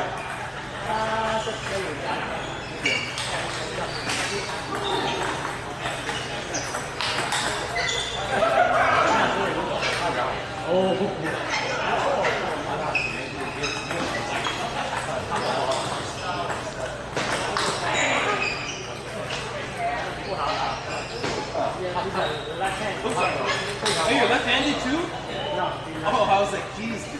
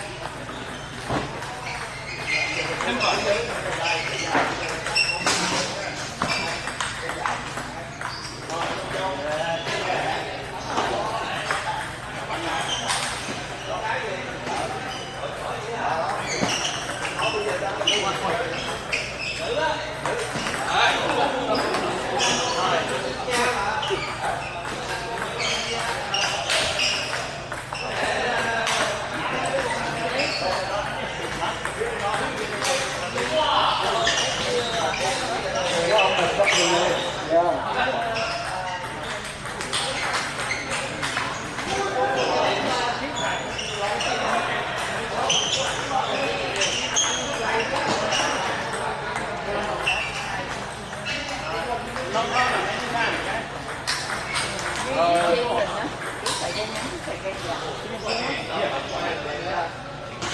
mình tournament mình đánh mình gặp nó rơi chứ mình đâu làm rồi.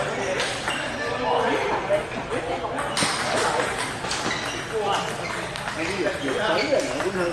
Anh nói tập cho tournament là tập cho anh Jason với anh Duy tập cho em.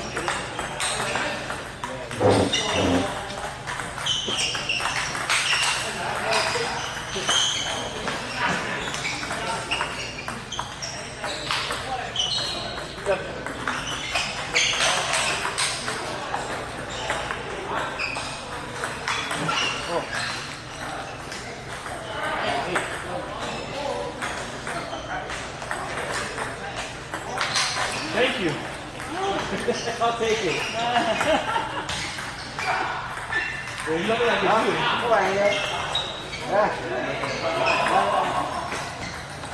Ra qua mất.